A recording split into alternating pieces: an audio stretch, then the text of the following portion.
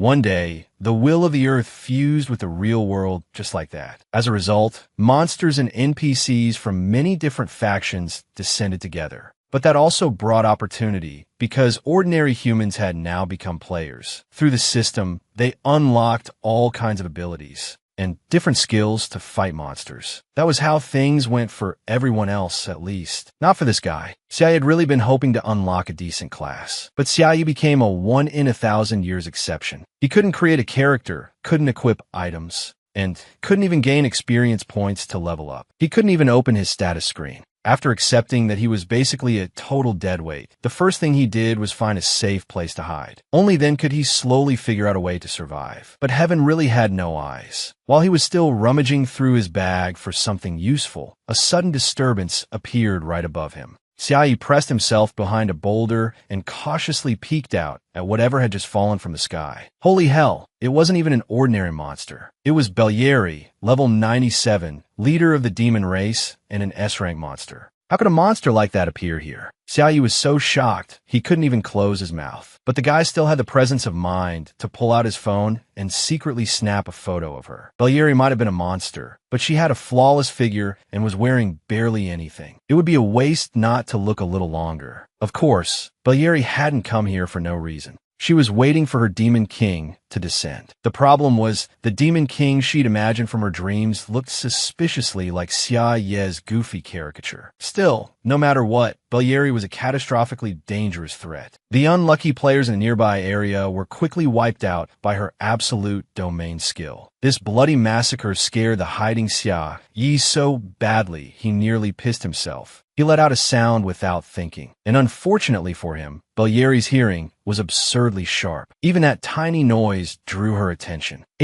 Who's there? Someone actually survived that attack. Xiaoyu clamped both hands over his mouth and trembled violently behind the rock. In his head, he could only think, I'm screwed, I'm so screwed. Meanwhile, Belieri slowly approached the boulder where this unlucky guy was hiding. She was just about to attack, and Xiaoyu thought he was definitely dead. But right then, a powerful strike came from nowhere, forcing her back several steps. Belieri gritted her teeth. She had already recognized the owner of that attack. Belieri, you're still as hot-tempered as ever, aren't you? The man who had just arrived wore a sharp suit, had neatly groomed blonde hair, and piercing blue eyes. He was Lalan, level 101, revered by humanity as the divine official. Lalan had the highest combat power and was humanity's brightest hope. What are you doing here? Belieri naturally couldn't stand him. She especially disliked how Lalan had just ruined her fun. Obviously, I'm here to watch the newly descended Demon King, Lalan said with a casual shrug. But even though the prophecy showed me a scene, are you sure this is the place? Belieri had no interest in chatting with Lalan. She had always hated humans, and she absolutely would not allow any human to harbor thoughts of harming her Demon King. Her eyes flashed coldly as she pulled out her leather whip and shot into the air. She looked nothing like her teasing self from before. Clearly, Belieri had switched into all-out mortal enemy mode toward Lalan. Facing Belieri's frenzied barrage of attacks, Lalan remained astonishingly calm. Every lash of the whip was lethal, yet he dodged them with ease. Only after a while did he finally use a bit more of his power and draw a weapon. It was the holy sword Silverwind. With a single slash, Belieri lost nearly 3/4 of her HP bar. Her already skimpy clothes were now torn to shreds, but that wasn't the main point. The main point was that this blow triggered her berserk state. Just thinking about finally meeting her Demon King made Belieri's combat power surge by 20 in an instant, and she became impossible to control. Die, Lalan, Belieri hissed through clenched teeth. At the same time, she leaped high and cracked her whip upward. Lalan was startled when he saw that. This woman really did have a temper like wildfire. If that whip hit him, he'd be finished. Realizing that, Lalan decided to use a dirty trick. When Belieri closed in, Lalan pulled a portrait of the Demon King from inside his coat. Belieri had accidentally dropped it earlier, and he'd snatched it up. Sure enough, the moment she saw her idol, Belieri stopped instantly. The fury in her eyes was replaced by the dazed adoration of an ultimate fangirl. Oh, Demon King, you're so handsome. Seizing the chance, Lalan kicked out. This guy really had no sense of chivalry at all. He actually kicked Belieri right in the face. She was sent flying, plowing headfirst into the ground, and carving out a long trench more efficient than tractor. By sheer coincidence, Belyeri landed right in front of Xia Yi. But at that moment, she still hadn't noticed him. That was because the portrait of her demon king now had a huge hole ripped through it. A shrill scream rang out, and Belyeri's whole body shook. She was furious at Lalan's shamelessness. As a divine official, he had actually used such a despicable trick, exploiting her sincere devotion to the demon king. Belyeri stood up stiffly. This time, she was truly enraged. Compared to the flaming mountain, her fury was probably no less intense. Lalan, you're dead. Before she could even finish speaking, Belyeri's eyes landed on Xia Yi hiding behind a rock. Their gazes met, and Xia Yi instantly froze, thinking he was dead for sure. But Belyeri's reaction was nothing like he expected. "Ah, Demon King, I've finally found you." But before this tearful, dramatic moment could last even 3 seconds, Lalan took advantage of her distraction and cleaved her in two with his sword. Warm blood splashed across Xia Ye's face, leaving him petrified once again. One of the 7 heavenly kings of the demon race had really died just like that. Lalan had already set several traps. They were specially prepared for the demon king upon his descent.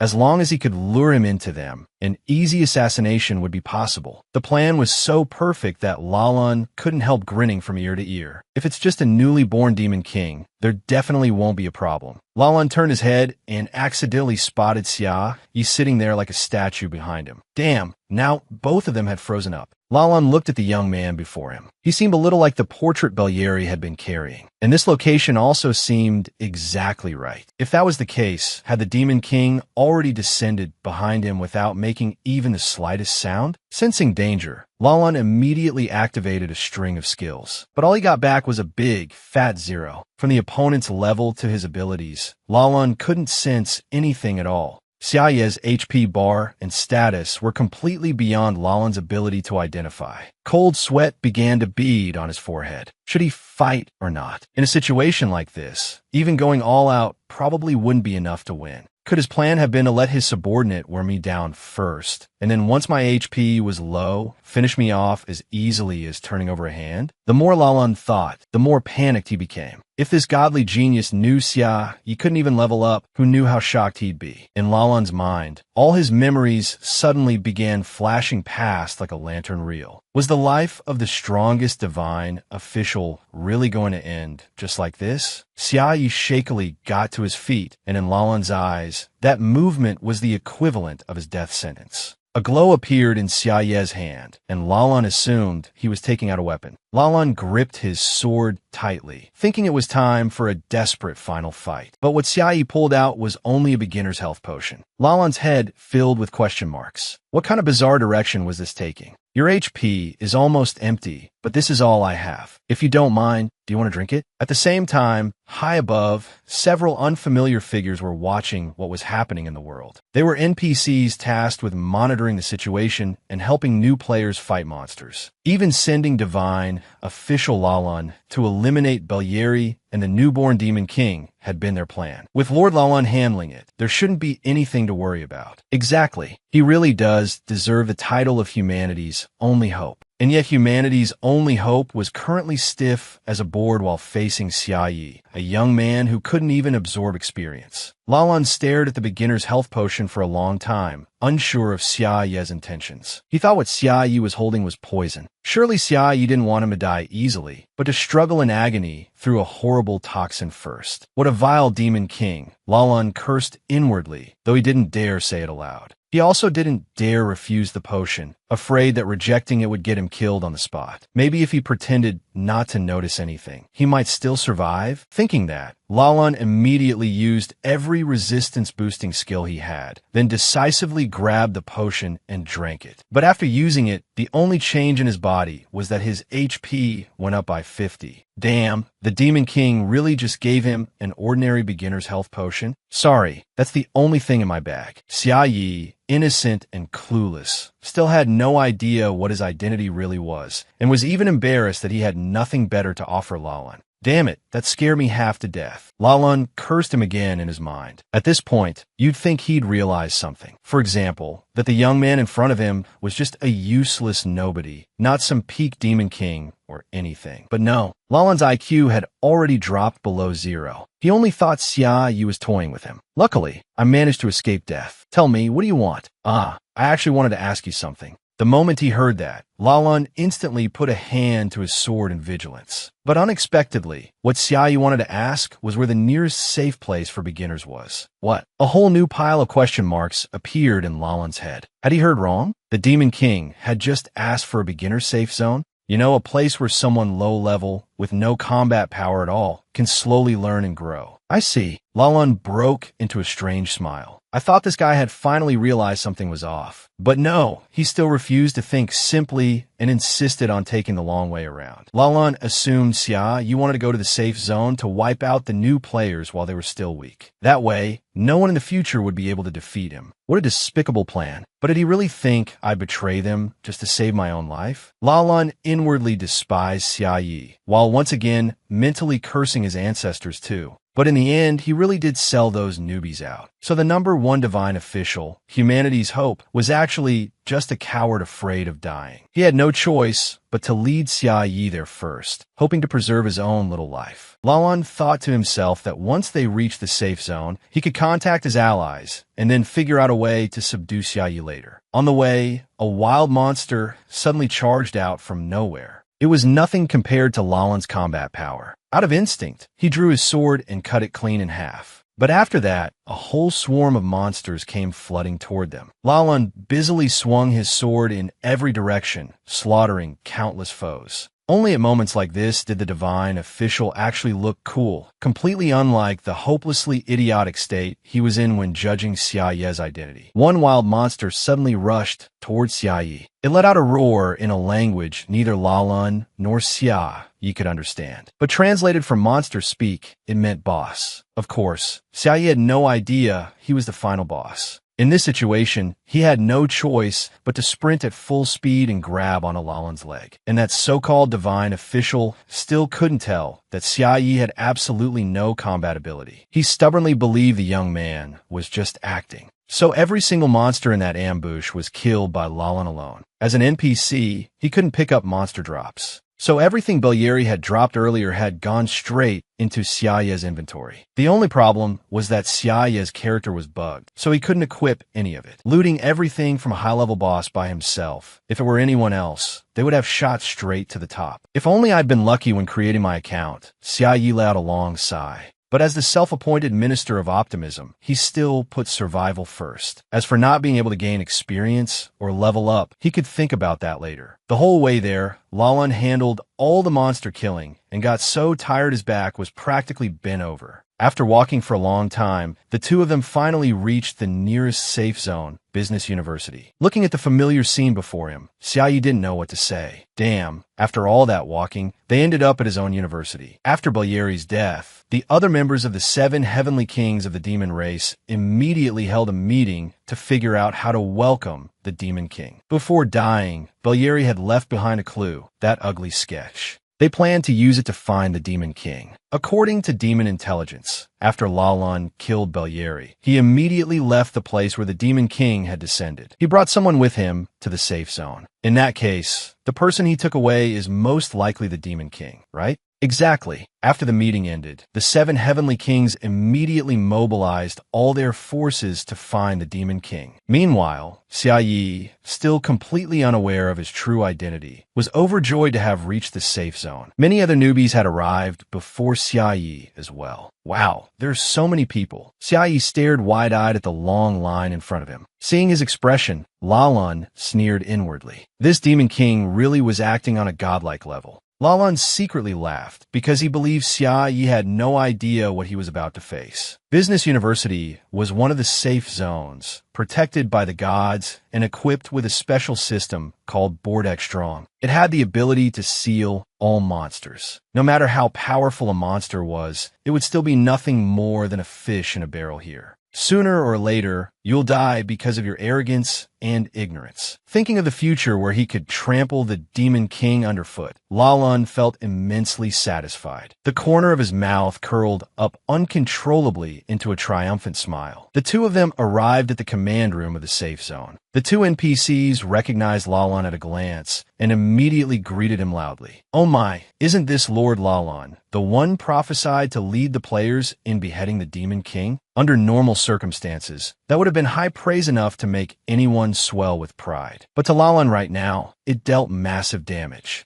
"Guys, please stop talking. The Demon King is standing right beside me. I never expected the lofty and noble Lord Lalan to pay us a visit. It's truly an honor and a cause for concern. I heard you went to the place where the Demon King descended and planned to kill him while he was still in diapers. May I ask if everything is going smoothly?" Lalan was on the verge of tears, frantically signaling for them to stop. If the Demon King went mad because of all this, they would all be chopped into pieces. But the real Demon King didn't know any of that. Hearing this, Xiaoyi could only marvel at how incredible Lord Lalan was. "Kid, you only realize that now? This man is humanity's hope, Lalan. According to the prophecy, he's the one who will lead the players to defeat the Demon King together." Lalan felt like crying without tears. These people just kept praising him nonstop. They were clearly shoving him straight onto the road to a horrible death. Worse still, these two gossip-loving idiots even brought up Boltiqiang in front of Xiaoyi. That was a military secret. If the Demon King found out, they were finished. So before that NPC could finish speaking, Lalan lunged over, grabbed him by the collar, and shook him wildly. "Shut up. Are you in that much of a hurry to see the world destroyed?" The two NPCs were shaken so hard their souls nearly flew out. Even after Lalan dragged Xiaoyi away, they still didn't understand what they had said wrong. As they walked, Xiaoyi kept looking at Lalan with eyes full of admiration. He silently hoped that his damned bug,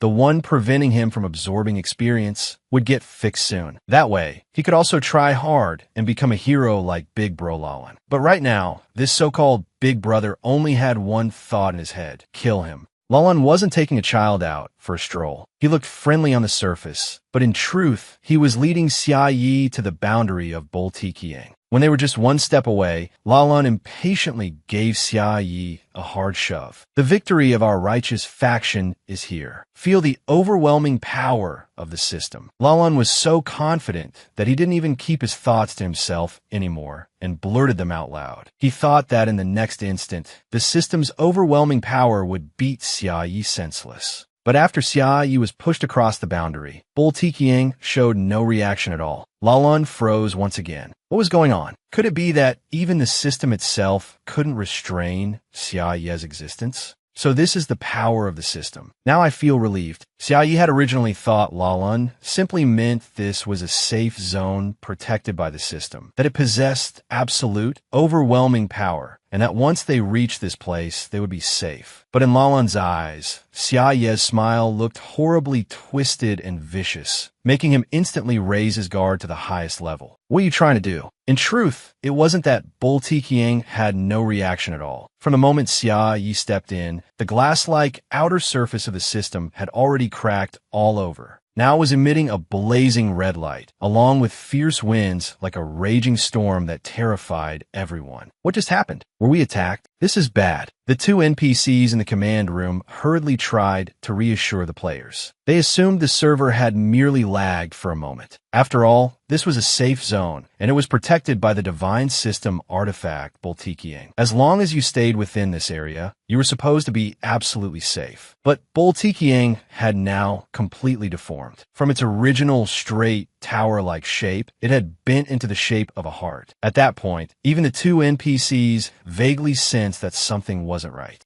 Did Boltiqiang always look like this before? I can't really remember, but it does look a little strange. So it turned out the NPCs in this world were all clueless, not just Lalan. Even though the situation clearly seemed off, they still weren't afraid. After all, Lalan was here, the divine official with the highest combat power among humans, the idol worshipped by all players. Lord Lalan, say something to calm him down too. But over here, Lalan had truly collapsed. In his mind, the other party had silently turned the shape of the divine system artifact into a heart. This was obviously an utterly humiliating form of mockery. Lalan had activated Boltiqiang because he thought he could use the system's power to deal with Xiaoyi. He never expected the other side to come out completely unscathed, and even hit him back so hard that all his wishful thinking shattered. Lalan was so furious he coughed up blood. So this was the legendary gap in power? If there was really no way to deal with this brat now, could he at least escape with his life? The two NPCs were utterly baffled when they saw Lalan collapse to the ground. Even Xiaoyi had no idea what that expression meant. Big bro Lalan, are you okay? Didn't they already say it? The system just lagged for a bit. It's not a big deal. Lalan would rather believe the young man in front of him was a high-level demon king than think Xiaoyi was just a level-less kid. So when he heard Xiaoyi comforting him, he still thought Xiaoyi was mocking him. As expected of the demon king, cruel and cunning. What exactly do you want? Lalan finally couldn't take being toyed with anymore and exploded.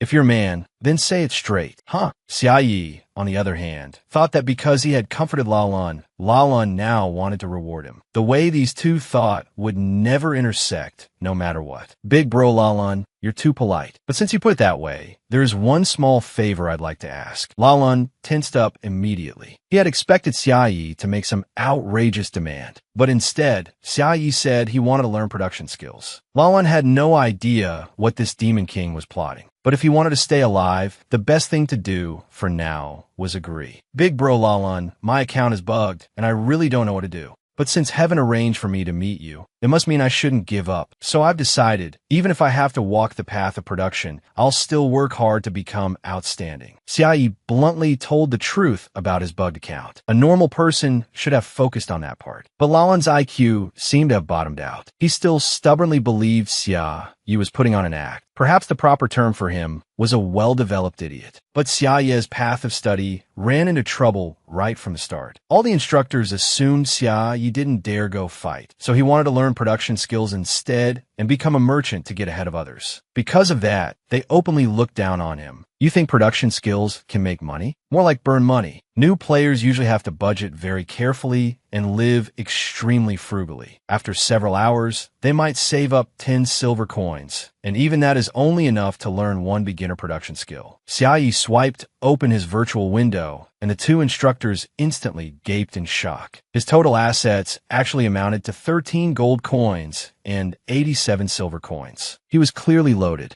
So it's the boss. My apologies, my apologies. The cooking skill instructor, immediately changed his attitude. He switched faces faster than flipping a pancake. Boss, to have made this much money right at the start, you must be quite capable. But we're principled NPCs too. We won't throw away our integrity just because you're rich. By contrast, the first aid skill instructor, Lin Bingbing, was much more rigid. Xiaoyi had enough money to learn production skills, but if he wanted to raise his proficiency, he was still far short. If production skills couldn't be leveled up, they wouldn't generate profit either. At present, the game world and reality had only recently fused. Everyone was still new, and supplies were extremely scarce. There were basically no materials on the market for raising production skills. If he insisted on upgrading them, he could only buy them from NPCs, and the prices were extremely high. Both instructors advised Xiaoyi that it would be better to use the money to buy equipment and level up as quickly as possible. But I have my own difficulties. Xiaoyi felt deeply embarrassed. He didn't want to admit that he couldn't wear equipment, much less level up. Left with no choice, he turned to Lalan for help. Is there really no other way? Lalan's heart instantly roared like a storm. He cursed Xiaoyi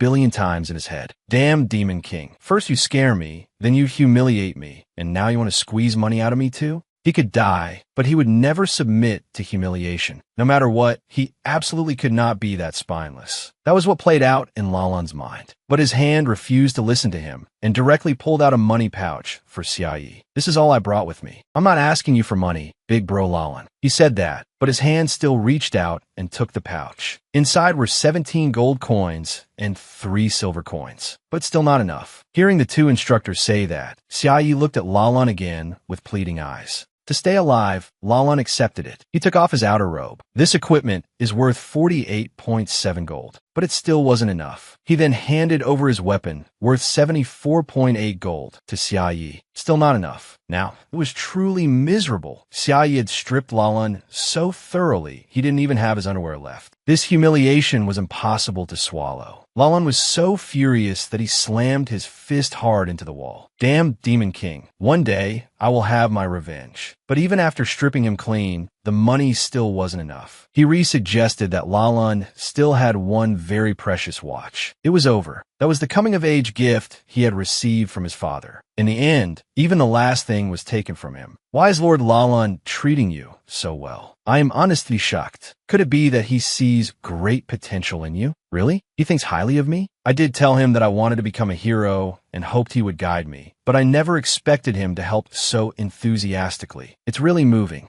Lalan could only stay silent. Who the hell wanted to help an evil demon king? I was just afraid of dying. For one brief moment, he even secretly wished Xia Yi would just kill him already and get it over with. As the strongest divine official in the world, humanity's hope, Lalan was starting to truly hate this world. Lin Bingbing suggested that Xia Yi go make money from the merchant NPCs. After all, in the first few days, all new players earned money by selling items there. Following her advice, Xia Yi headed to the trading center. Countless people had come there to sell items, but all of them earned very little. When it was Xia Ye's turn, however, everything he put up for sale was extravagantly valuable. That pile of equipment made the shop manager's jaw drop. Good heavens, these are all S-rank pieces of equipment. They all looked incredibly familiar to him, but he couldn't remember where he had seen them before. After thinking for a moment, his jaw dropped again. These are all Lord Lalan's equipment. And that wasn't all. Xia Yi pulled out one more item, the tattered scrap of clothing he had picked up from Bodyguards earlier. Holy crap, is this also Lord Lalan's? The manager didn't want to let his imagination run wild, but this thing actually didn't look bad at all.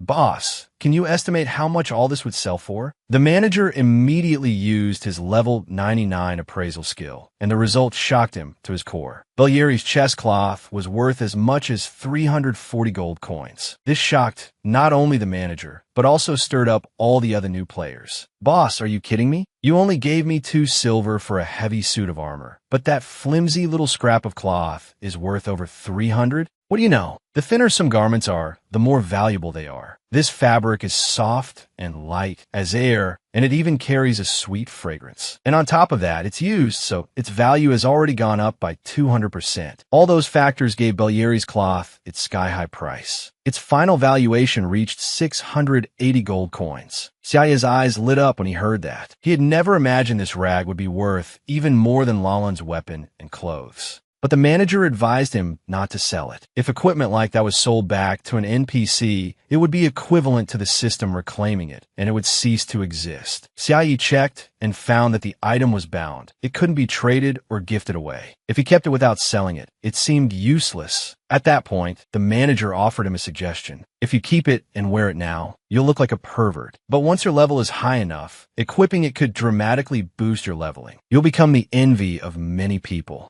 Xia Yi was speechless. In the end, he still decided to sell those items and collect a huge sum of money. In this world that had fused with the game, some people's goal was to defeat the final boss and save the world. Some wanted to dominate the arena. Others wanted to explore the map and uncover limitless possibilities. But some people were different. They were called gold runners. That meant spending a large amount of money to hire strong players to carry them through party dungeons. In this way, even with zero combat power, they could still participate in killing the final boss and earn titles. That's right, this was the path Xia Yi chose. Just imagining the rosy days ahead made him feel utterly delighted. Once he had money, Xia Yi immediately went back to learn production skills. First was the cooking skill from Hiri. In no time at all, he had mastered it. Hiri thought Xia Yi had only passed the beginner level. But unexpectedly, Xia Yi advanced at an unbelievable speed and even surpassed the Grandmaster rank. Needless to say, Hiri was completely stunned. Now a new path had opened before him, and Xia Yi suddenly felt strangely full of confidence. So what if his account was bugged? So what if he couldn't gain experience? The game had only just begun. Once he came up with this plan, Xia Yi immediately took a car to the party hall. There, everyone was talking about a high-level squad. On the combat power rankings, nearly all of its members were in the top 5. Their task division and coordination were also extremely professional. Because of that, they became the first party capable of fighting monsters above their level. Those words happened to reach Xia Yi's ears. From that moment on, he knew exactly where he should spend his money. At the same time, that legendary squad was also urgently dividing up tasks and preparing to set out. Their captain was Qin Haoren, a rogue, level 16, ranked 2nd on the combat power leaderboard. Qin Haoren wanted to take a 4-man team to hunt monsters. But this proposal was opposed by Lu Jiao, a sharpshooter level 15, and third on the combat power rankings. After all, fighting above their level was already difficult enough, and being one person short would only make things harder. But Qin Haoran remained stubborn. In his view, adding one more person meant splitting the rewards and experience with one more person too. I've already calculated everything. For people is optimal. Remember this. For a team, efficiency is what matters most. Of course, if anyone falls behind, I can replace them, even if it's my own older sister. The person Qin Haoran had just contacted was his own older sister, Xiao Yuan. Her class was Divine Official, level 16, ranked top 4. There was also one more person on the team, named Lu, an assassin. Her level and ranking were both hidden. Qin Haoran stretched lazily and decided to ignore Lu Jio's opinion and have the whole team get ready to set out. But right then, the virtual window kept popping up nonstop. Xia Yi was sending requests to join the party. Without even thinking, Qin Haoran directly hit decline, but Xia Yi was even more persistent than a starving leech. Every time Qin Haoran rejected him, Xia Yi would immediately send another request, driving him mad. In the end, Xia Yi sent over a trade request instead. Sure enough, that finally caught Qin Haoran's attention. Qin Haoran accepted, and the system immediately sent a notification. The other party has gifted you 10 gold coins. Press confirm to accept. Holy shit, 10 gold coins? Qin Haoran was completely stunned. Was this actually real? He had painstakingly calculated and saved resources just to scrape together 2 gold coins and 57 silver coins. How could someone suddenly give him 10 gold coins in one go? At low levels, resources were incredibly scarce, so learning combat skills had to be planned out carefully. Only the truly essential ones could be prioritized. But with these 10 gold coins, Qin Haoran could learn every combat skill currently available to him. Not only that, he could even buy himself a complete new set of equipment. His leveling speed would increase by more than 5 times compared to now. This was something he wouldn't even dare dream of in his dreams.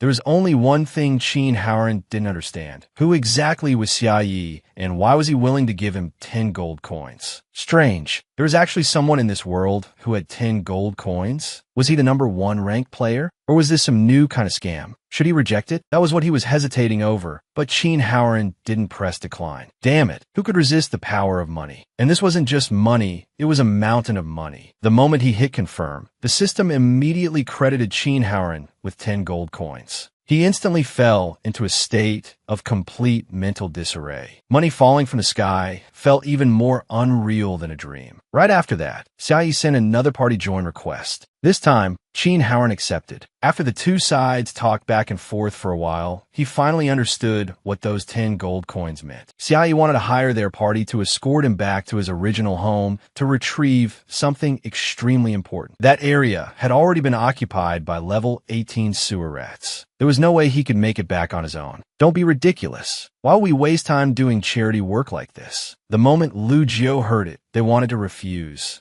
But Qin Haoran had already pocketed the money, so how could he just walk away now? Remember this, professional cooperation is what matters if you want to go far. But compassion matters even more. So for this commission, we'll accept it. Who the hell are you? Lu Jio thought they had misheard. A 180-degree change like this. Was this really Qin Haoran? Captain, our current progress is leading the pack. How can we waste time on petty stuff like this? Lu Jio still didn't want Xia Yi joining the team at all. Take a look at this first, and you'll understand. Qin Haoran swiped his hand and opened his equipment bag. Lu Jio was utterly shocked. Since when did the captain have that much money? Don't tell me that weakling gave it to you. Qin Haoran didn't deny it. A gradually inhuman smile appeared at the corner of his lips. Xia Yi had taken out 10 gold coins without hesitation just to recover something from his old home. Qin Haoran believed it had to be some peerless treasure. Wait, it was only then that Xiao Yuan realized the problem. Don't tell me you're planning to steal his treasure? That treasure must be worth more than 10 gold coins. If we get our hands on it, our strength will definitely increase by a lot. And that wasn't all. Qin Haoran had already prepared for the worst-case scenario as well. He would kill Xia Yi too. Both Lu Jio and Enlu were cold-blooded people, so they had no objections to this plan. Only Xiao Yuan, who had a gentle and kind nature, wanted to object. But unfortunately, no one cared about what she had to say. The four of them brought Xia Yi along and fought their way through, finally arriving at the old apartment complex where he used to live. Xiaoyi lived on the 6th floor, so the group escorted him inside as well. But from the moment they entered, Xiao Yuan kept feeling that there was something very strange inside the building. Howren, maybe we should stop here. Are you trying to say you understand this game better than I do? If you don't understand anything, then shut up and follow along. And if you get in my way, then stay here alone and wait to die. Qin Howren clearly didn't think much of his weak older sister. He dismissed every suggestion Xiao Yuan made without the slightest mercy. And this time was no exception. Very soon, the group arrived at room 606. Before opening the door, Xiaoyi didn't forget to politely thank them. Qin Howren wore a fake smile on the outside, but inside he was overjoyed. While Xiaoyi bent over to insert the key into the door, Qin Howren lunged from behind, intending to strike by surprise. But at that exact moment, a gigantic mutated sewer rat suddenly charged over. Qin Howren had never expected this situation and shouted, "Everybody, get out of the way!" The group reacted quickly and immediately dodged to both sides, temporarily avoiding danger. The sewer rat crashed down with a loud boom, smashing out a huge crater. Xiaoyi wasn't so lucky. He had been standing close by and accidentally fell into the pit. Qin Howren had no intention of saving him to begin with, since the key was already in the door. But Lu was quick and immediately jumped down into the pit first. I'll save him. Damn it, things were really going bad now. There were only 3 people left up top, facing an A-rank monster, level 22, in an extremely enraged state. Lu Jiu analyzed the situation for a moment and saw that it really didn't look good. Right now, there were only 3 of them left. Under normal circumstances, if they coordinated perfectly, the 3 of them could barely kill an A-rank monster of the same level. But this thing was 6 levels higher than them. They might have a chance of winning, but the danger level was indescribably high. The treasure is right in front of us. We've wasted so much time and haven't gained anything, and we finally secured the lead only for this to happen. Even though Lu Jiu didn't want to, they still suggested retreating. Qin Howren, on the other hand, wanted to observe a little longer. He felt there was something off about this sewer rat, but exactly what was wrong with it, he couldn't tell.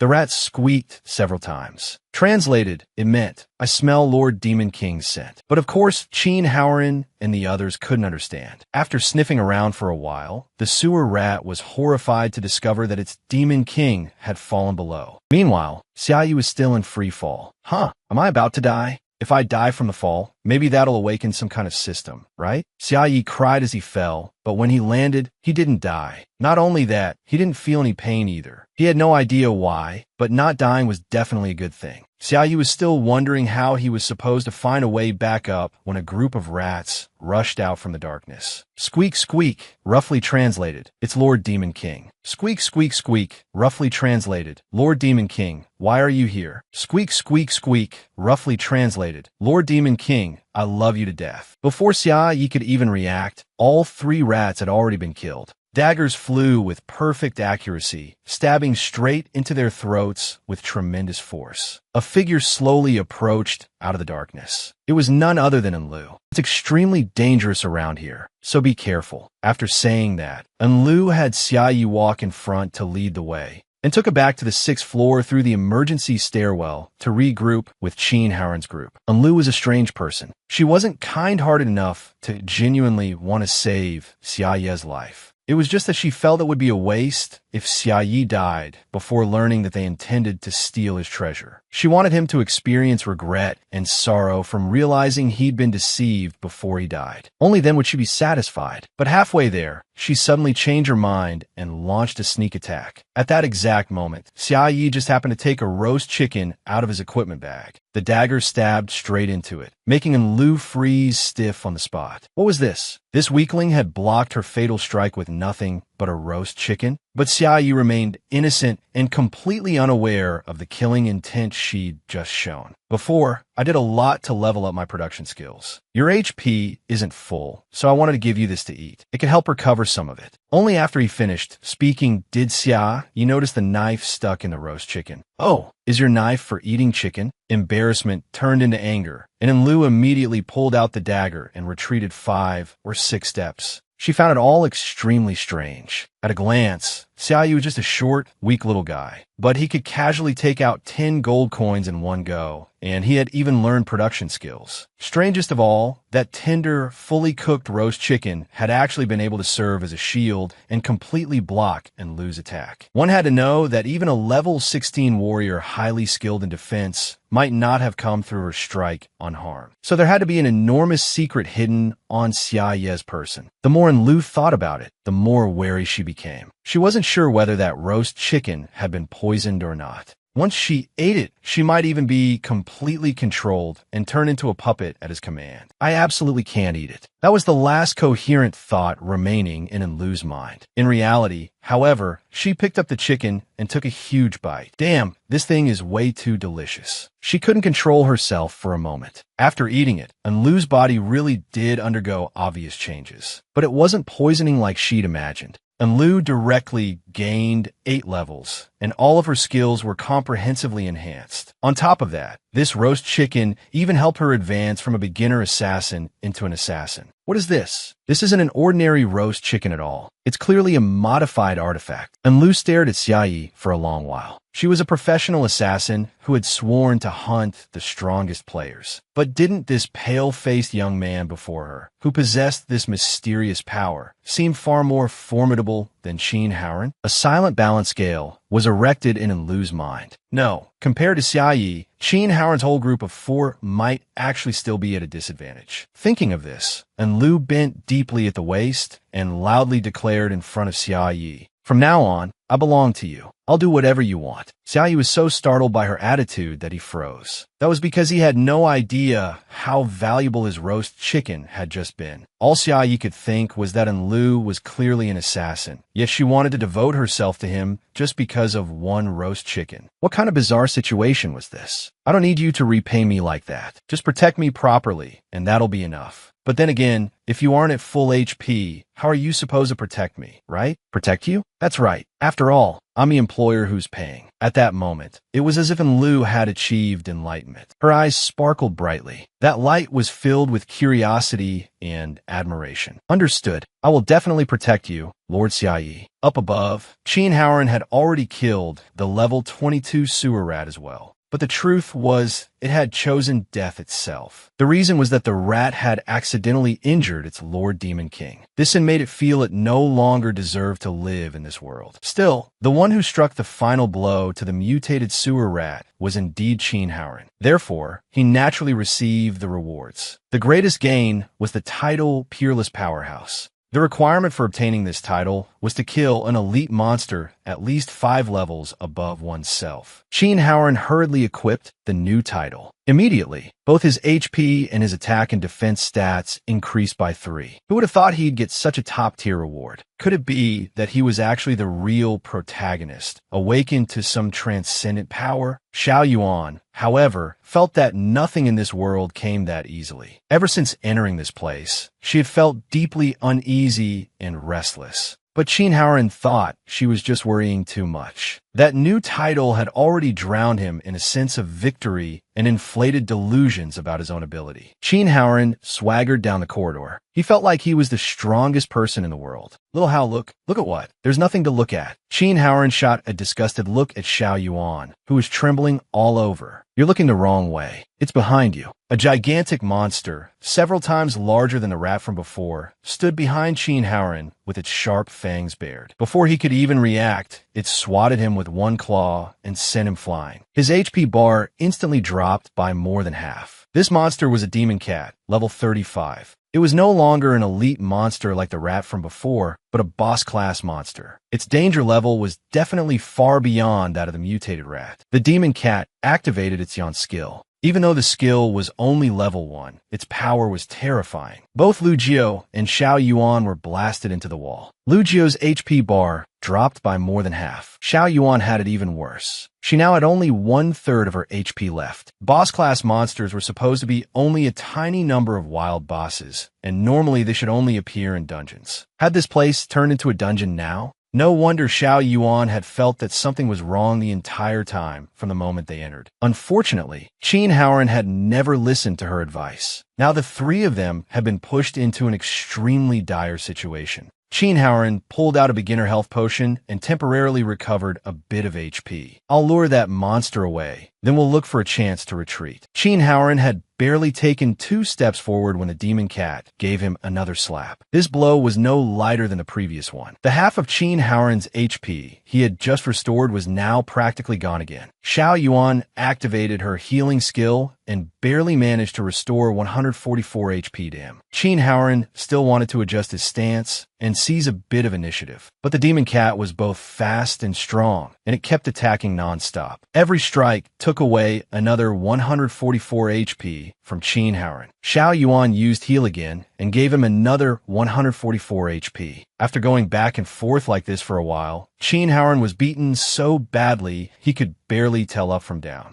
Damn it, he had just gotten that Peerless Powerhouse title, and now he was being beaten so badly he couldn't even lift his head. It was a complete humiliation. I might as well just die already. Qin Haoran panted heavily and lay sprawled flat on the ground. Xiao Yuan still wanted to cover Qin Haoran's retreat together with Lu Jiu. But the moment Lu Jiu saw that the situation had gone bad, they had already run far, far away. Sorry, you two. We formed this party to win, not to live and die together. Xiao Yuan trembled with anger. Although what Lu Jiu said sounded reasonable enough, in the current situation, it was simply too much. Over here, Qin Haoran's whole body had gone limp like a noodle, and he no longer had any strength left at all. And the demon cat was preparing to deliver the finishing blow. At that moment, Xia Yi suddenly appeared from nowhere. Bao Bao. Hearing its master's voice, the demon cat immediately shrank down to the size of an ordinary house cat. Then it let out a meow and threw itself into Xia Yi's arms. That's great. You're okay. Bao Bao, reunited with its old owner, was so happy its tail curled right up. Meanwhile, Xiao Yuan and Qin Haoran were completely petrified. That boss-level monster that had nearly taken their lives was actually Xia Yi's pet. Xia Yi paid them no mind and started rummaging around for food for Bao Bao. Supported by Xiao Yuan, Qin Haoran walked along and said with a laugh, "Things turned out way beyond what I imagined, but thank goodness we were saved." Although he hadn't had a very good impression of Xia Yi, ugly, short, and weak, he never would have guessed Xia Yi could keep a dungeon boss as a pet. He was certain Xia Yi had secrets. Only by keeping him alive could they squeeze every possible benefit out of him. Thinking of this, Qin Haoran looked toward Enlu and said with a smile, "You did well. You're different from certain people. You're my most reliable companion." Even after being praised, Enlu reacted as if the words had merely passed by her ears on the wind. She stood there silently without saying a word. Qin Haoran didn't stop and continued smiling. "Come here. I'll reward you with a hug from a peerless expert. Don't worry. As long as you keep following me, we'll still be the strongest team." But the moment he finished speaking, his body was slashed by a blade. Qin Haoran was sent flying on the spot, and even Lu Jiu, who was standing beside him, got dragged into it. Looking down at them from above, and Lu coldly warned, "You still dare set your sights on Lord Xia Yi? Even death 1,000 times wouldn't be enough for that crime." Lying on the ground with fresh blood pouring out of him, Qin Haoran angrily demanded, "Enlu, what are you doing?" With a cold snort, Enlu said icily, "You still dare ask?" As soon as she said that, she stabbed down 2 more times, making both Qin Haoran and Lu Jiu scream in pain. Murderous intent radiated from Enlu as she stared at them, her voice sounding as though it came from the depths of hell. "You have no idea what kind of existence you've offended." Just then, Xia Yi returned and said cheerfully, "I'm done getting everything. We can head back now." Enlu immediately changed her attitude and nodded, but when she saw Bao Bao, she frowned in confusion. "This is..." Xia Yi gave a light laugh and explained, "My cat. Before the world turned into this, I wasn't by its side, so no matter what, I wanted to find it." Hearing this, Enlu murmured in a daze, "So the treasure was actually..." But before she could finish, she suddenly lowered her head and said sincerely, "I understand. From now on, we're colleagues." Seeing her attitude, Xia Yi thought she might be sick. Awkwardly, he said, "If your brain problem is that serious, you should really get it treated. Anyway, let's head back to the city first." But after taking just 2 steps, Xia Yi stepped on some kind of liquid and stopped. It turned out Qin Haoran and Lu Jiu were sprawled on the ground, their entrails spilling out. Xia Yi froze at the sight, not understanding what had happened. And Lu slowly explained from the side, "I saw they were gravely wounded and beyond saving, so I wanted to help them end their pain faster. Hearing that, Qin Haoran couldn't help sitting up and arguing back. How is losing only a third of my HP gravely wounded? That's a blatant lie. And Lu remained calm and said evenly, but your intestines are hanging out now. At that, Qin Haoran grew even angrier and glared at her. If looks could kill, grass would have grown over her grave 1,000 times already. But Lu was shameless. Putting on a regretful expression, she said, too bad. You're beyond saving now. Qin Haoran howled, wishing someone would tell Xia Yi they could still be saved. Over there, Xiao Yuan was desperately trying to heal them, but it was hopeless. Miserably, she said, I really can't buff anymore. They're losing blood too fast. I can't keep up. In the shadows, and Lu let out an evil smile. She had done it on purpose. After struggling for a while, Qin Haoran finally accepted reality. He sighed and said, second place on the human rankings. And I'm really going to die? Such a miserable death? And Lu raised a brow at him. Who told you to provoke a force you should never have touched? Qin Haoran shut his eyes in despair, waiting for death to approach. He knew that at this point, regret came too late. Then a voice suddenly rang out, dragging Qin Haoran back from the gates of hell. Maybe I can give it a try. Even Lu Jio jerked in shock and looked over. The one who had spoken was Xia Yi. Looking at them eagerly, he said, I might still be able to save you. He was holding a roll of bandages in his hand, an A-rank item that could restore HP. The moment Qin Haoran saw it, he cried out in shock. That's actually bandages made by the first aid skill, and top-tier ghost pattern bandages at that. First aid was the most resource-intensive production skill to level in the early stages. It was a crafting skill that turned cloth into bandages. From the low to mid stages, the healing power of a single bandage could rival 5 healers of the same level using their abilities at full burst. And ghost pattern bandages could even directly top off a level 80 defense-type warrior. But because cloth was so scarce in the early period, no one would waste resources leveling first aid, nor could anyone afford to. But Xia Yi had protagonist halo, so of course he was different. Grinning, he said, since I'm bad at everything, stopping bleeding is the most important thing if I want to survive in this world, so I leveled first aid first. He hadn't expected to get a chance to use it now. This is great. Qin Haoran was momentarily speechless after hearing that. Someone who could casually hand out 10 gold coins, turn a dungeon boss into a pet, and also had master-level first aid. And he had actually dared harbor ill intentions towards such a being. Xia Yi must think he was an idiot. Meanwhile, Lu seemed to be thinking about something. In the end, she concluded that what Xia Yi was doing now was healing them first and killing them afterward. The innocent king had run into the queen of overthinking. Thinking that, Lu stood behind Xia Yi, smiling so creepily it was practically deranged. Qin Haoran and Lu Jio were terrified stiff at the sight and trembled as they muttered, maybe don't save us after all. We'd rather just die now. Xia Yi paid no attention to their expressions. Holding up the bandages, he said, all right, hurry and use them. Qin Haoran still didn't dare, hesitating as he asked, but these are ghost pattern bandages. Are we even worthy? Especially when I clearly just... Before he could finish, Xia Yi shouted in annoyance, stop saying stupid things. Is there anything in this world more precious than human life? Those moving words made Qin Haoran cry his eyes dry. In a trembling voice, he swore, boss, from now on, you're my reborn parent. But as soon as he finished speaking, a chat window popped up in front of him. On it were the words, the other party requests to trade with you. Qin Haoran was stunned senseless.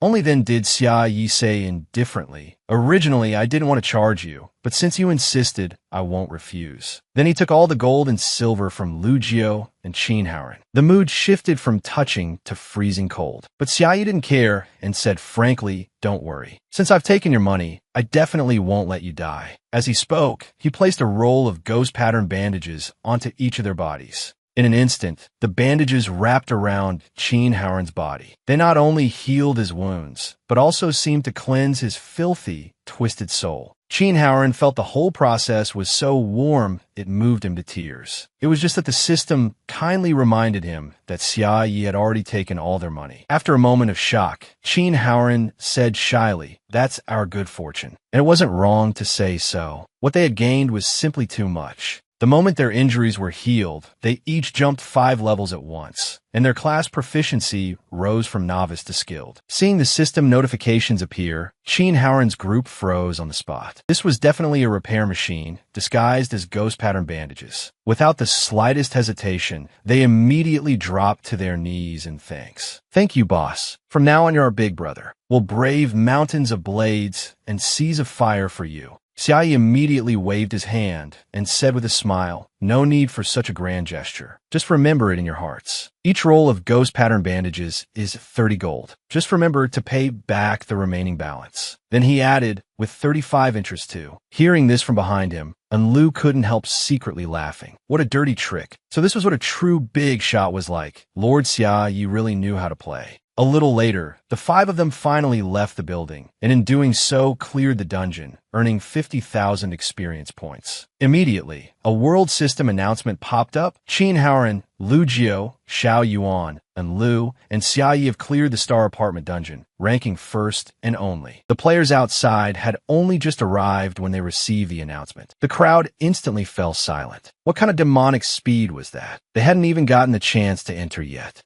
Not just them, even Xiaoyi was petrified. Trembling, he asked, the place we just entered was a dungeon? Qin Haoren nodded without hesitation. That's right. Didn't you even keep the dungeon boss as a pet on your head? At the same time, Lalun, inside his office, also received the announcement. When he saw Xia Ye's name among them, his pleased expression froze. What kind of game was this? The Demon King had cleared his own dungeon. Outside, the players were all eager to see just what kind of extraordinary figures had managed to clear the dungeon. The moment Xia Ye's group of 5 stepped out, they were met by hundreds of eyes fixed on them, along with praise that practically soared into the heavens. Xia Yi, walking in front, looked very much like the leader, but with his somewhat foolish appearance and the cat perched on his head, he looked more like the kid next door. At the same time, someone in the crowd recognized that Qin Haoren was among them. They immediately started whispering, "Isn't that the pro gamer who dominated countless MMORPGs? No wonder." And with the title Peerless Expert above his head, Qin Haoren felt extremely smug. Curling his lips, he said, "So you lot do have some knowledge. But clearing the dungeon wasn't just my doing, it was thanks to my big brother. This one right here." As he spoke, he pointed towards Xia Yi at the front. But at that moment, a shout suddenly rang out. "Congratulations!" They immediately stopped and looked suspiciously toward the source of the voice. Someone was blocking their path. It was Lalun, though he looked extremely rushed, his forehead covered in sweat. Seeing them, Lalun secretly rejoiced. Good thing he'd made it in time. He had almost let them expose everything. If the Demon King's disguise were broken, everyone here would be silenced. Thinking that, he quickly put on a calm expression again. Then he walked over and solemnly said, "Outstanding players, on behalf of Sky City, I offer you my congratulations and highest honor." The moment he finished speaking, a whip appeared in Lalun's hand. Without another word, he tied up Qin Haoren's group of 4 like pigs and dragged them along the ground while they stared in confusion. Slowly, he said, "Please come with me for brave warriors. I will personally present your medals." Everyone was a little confused. Why had 5 people come out, yet Lalun was dragging away only 4? Xiaoyi was also a little startled. But very quickly he understood and hurriedly explained, "I'm the employer, so I don't count. That's normal." Meanwhile, Lalun dragged the other 4 to a secluded spot, then angrily punched the wall. With a friendly smile, he said, "Talk that much and you're looking die, huh?" Suddenly pinned against the wall, Qin Haoren trembled a little. So humanity's hope had this kind of personality? Right after that, Lalun told Qin Haoren's group everything. After finishing, he swept them with a warning gaze. In short, that person's identity is anything but simple. Lu Jiao frowned and said doubtfully, "Even if you say that." But before she could finish, Lalun continued, "Do you know why his level and class don't show up?" Lu Jiao muttered a guess. "Isn't it because he's hiding them?" "No." Lalun lightly shook his head and sighed. "It's because he doesn't have them." Then he dropped a shocking revelation. Xiaoyi isn't a player at all. Qin Haoren's group was stunned. Qin Haoren cried out in disbelief. Not a player? Then what is he? Only then did Lu speak in a low voice. saying 2 words, a demon. Her words made everyone turn toward her, asking in alarm, "What did you say?" With a cold laugh, and Lu answered lightly, "And with power that defies the heavens like that, he's definitely a high-ranking demon." Hearing this, Lalan was a little surprised. He hadn't expected this silent girl to be so clever. Then he nodded and smiled. "Glad to say it. You guessed right." But he said Xiaoyi was far more terrifying than ordinary high-ranking fiends. His true identity was the Demon King. The moment those words came out, Qin Howren's trio froze at once. Only Lu didn't seem too surprised. Smacking her lips, she sighed, "Makes sense." Lalan ignored them and continued, "He's pretending to be an easy-to-bully weakling, so then he must remain an easy-to-bully weakling. To prevent anything terrible from happening, they had to cooperate and play along with Xiaoyi. If they tried to expose him and angered him, it could bring about destruction." At that point, Lalan looked at Qin Howren's group and said, "The 4 of you currently occupy 4 spots on the rankings. Like me, you are humanity's hope." Qin Howren frowned. "So then?" Lalan smiled at him and warmly suggested, "Let's work together. We'll wait for a chance to kill him." Qin Howren narrowed his eyes at the hand extended toward him. After a moment's thought, he immediately grabbed Lalan's hand and said with a cheerful smile, "Victory will definitely belong to us." Lalan was a little surprised that Qin Howren agreed so quickly, but he didn't think too much about it. Nodding with a smile, he said, "Then happy cooperation." He told them they had to protect the truth together and protect this world. Then Lalan left. Only then did Lu Jiao slowly speak. "I knew he was strong, but I never thought it was to this extent." She asked Qin Howren whether he really intended to cooperate with Lalan against Xiaoyi. Qin Howren instantly changed his expression and revealed an evil grin. "Of course that was fake. I was just fooling that NPC." As a professional, he understood the current situation very clearly. In this world, no one could defeat Xiaoyi, so why would he seek death and make an enemy of him? Besides, at that, he looked meaningfully toward Lu Jiao and said, "People who decisively betray me the moment danger appears shouldn't be talking now about becoming righteous partners." Lu Jiao was startled. It took her a while to understand. Then she sighed and said, "True enough. Our only goal is victory." Having reached an agreement, Qin Howren turned to the 2 behind him and asked, "What about you 2? And Lu rolled her eyes at him and curled her lip. "If you really want to become Lord Xiaoye's dogs, then staying teamed up isn't impossible." That word, dogs, struck Qin Howren right in the chest. And Lu had clearly been obedient and compliant before, yet after only a few days she had switched sides. It was infuriating. The more he thought about it, the more dissatisfied he became, and he said irritably, "If you sneak attack your teammates again next time, I'll hit back." And Lu pouted, "We'll see." In other words, if she wasn't happy, she'd still hit him, just to see whether she could piss him to death. At that moment, Xiao Yuan finally stammered, "And me? I'll also." Unfortunately, Qin Howren let her words pass by like the wind. Calmly smiling, he cut her off. "Looks like everyone's reached an agreement, then. In that case, let's become villains too." And so, the first human team to join the Demon King's camp was officially born. At the same time, back at the safe base, the general stood by the window, muttering in confusion. I heard a team of players already cleared the Star Apartment dungeon. Behind him, 007 immediately replied, "That's right. Humans are very resilient." Hearing that, the general laughed happily and said, "Excellent. Looks like the day we defeat the Demon King is getting close." Then he asked, "Has Lalan returned yet?" 007's expression immediately turned grave. "General, there's good news and bad news." The general froze at once. "Tell me the good news first." 007 answered unhurriedly, "Lord Lalan has returned." The general happily whipped his head around, but then 007 dropped a bombshell. "The bad news is that Lord Lalan also brought the Demon King back with him." The general instantly went stiff with shock. The general asked in alarm, "Why would he bring him back? What is this, some kind of thrilling child-rearing game?" 007 hesitated before explaining. "Lord Lalan sent word that when the Demon King was born,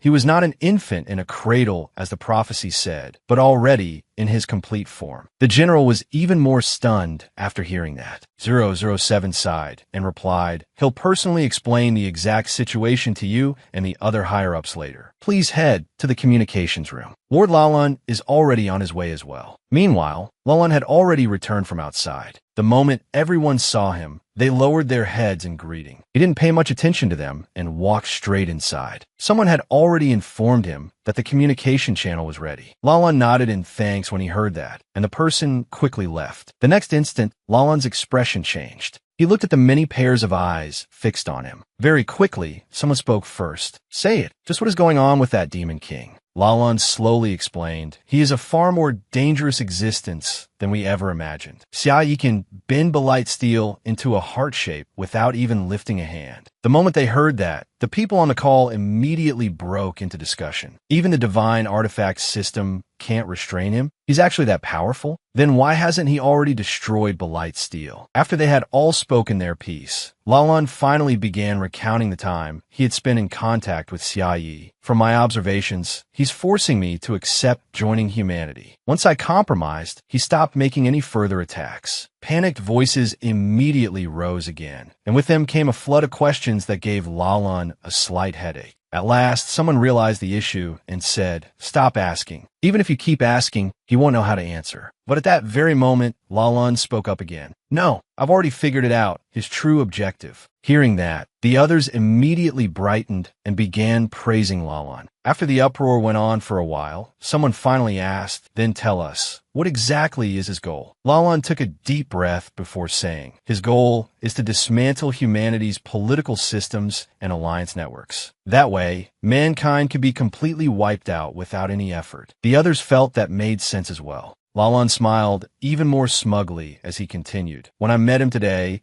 he was assimilating our most promising team of players. Fortunately, I got there in time, successfully blocked Xiaoye's plan, and established a friendly cooperative relationship with that team. At that moment, someone else spoke up. In other words, the reason he cleared the Star Apartment dungeon was also because before the person could finish, Lalan cut in. That's right. It was to build prestige for himself and throw people into confusion. At present, there are two kinds of monsters in this world. One type consists of monsters mutated from native earth animals and plants under the influence of the evil power released by the Demon King's awakening. For example, mutated sewer rats. The other type is the demon race, who come from the planet of fate. They are the true enemies of this world, the subordinates of the world-destroying Demon King. The Demon King commands the demon race and seeks to destroy the world. He is defeated by human players led by the hero. That is also the main storyline of the planet of fate. The gap between the strength of the demon race and those mutated monsters is as vast as heaven and earth. But only the most elite and powerful among them can be called leader class. The final boss of the dungeon was exactly that kind of leader class monster. And in truth, dungeons are outposts built on Earth by the Demon King's army. Hearing this, the crowd became indignant and began condemning the Demon King's cruelty and sinister malice. But right then, someone suddenly said hesitantly, I've been wondering, is it possible this Demon King really has lost his memory and doesn't know his true identity? The moment those words were spoken, a wave of hostile gazes turned toward the speaker, as if asking, what exactly did you just say? Immediately after that, the higher-ups launched into another noisy round of argument. Lalan listened in silence. Only after long, while did he let out a soft laugh and sigh. How naive. How adorable. Then he said seriously, in any case, we've discovered that we currently have no means of confronting him. We can only wait until you all arrive on Earth one by one and more human players level up before looking for a chance to kill him. Until then, I will be responsible for keeping him stable. Hearing that, the high-ranking generals all felt it made perfect sense. This really was the only way. They could only rely on Lalan. Lalan gave a slight nod in response, then watched them leave. At that moment, his eyes were filled with firm resolve to kill the Demon King. Meanwhile, the person they were targeting was lying spread out comfortably on his own soft bed. The mattress felt so good that Xiaoyi was completely at ease. Looking at the bills in his hand, he couldn't help sighing. As expected, the world's original currency has turned into waste paper. In the apocalypse, safe zones were the scarcest resource of all. He really was clever. Taking advantage of how cheap housing was, Xiaoyi had bought a place in the center of the safe zone. It had cost him quite a lot, but at least his basic living conditions would now be guaranteed. Still, he couldn't just do nothing, saving money and waiting for property values to rise. As a weakling with no combat ability, if he wanted to keep participating in the game, he had to find find a way to earn more money. With that thought, Xiaoyi immediately sat up to look through his items. It was packed with roast chicken figures, ghost pattern bandages, and an egg from Belier. At once, he fell into hesitation. In this situation, he had three choices. First, he could use crafting and production-type skills to help people make things for money. Second, he could earn money by collecting items. And lastly, he could sell the products he made. After some thought, Xiaoyi finally decided to sell Belier's egg first and think about the rest later. Her horns and that outfit could probably fetch a good price too. He had no idea what this thing actually was, but it would surely trade for quite a lot. However, just 2 steps after getting off the bed, Xiaoyi slipped and fell. The egg in his hand flew out as well, and so both person and egg ended up sprawled on the floor. That intimate kiss with the floor cracked the eggshell, making Xiaoyi cry out, "No way. If it's cracked, won't it lose value?" He hurriedly wrapped the egg in ghost pattern bandages. Standing to the side, he silently prayed it wouldn't crack any further. Before it got even worse, he'd take it to sell first thing tomorrow morning. With that in mind, Xiaoyi put it aside, then ordered food, took a bath, and went to sleep in great comfort. Bao Bao lay nearby, listening to the sound of water coming from the bathroom, then raised its head and sat up. The next moment, it saw that egg suddenly begin to tremble. In an instant, a surge of power enveloped the egg. When the light faded, a pair of pale legs had appeared. Then came the complete body of a woman. This was Belier, one of the 7 heavenly kings. She had come back to life. Although her last appearance hadn't gone too smoothly, it didn't matter. The demon king would destroy the world. This was destiny itself. At that thought, Belier smiled smugly. She only needed to wait a little longer before going to rescue the demon king. But while she was thinking that, she failed to notice that a huge figure had already appeared in front of her. Bao Bao walked over from the distance, looking ferocious. The moment Belier noticed it, her face froze. Once she regained herself, she recognized who it was and murmured Bao Bao's name. Then she asked why it was here. Bao Bao was a little surprised and asked in confusion, "You know me?" Belier didn't know how to explain it. After hesitating for a long time, she finally stammered, I've seen you in my dreams." Previously, she had been in a deep sleep for a long time, dreaming the whole while. In the dream, a prophetic existence told her that the 2 worlds would merge, and the Demon King would lead his army to destroy humanity. In that dream, Bao Bao was the Demon King's closest companion, the great demon who commanded all demonic beasts, the super fierce Bao Bao. Hearing that, Bao Bao couldn't help but smile. It was kind of interesting. Belier continued, "That presence in the dream also told me the location where the Demon King would descend. After I awakened, I kept waiting to welcome him. All this time, I've been evading pursuit from Sky City and Lalan, and I held on until now." At this point, Belier's tone became urgent, and she quickly said,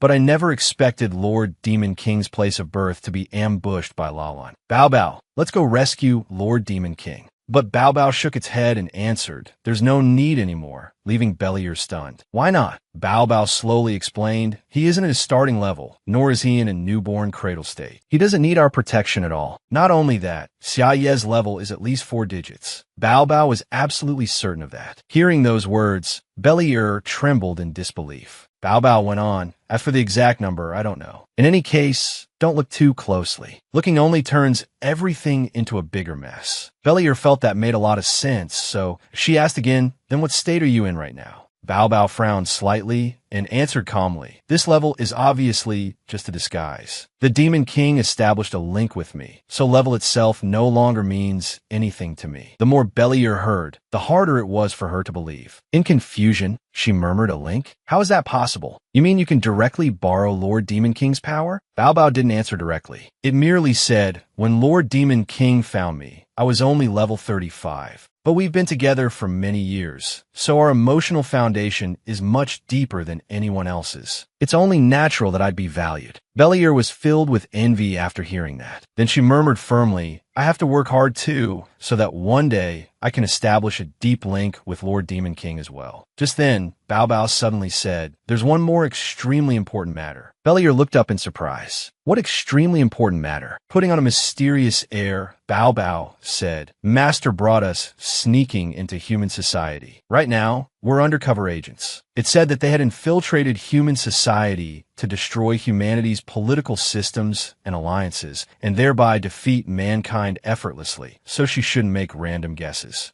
After hearing that, Beliar nodded in understanding. As expected of Lord Demon King, he clearly has a strategy to overwhelm the world, yet he chooses to savor it slowly. Bao Bao looked at her and found her a little annoying, so it reminded her, in short, we have to cooperate with him too. We must disguise ourselves as clueless rookies and absolutely must not expose ourselves and ruin his plan. Bidia nodded firmly. Don't worry. Acting, right? Whether as a wife or a maid, I'm fully prepared. Bao Bao was a little speechless inside. I can't say any more. Anyway, you don't look very smart. But if Master went out of his way to save you from the humans, then he must have some deeper plan. At that moment, a voice suddenly came from bathroom. Bao Bao, it said, interrupting the conversation between cat and woman. Xiaoyi poked his head out from the bathroom and said suspiciously, I think I heard someone talking. As he spoke, Xiaoyi walked out and immediately saw that something had appeared in his room. Looking at Beliar, standing there wrapped in bandages, he frowned and muttered, What is this? Beliar hurriedly cried out, Master, I've come back. Xiaoyi shouted in shock. That egg hatched into this? He looked her up and down. With a size like this, a setting like this, and she can move, talk, and smile too. At that thought, he broke into a pleased grin. Wouldn't that mean he could sell her for an even higher price? A little later, Xiaoyi dragged Beliar's tiny body along while talking. So that's how it is. You're that little pet who got blown up by the field boss? Interesting. Bidia nodded lightly. Yes, but Master my things before she could finish. Xiaoyi cut her off. Sold them. Beliar froze slightly, then asked, Then what about my 2 horns? They symbolize a demon's noble status. Xiaoyi bluntly told her, Sorry, those 2. Beliar fell into despair in an instant. But if she herself was going to be sold too, then it didn't matter. She sat in a corner and immediately sank into silence. Thinking back to what Bao Bao had said earlier, had they guessed wrong? He was doing it just for money. And now Xiaoyi wanted to sell her to humans. At the thought, Beliar couldn't help trembling. But the trembling came from excitement. She really was a masochist. For Lord Demon King's sake, she had to submit to lowly humans. She might be oppressed by them and beaten at will, and she could only endure it. But as long as she thought of Lord Demon King, if it was for Lord Demon King, Beliar wouldn't hesitate even to sacrifice this life. Still, to be honest, was her Lord Demon King really that short on money? She had finally made it to his side. If she got sold off, wouldn't she be unable to protect him anymore? After a long silence, Beliar finally raised her head and said, Master, if it's money you need, then perhaps I have another way. Xiaoyi couldn't help being surprised and asked in confusion, What other way? Beliar said nothing more. She simply floated up into the air, her body wrapped in a pale golden glow, leaving Xiaoyi baffled. At that very moment, the delivery person with his food had arrived. But the moment the courier came in, he saw the eye-searing scene in the room. Beliar was pressing down on top of Xiaoyi and just happened to look toward the door. The air instantly fell silent. The courier was very tactful. He set the food down by the door and ran off at once. Xiaoyi couldn't explain, even if he wanted to. With no other choice, he could only sigh helplessly. Then he looked at Beliar and asked, All right, tell me, what's this money-making method you mentioned? She blinked and smiled brightly. Please allow Master to witness my special ability. Xiaoyi frowned slightly, his eyes full of confusion. At that moment, Beliar began displaying her skill. Something was growing out of her head. The process seemed somewhat painful, and sweat covered her forehead. A little while later, 2 horns grew out from her head. Without the slightest hesitation, Beliar snapped them off and handed them to Xiaoyi. Please sell these, Master. Xiaoyi was instantly horrified at the sight. Holy crap, he hadn't expected she could do something like this, and his face turned pale from the shock. Beliar continued, These can grow back every day, so if you cut them once a day, Master, please don't sell me. Hearing that, Xiaoyi reached out and patted her on the shoulder. He gave her a comforting smile. Silly girl, how could I bear to sell you? In reality, though, what he was thinking about was the money he could make from her 2 horns. After doing the math, Xiaoyi currently had 2 pets. One was Bao Bao, who only cost a little over 2 silver a day. Beliar, on the other hand, ate 3 roast chickens, costing more than 36 silver a day. But as long as she stayed in mini form, that expense could be saved, because 3 cookies were enough for her. So from now on, unless it was time to cut her horns, Beliar would remain in mini form. Just then, Beliar suddenly asked, Master, what is our next plan? Xiaoyi froze slightly, then asked in confusion, Next plan? Bao Bao, listening from the side, grew even more alarmed. Wasn't asking so directly, just exposing the Demon King's disguise on the spot. But Xiaoyi didn't think that deeply about it. After a while, he finally said, "Normally, players level up and challenge dungeons, but our situation is special. As long as we can stay alive, that's enough." Hearing this, Bellier immediately nodded in understanding. "I see. In other words, stay put and do nothing rash." With a soft laugh, Xia Yi said calmly, "That interpretation is fine too. But at the same time, we need to accumulate enough wealth to have a chance of buying a boss seat when challenging the final dungeon." His plan was to buy raw materials from merchants, process them, then sell the finished products for a crafting fee. But everything sold poorly, so the profit from selling those things was far too low. That was why Bellier was very important to Xia Yi. Hearing that, Bellier's eyes lit up at once. Her face was full of emotion as she looked at him intently and said firmly, "Master, I'll definitely do my best." From Xia Yi's perspective, all he saw was her two absolutely valuable horns. Meanwhile, back at the safe base, after Lalan reported Xia Yi's matter, someone objected, saying, "That's why we agreed to your plan, to let you take the risk and go ahead first for the assassination. But this so-called Demon King is far too powerful." He regarded it all as nothing more than an excuse Lalan had come up with after his plan failed. And this is supposed to be humanity's hope? This man was Bishop Pucci, one of the people who had participated in the earlier council meeting. After hearing his mockery, Lalan immediately felt anger rise in his heart. At that moment, someone suddenly ran in from outside and reported in panic, "A level 89 monster has appeared in the south. It calls itself a dragon race member, but in truth, it's just a mutated lizard. 8 strongholds have already been destroyed. Casualties have exceeded 4,000 players, and 98 NPCs have been killed. Please send reinforcements." As soon as those words were spoken, both Lalan and Pucci's expressions turned grave. But Lalan reacted quickly and said at once, "I'll head out immediately." Watching his retreating figure, Pucci couldn't help sneering, his voice full of ridicule. Truly admirable initiative. Hearing that, Lalan suddenly stopped, glanced at him, and snorted coldly. "When I come back, I'll show you just how foolish your arrogance is."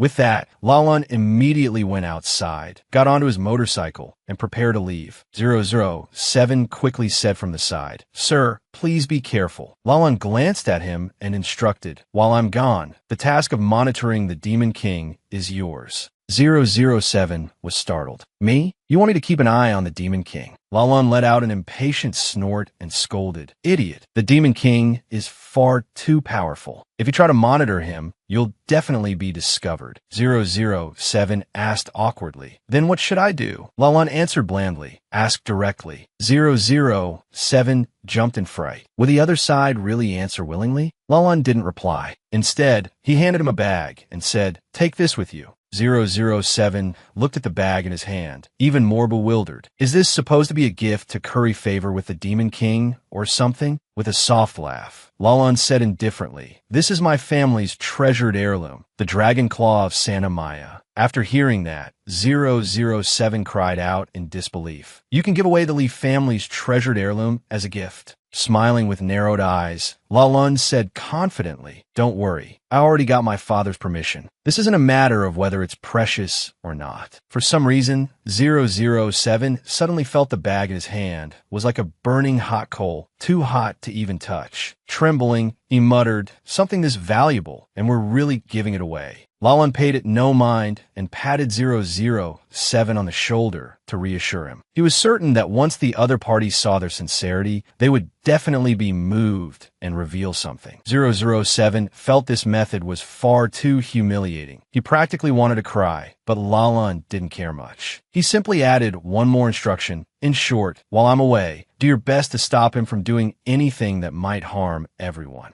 At the same time, Pucci, standing above, had witnessed everything. He couldn't help snorting contemptuously. How pathetic. Humanity's so-called hope has fallen so low he looks like a gag manga character. Lalan had no idea he was being looked down on. He quickly drove off. Watching his back disappear, 007's eyes filled with determination. He was absolutely going to complete this mission. With that thought, he also got on his vehicle, preparing to leave. But a voice suddenly rang out, causing 007 to stop. Poochie jumped down from above and landed in front of him, touching down with imposing force before curling his lips into a smile. "I'm going to." Hearing this proposal, 007 stiffened on the spot. Poochie gave a light laugh and said with a disdainful pout, "I want to see with my own eyes just how powerful this so-called invincible Demon King really is." A little later, Poochie and 007 stopped in front of a house. Looking at the elegant villa before him, Poochie fell speechless. After a long pause, he finally said, "So that's how it is. You found a house in a place like the administrative district to shelter the Demon King." As he spoke, he glanced around.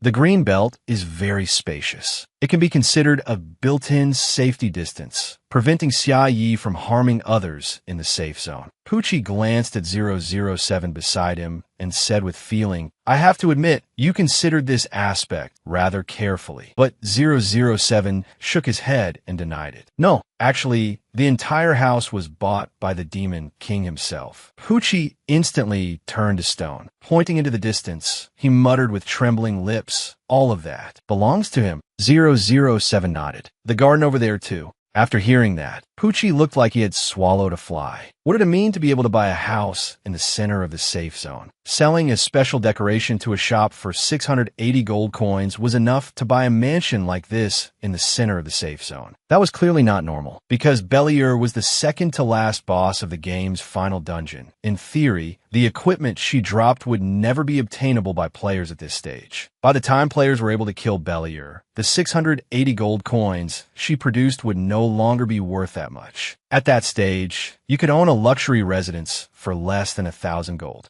But in the later stage, it would take at least more than 7.1 billion gold coins. That was called inflation. The more Poochie thought about it, the more terrified he became. What kind of Demon King came to human territory to invest in real estate? Was he preparing funds in advance to build an army for destroying the world in the future? To think he even had such forward-thinking economic sense. Maybe this really was the Demon King's plan already unfolding. Let him see what this man was capable of. Thinking that, Poochie clicked his tongue and said, "Fine then. Go tell him to come out and receive me." 007 panicked immediately. "Don't joke around, Bishop Poochie. Just observing from a distance is enough. Don't do anything dangerous." Poochie curled his lip. "A mass-produced NPC is teaching me how to do my job? It's just a bit of economic sense. Don't think that means I accept your judgment about the Demon King." Once he returned to Sky City, he planned to report to his superiors that Lalan had allowed the Demon King to buy a house. But before he could finish speaking, 007 had already vanished. When Poochie looked again, he saw 007 already standing at the doorway saying, "Please accept this." The more Poochie watched, the angrier he became. The Lee family's treasured dragon claw of Santa Maya was actually being used to flatter some brat. At some point, Bao Bao had appeared and was now sitting on the gatepost. 007 held the bag out in front of Bao Bao and said sincerely, "Lord Lalan asked me to bring this to you." Bao Bao said flatly, "I don't remember him. Have I met him before?" Poochie, standing nearby, stared in disbelief and muttered, "Lalan's brain must be broken. He's actually using his family's heirloom to flatter some creature that only knows how to eat, sleep, and lick boots." At the same time, Bao Bao was secretly thinking that, in order to cooperate with the plan to infiltrate humanity's inner circle, it was fine to say a few words to 007. After thinking it over, Bao Bao said, "I remember now. He's the one who bullies the weak, fears the strong, and is especially harsh on his subordinates, right?" 007 nodded lightly. "That's right." Then Bao Bao took the claw out of the bag. Smiling happily, it said, "This thing is pretty useful for scratching my back." "Thanks." 007 stared blankly, nearly coughing up blood. A legendary special item was being used to scratch its back, but he didn't dare say it aloud and forced a smile instead. As long as Lord Cat likes it. After accepting the gift, Bao Bao wanted to send them away. It raised its head and asked, "Anything else? If not, leave." 007 hurriedly said, "There actually is one thing I hope Lord Cat can help us ask about." At last, Poochie could no longer endure it and shouted, "I really can't watch this anymore. This ignorant little brat doesn't know the immensity of heaven and earth. If no one teaches it a lesson, it'll really think it stands above everyone else. Let me show you the power of humanity." As soon as he finished speaking, a burst of holy light appeared in his hand. 007 didn't notice. He was still speaking to Bao Bao with utmost sincerity. "It's not a major matter. I just wanted to ask whether Mr. Xia has any plans to destroy the world lately." But just then, Bao Bao suddenly stood up. It said coldly, "Whatever it is, we can talk later." 007 was a little startled. Later, even Poochie was shocked into stopping what he was doing, staring blankly at it. Bao Bao paid them no attention and looked behind them. Something suddenly came up. Poochie and 007 followed its gaze into the distance and saw something flying toward them. When it got closer, Poochie cried out in panic, "That's a dragon!" 007's expression turned grave, and he muttered in alarm, "Not a dragon. It's that mutated lizard." Bao Bao, on the other hand, remained unruffled. It was just a lizard. What was there to fear? Poochie was now utterly panicked. Wasn't Lalan supposed to stop it? Where is he? As for why Lalan had failed to stop it, earlier, he had been playing chase with that lizard. He pursued it on his bike while the lizard flew through the sky. It kept flying,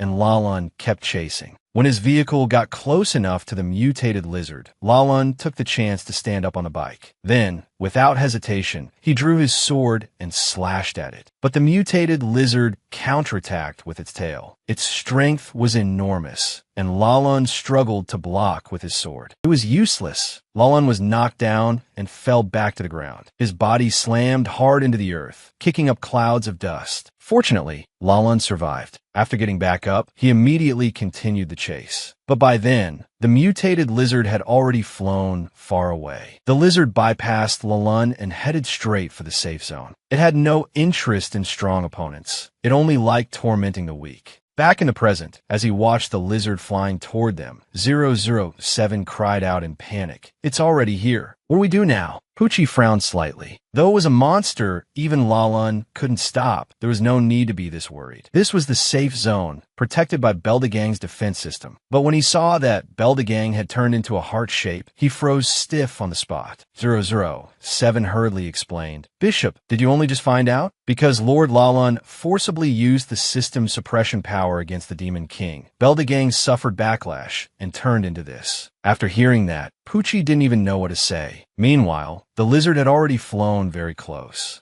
Immediately, a blue sphere began to form in its mouth. It was about to fire it toward the safe zone. Seeing this, Poochie's face turned black as soot. "We're finished." In the blink of an eye, a flash of light lit up the dark night. Poochie's expression grew uglier and uglier. Without Beldegang's protection, if that attack landed, all the low-level players in the safe zone would die. Ignoring his worries, the energy sphere spat out by the mutated lizard drew ever nearer. It rushed forward like a gale, charging straight at the safe zone. Only Bao Bao remained calm, standing there with a trace of puzzlement hidden in its eyes. The instant the energy sphere came close, a ray of light shot in from nowhere. It pierced straight through the sphere, and more than that, it stabbed directly into the body of the mutated lizard in the distance. This scene quickly came into the eyes of Lalan, who was riding over. He immediately hit the brakes, his face full of confusion. Poochie and 007, standing near Bao Bao, were even more incredulous. They cried out in shock. It killed that level 84 mutated species in a single strike. Regardless of their reactions, Bao Bao still maintained its aloof posture, sitting on the gatepost. It glanced at the two of them and said in a cold voice, "All right, continue. What were you saying just now?"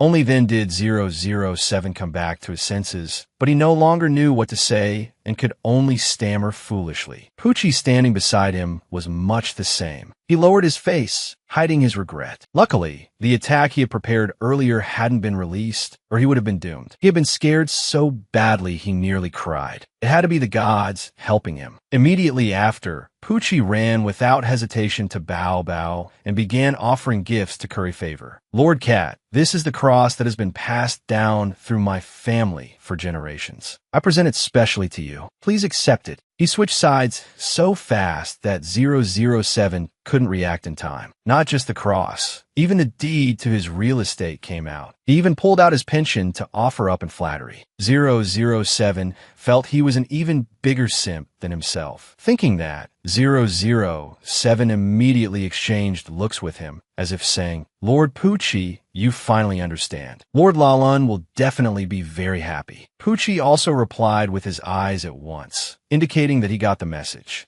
While the two of them were practically making eyes at each other, Bao Bao suddenly spoke. Fine, what is it you want to ask about? But let me say this first. Not everything is something I know. I'm just guarding the house. That's all. 007 hurriedly said. I want to ask, are you planning to slaughter the safe zone anytime soon? Or is there some action plan that we humans need to prepare to defend against with our lives? We need to get mentally prepared in advance. Pucci beside him nodded instinctively, but very quickly he realized there was a problem. Asking so directly, wouldn't that get them killed to silence them? But under Pucci's doubtful gaze, Bao Bao actually answered, not for now. The Demon King wants to make money in the short term. 007 immediately brightened up. That's good, that's good. Bao Bao didn't care about their reaction and asked coldly again. Finished asking? 007 nodded lightly. Bao Bao then put on a superior air and waved a paw to dismiss them. Then withdraw. 007 retreated decisively. The moment it finished speaking, he turned and left. Pucci stared at the scene in utter disbelief. That was it. The Dragon Whisker Santa Maya, his family heirloom cross, a house in Sky City, his entire future pension fund, and all he got in return was one question. But for 007, even that one sentence was more than satisfying. His mission had been completed perfectly. At the very least, it confirmed that the world would not be destroyed today. A little later, Xia Yi returned cheerfully from outside, his face full of smiles. But the moment he got back, he saw Bao Bao standing at the door. He asked in confusion, "What are you doing standing at the gate, you silly cat?" Bao Bao didn't answer. It stretched from above and jumped onto Xia Yi's shoulder, then rubbed its face against his. Xia Yi chuckled softly and said happily, "I missed you too." And just like that, the boy and the cat went into the house together. But the instant he saw a pile of poop in the corner of the house, Xia Yi's expression changed on the spot. Furious, he grabbed Bao Bao by the tail and gritted out, "How many times have I told you? Use the litter box when you go to the bathroom." The moment he finished speaking, he threw Bao Bao right back outside without the slightest mercy. Bao Bao was tossed out the door just like that,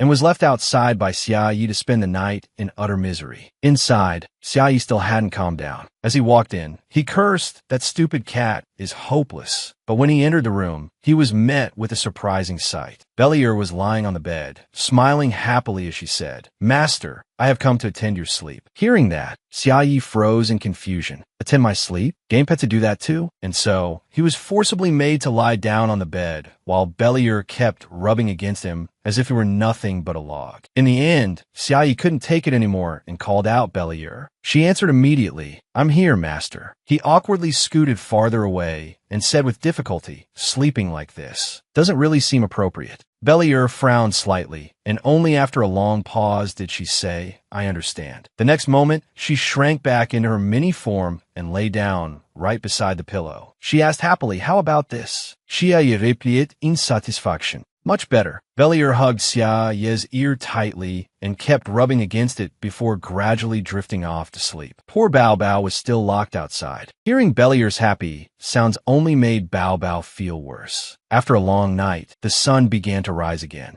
Bao Bao had spent the whole night miserably sleepless, its tears already dried up as it lay there looking drained. At that moment, Xia Yi also woke up and looked at Bellier sleeping beside him. He suddenly felt a little moved. She actually looks pretty cute like this. Just then, Xia Yi noticed that something was hidden under Bellier's pillow. He reached over and pulled it out. It turned out to be a diary. Xia Yi couldn't help smiling. This game pet actually keeps a diary? That's pretty realistic. Curious, he opened it and took a look. Inside were nothing but ridiculously love-struck ramblings about the Demon King. The more Xia Yi read, the more he felt that Bellier was deeply in love with that Demon King. But very quickly, he went completely stiff and a deep sense of existential doubt began to rise in him. His hand kept turning the pages. and then lines of blood-soaked writing began to appear. Xiaoyu was so frightened, he almost wet himself and hurriedly stuffed the diary back. He had almost forgotten that she was a terrifying demon. Xiaoyu hurriedly jumped out of bed and muttered to himself as he walked away, "I was almost charmed by her. That was way too dangerous." At the same time, Belier also opened her eyes. She had actually been awake for quite a while. Realizing that Xiaoyu had read her diary, she felt thrilled, her eyes overflowing with pink heart bubbles. But that very night, Belier was thrown outside in utter confusion.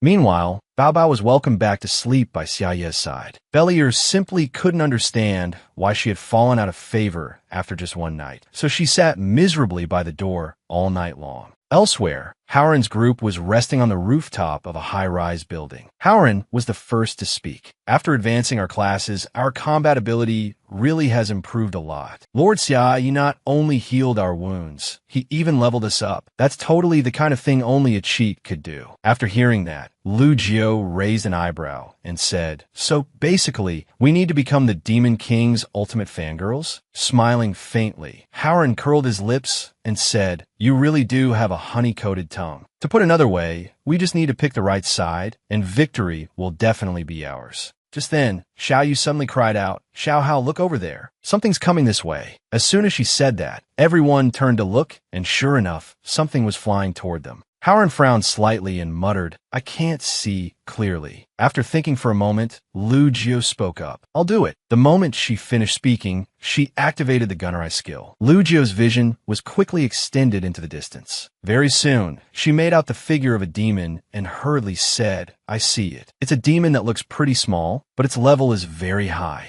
This was Babylon, one of the 4 heavenly kings of the demon race. She had come here because, even after mobilizing all their forces down to Earth, they still hadn't found the Demon King. They couldn't keep delaying any longer, so she had no choice but to come to Earth herself. Babylon suspected that the Demon King's disappearance was related to Lalan, so all she had to do was catch him and question him. On this side, after observing the situation, Lu Jiu said, "The target seems to be the safe zone. She's probably looking for Lord Demon King." Hearing that, Howren smiled. "Looks like she's one of ours. The chance to make contact is here. Let's go say hello." And so, as Babylon was flying along, she suddenly noticed something. In the distance, a group of people appeared, waving at her, which left her a little confused. When she flew closer, Babylon finally saw Howren's group clearly. She frowned slightly and thought, "This is a player team. Did they get intel that I was coming and set up an ambush here?" But when she saw their levels, Babylon was even more shocked. What is with these levels? The server hasn't even been open for 3 days, and they're already level 24? Babylon sensed a threat from them, so she decided they had to be eliminated while still in the cradle. The moment she thought that, her aura instantly changed. Babylon shot toward Howren's group like the wind. Not knowing what was happening, Howren was still waving and greeting her. "Hey, demon lady, are you here looking for Lord Xiaoyu?" But before he could finish, Babylon stabbed him. Xiaoyu saw it and screamed in panic. "Xiao Hao!" Lu Jiu was also stunned, not expecting Babylon to attack at all. But before she could react, Babylon had already rushed right in front of her. Swallowing nervously, Lu Jiu said, "Wait, actually we're..." But before she could finish, Babylon struck directly, sending Lu Jiu flying away. Xiaoyu hurriedly used a healing spell to buff her. But Babylon advanced like a ghost and said coldly, "Do you think I'd give you that chance?" The moment she finished speaking, she attacked again. But right then, a brilliant light suddenly erupted. Babylon's expression instantly turned ugly, and she gritted out, "What? You actually blocked my attack. Who are you?" The one who had blocked that blow was Enlu. She frowned at Babylon and said, "At least let people finish talking." Babylon still hadn't recovered from the shock. She hadn't expected an assassin to be able to use a shield. But even with the shield, there was no way she should have been able to block Babylon's attack head-on. While thinking that, Babylon suddenly noticed the roast chicken in Enlu's hand, and she instantly froze. Over here, Howren sat in the rubble and couldn't help coughing twice. Fortunately, he had just used a recovery potion. Right after that, Howren hurriedly shouted, "Enlu, tell her already." Of course Enlu heard him, but what she said instead was completely baffling. "This is not just roast chicken. As soon as she finished speaking, she put away the thing in her hand. Babylon asked in confusion, "Then what is it?" Letting out a faint snort, and Lu said coldly, "It is a reward bestowed by Lord Xiaoyi, proof that this body and soul belong to Lord Xiaoyi." The moment she finished speaking, Enlu attacked and directly knocked Babylon backward. But Enlu didn't stop there. A sword crackling with lightning appeared in her hand. She swept it across, and countless flashes of sword light appeared at once. Babylon was caught off guard and was blasted off the building once again. At this moment, the weapon in Enlu's hand was a sword overflowing with magic power. She called it the supreme treasure of this world, the chicken of promised victory. And the moment she said that, Enlu slashed again. The ground was instantly carved into a huge crater by her strike. Seeing this, Xiaoyu couldn't help exclaiming, "That roast chicken looked completely ordinary, and it still beat a level 101 demon." Just then, Enlu descended from the air, still hugging the roast chicken in her arms, and said with a happy smile, "Lord Xia, you had already predicted that I would encounter danger, so he bestowed this upon me." At the same time, Howren, watching from afar, fell into deep thought. But very quickly he shouted, "If you got time to say all that extra dialogue, then just explain it clearly. We're on the Demon King's side too. Just say the whole thing already." But no one paid him any attention at all. Everything below had already been beaten into ruins. Babylon stepped out from within and said coldly, "I was careless. A player under level 30 has this kind of power? Impossible to understand." She suspected it was a cheat. She couldn't fall here. She still had to find Lord Demon King. As soon as she finished speaking, Babylon's aura changed in an instant. The system warning immediately sounded. Howren cried out in alarm. "We're screwed. She's transforming into Phase 2. At that moment, a powerful surge of demonic energy enveloped Babylon's entire body. When the light finally faded, she had turned into a robot. Xiaoyu hurried over from behind to Howren and asked anxiously, "Xiao Hao, what do we do now?" Howren tried to reassure her. "Don't panic." Right after that, he bit his lip hard, looked up at Babylon, and said, "We know where the Demon King is." At the same time, at Xiaoye's house, Bao Bao and Bellier were lazing around and playing leisurely. But the commotion over there caught Bellier's attention, and she looked into the distance. There, she saw Babylon in her robotic form.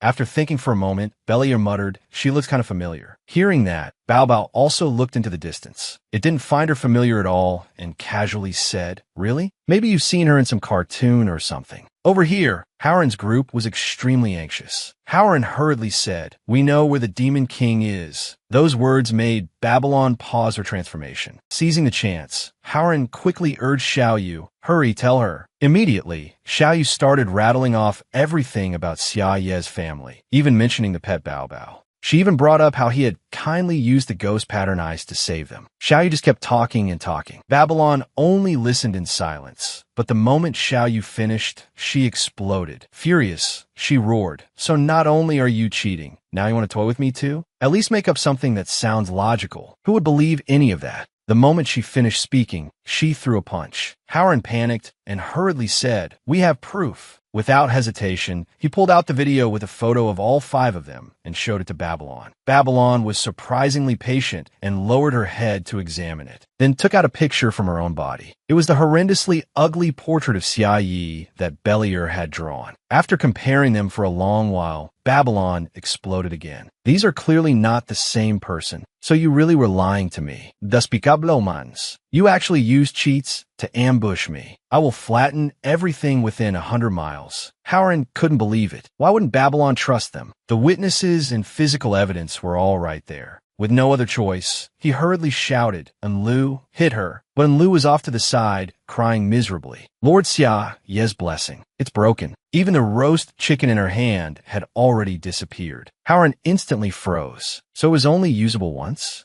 Just then, Lu Jiu pulled her usual save-my-own-skin move and directly left the party, which shocked Howren. And at that very moment, Babylon's powerful energy had already struck, shooting toward the ground like lightning. But right then, a ray of light suddenly appeared and pierced straight through that energy sphere. Seeing this, Howren was startled out of his wits. Even Babylon found it unbelievable and glanced toward the source of the light. There stood Bao Bao on Bellier's back, proving that it had been the one to attack just now. Bellier quickly flew closer to Babylon. Bao Bao spoke first. "Stop. If you make a huge scene here, You'll ruin Lord Demon King's plan. But Babylon clearly didn't understand and exploded in anger once more. Two missiles instantly flew toward Belier. Seeing them, Belier hurriedly dodged through the air, while Bao Bao on her back kept trying to lecture Babylon. The Demon King was currently disguised as a human, infiltrated into the city, carrying out deeper strategies and plans. It said that if Babylon stopped, it could take her to meet Xia Yi.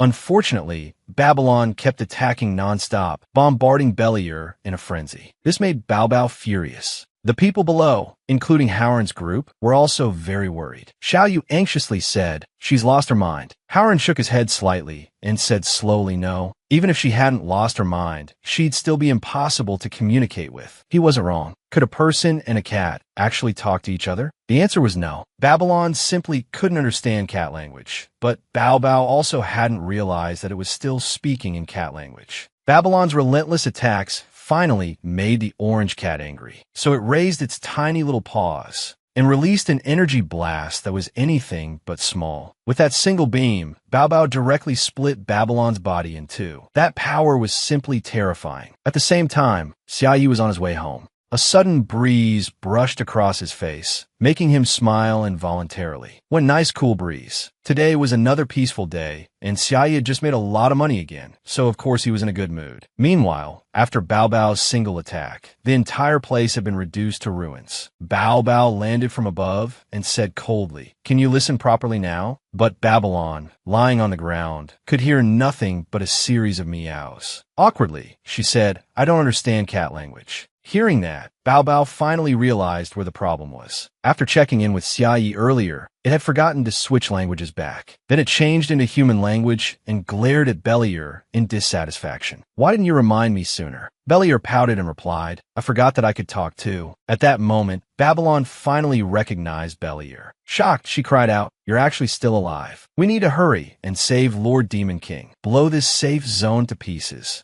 But the moment he finished speaking, Bao Bao angrily stood in front of Babylon and gritted out, "I think you really have a death wish." At the same time, Howren realized he was still alive and let out a relieved sigh. And Lu Jiao, who had run off at the critical moment, also showed up now and said in an infuriating tone, "What a pity. I already bought coffins for you guys." So the three of them huddled together and started bickering again. Howren snorted coldly and cursed. "Why aren't you dead yet?" Lu Jiao pursed her lips slightly and said indifferently, "I was watching from a distance the whole time. It really was astonishing. Judging from the outside, it just looks like an overweight house cat with an excessive diet. But in reality, it's an unfathomable abyssal monster, and with a single counterattack, it defeated a level 101 demon leader. That kind of overwhelming strength really makes people feel that being able to survive under its claws back then was all thanks to the Xia family." At the thought of this, Howren and the others all nodded in agreement without even discussing it. They had completely forgotten there was still one more person, and Lu was still behind them, crying nonstop over the vanished roast chicken. On the other side, Xia Yi had already returned home, but the large house felt incredibly empty. Bao Bao and Belier weren't home. He had searched everywhere and still couldn't find them. Thinking of the chaos outside, Xia Yi's expression immediately turned ugly. "Don't tell me something happened?"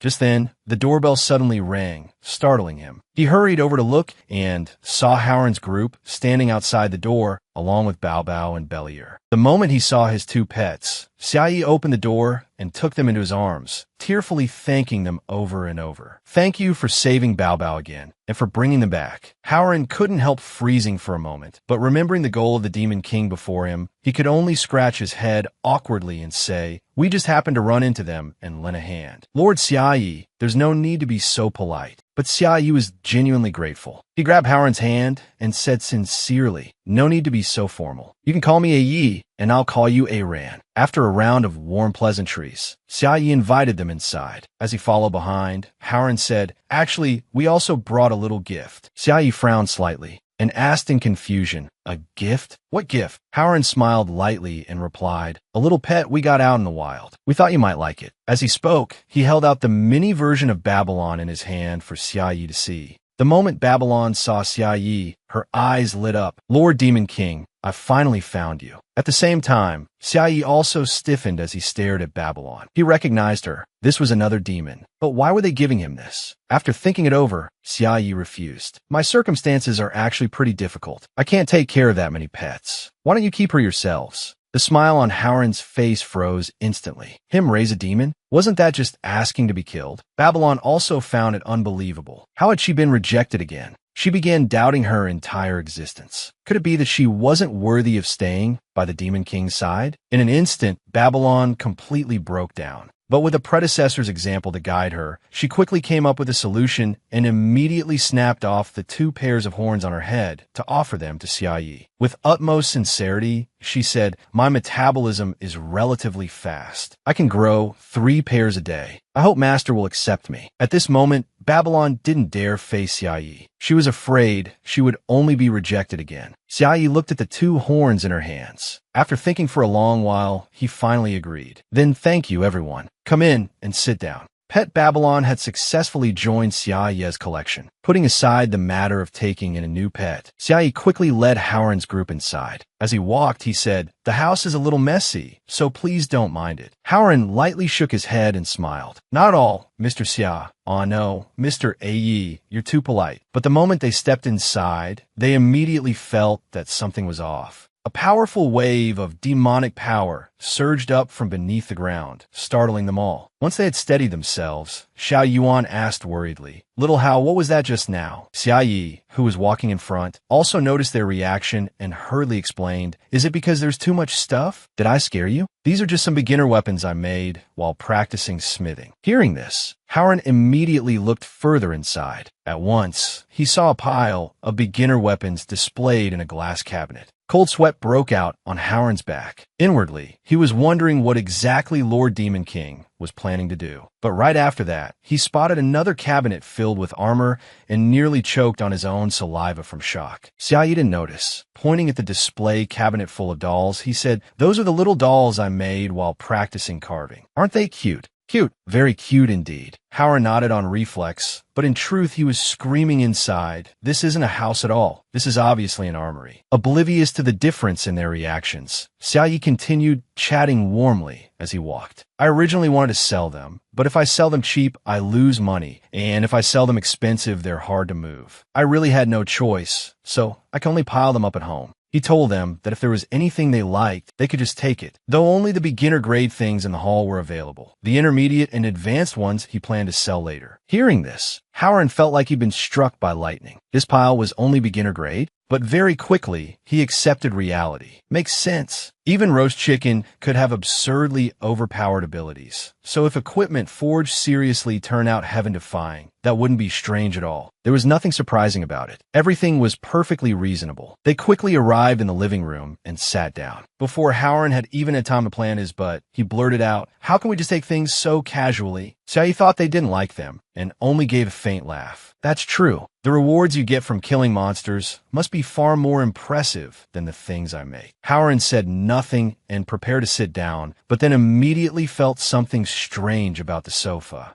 After looking carefully, he discovered that it too was a demonic artifact. The moment Howren realized this, he didn't even dare set his butt down. Seeing this, Xia Yi said, "I made that sofa too. No need to be polite, sit." Only after hearing that did Howren tremblingly sit down. But his expression was indescribable. It wasn't just the sofa, the ceiling, the coffee table, the floor, the windows, everything was a demonic artifact. He was so shocked he froze on the spot. Even the water Bellier had just brought over was the same. It contained powerful, sinister, demonic power. Howren was dumbfounded. Is this house some kind of nest of demonic power or what? Just then, Xia Yi cheerfully said, "I wanted to save on the water bill, so I dug a well in the backyard. The tea is brewed with well water." After hearing that, Howren could only praise him with a trembling voice. "I see. An eternal well. That's really impressive." That was what he said, but in his heart, he felt that impressive wasn't enough. Xia Yi was simply unbelievable. Combined with what he had sensed when they first entered, Howren had already realized the truth. This house had clearly been turned into a demonic artifact. It was definitely the Demon King's headquarters. Thinking of this, Howren immediately came to a decision. If he had still been wavering before, Then at this moment, he understood everything completely, being able to produce supplies like these in less than 3 days. This existence was simply too powerful. Howard decided that he had to surrender and seek Xia Ye's acceptance. Only by joining this side could he survive in this world. Xia Yi had absolutely no idea what Howard was thinking. He was still speaking enthusiastically. "Everyone, drink your tea." Howard's group obediently picked up their cups and drained them in one gulp. Seeing this, Xia Yi was very pleased and then continued the conversation. "I just heard that there was a fierce battle not far from the safe zone." He asked if that was the battle where they had defeated Babylon. Hearing this, Howard immediately trembled as he admitted it.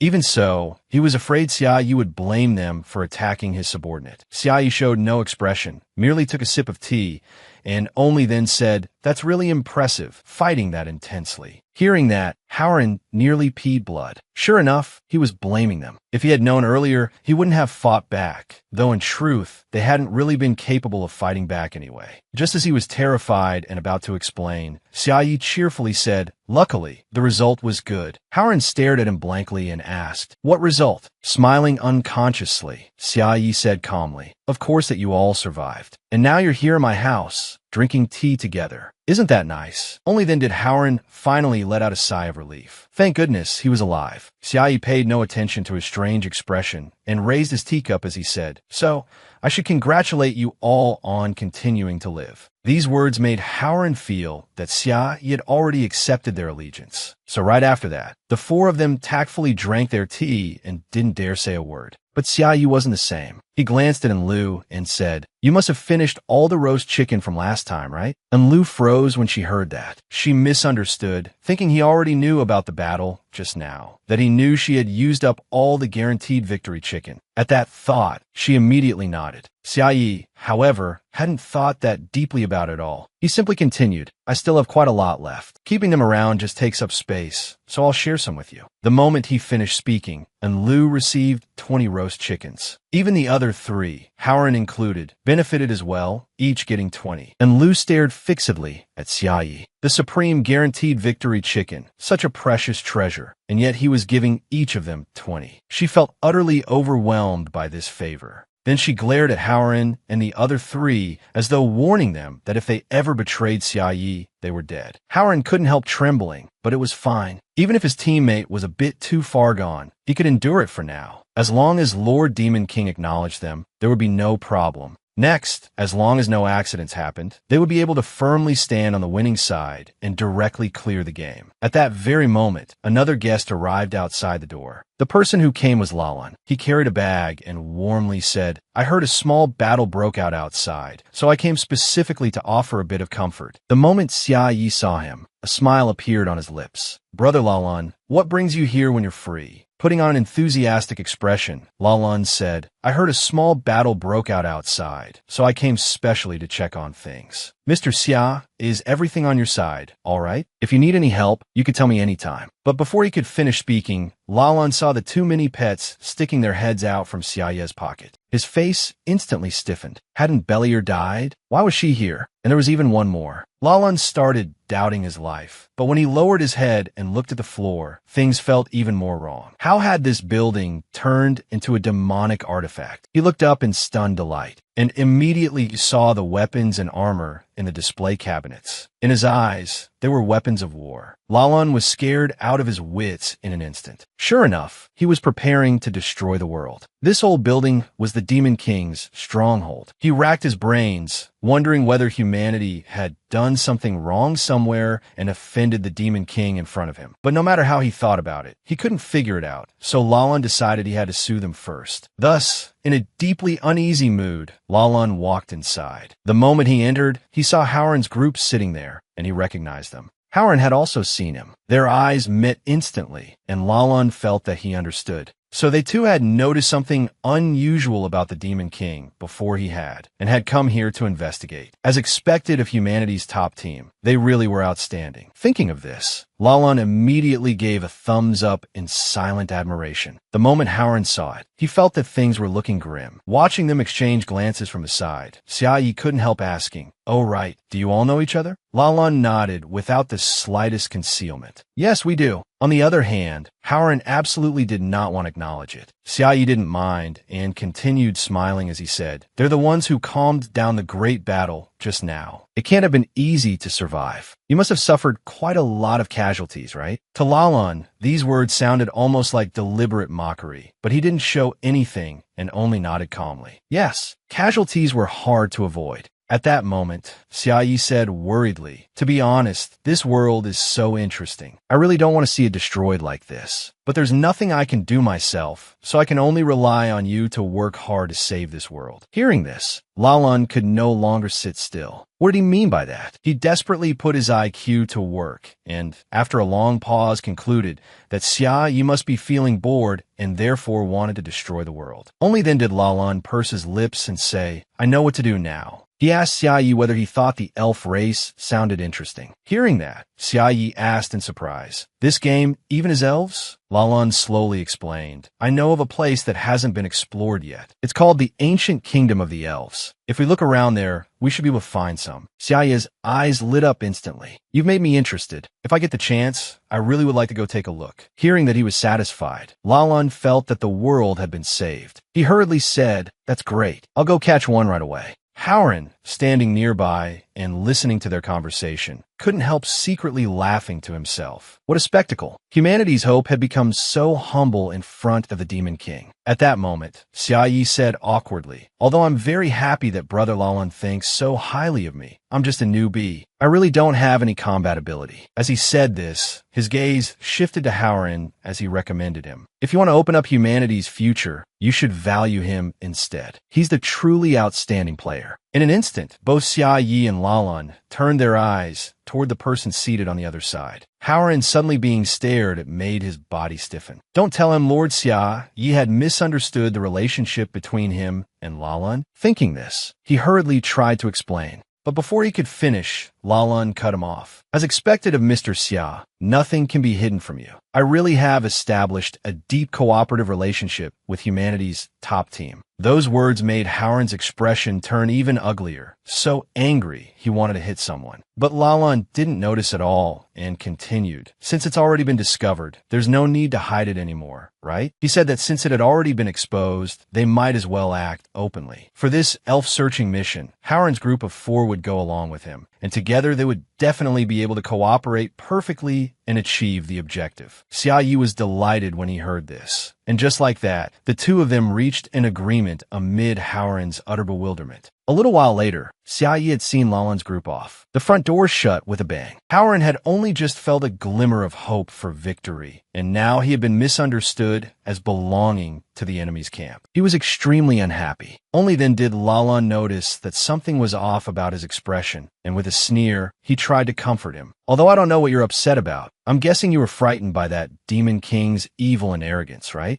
But there's no need to be afraid. It can't be helped that the Demon King is wary of our cooperative relationship. As long as we bring back the elves, everything can still change." Yet the moment he finished speaking, Howard suddenly lunged at him. He threw a punch. Fortunately, Lalan dodged in time, and the fist slammed straight into the wall. Lalan couldn't help asking in confusion, "What is the meaning of this?" Biting his lip fiercely, Howard ground his teeth and asked, "Brat, did you do that on purpose?" Lalan could not help being shocked. What had this guy just called him? Brat, and on purpose. A moment later, Lalan's expression turned ugly, and he said in a deep voice, "Interesting. From childhood until now, you're the first person to speak to me like this. I really don't know where you got the courage to be so rude to me." Howard was not afraid at all and smiled with complete confidence. "Really? Then let me show you my courage." As soon as he finished speaking, a roast chicken appeared in his hand. The moment he saw it, Lalan was stunned. What is that? Howard snorted coldly and said, pretty impressive, right? But Lalan still did not understand at all and calmly replied, thanks, but I'm not hungry. Lu Jiao could not help speaking up. I originally didn't want to be nosy, but you're so stupid, I really can't keep watching this. Before she could finish, Howard cut her off coldly. Shut up, I know what you want to say. Only then did Howard realize that they really could not clash with Lalan. If they ruined Lord Xia Ye's plan to infiltrate humanity from within, they would be finished. Of course he knew that. At that moment, Lalan spoke again. I don't understand what you're unhappy about. Being able to cooperate with humanity's hope, me, should be an honor for all of you. He shrugged indifferently. Howard curled his lip and answered, fine, let's say that's true. So what exactly do you want to cooperate on?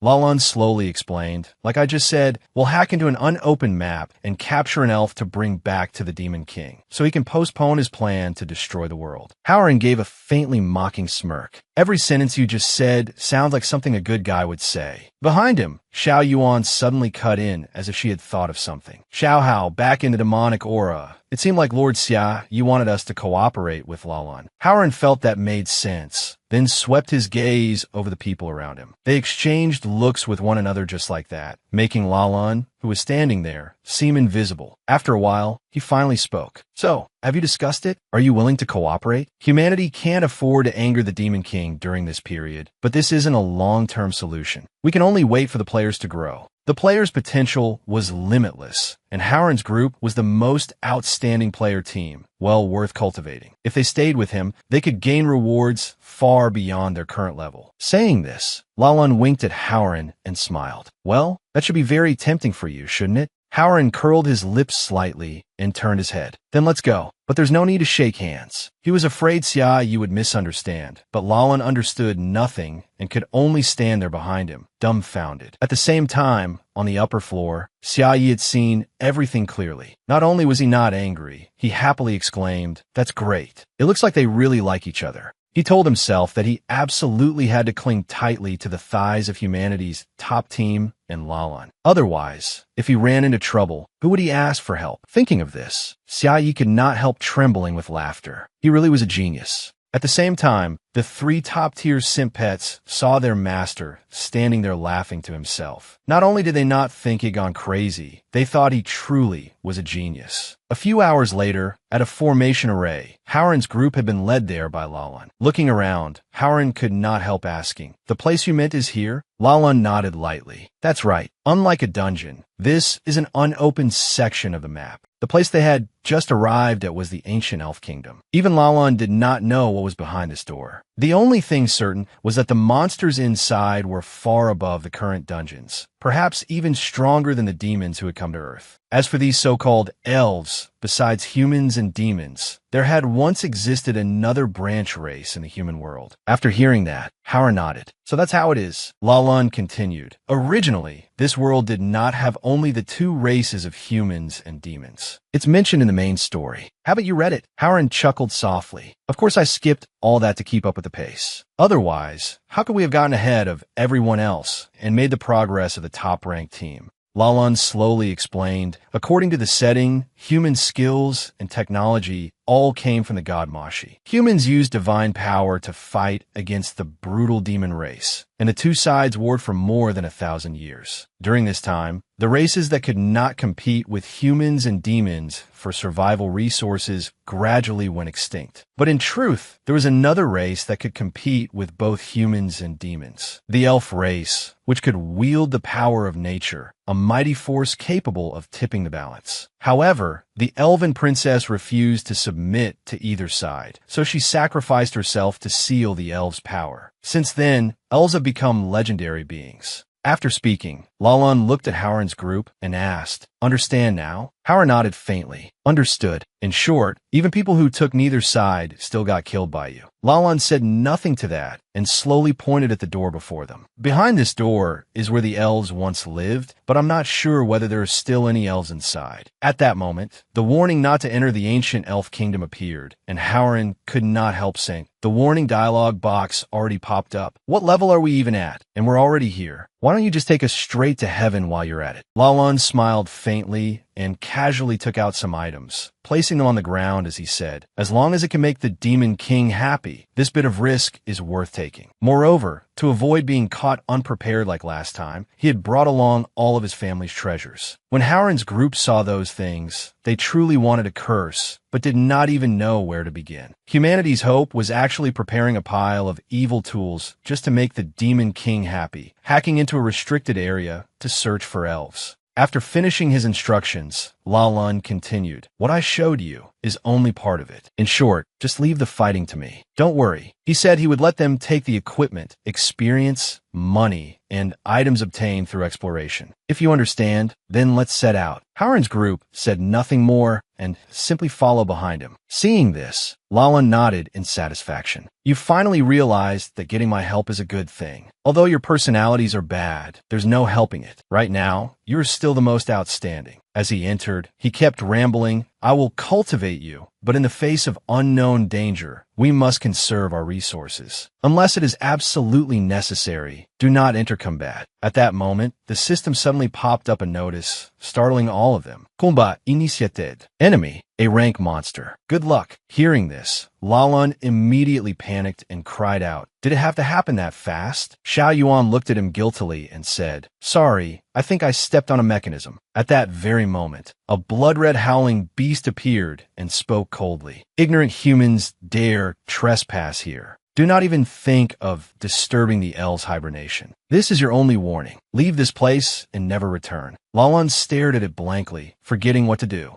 Seeing that they still had not left, the blood-red howling beast continued, "If you obey, I will spare your lives." The moment it finished speaking, Xiao Yuan suddenly lowered her head and said sincerely, "I'm sorry. It was all my fault. You can make me do anything, just please don't be angry," startling it badly. Only then did Lalun react and shout, "All of you get back. Leave it to me." Yet by the time he turned around, the four from Howren's group had somehow already retreated far away. He could not help feeling lonely, even though it was what he himself had asked for. But setting that aside, Lalun first needed to deal with the blood-red howling beast. Immediately, he took out the Li family's supreme treasure, an S-rank demon item, held breakthrough mode. In an instant, waves of energy light began pouring out without end. The blood-red howling beast could not help striking back, but the unending barrage of energy attacks forced it into a difficult position. Seeing this, Howren could not help sighing in admiration. He actually managed to suppress this boss. But why is humanity's hope using demon race items? As if feeling guilty, Xiao Yuan suddenly hesitated and asked, "Xiao Hao, do you think we should help him a little?" But only then did she notice that Howren was already sitting to one side, making a fire and eating dry rations. Xiao Yuan asked in confusion, "What are you all doing?" Howren replied indifferently, "Resting." "What?" Xiao Yuan's expression instantly turned ugly, and she said awkwardly, "You're acting way too naturally about this." At the same time, in the middle of the battle, Lalun suddenly appeared in monster form. In the next instant, he charged fiercely toward the blood-red howling beast, even though he only had 1% HP left. Seeing that, the blood-red howling beast immediately cried out in fear, "Don't come over here." But at almost that same moment,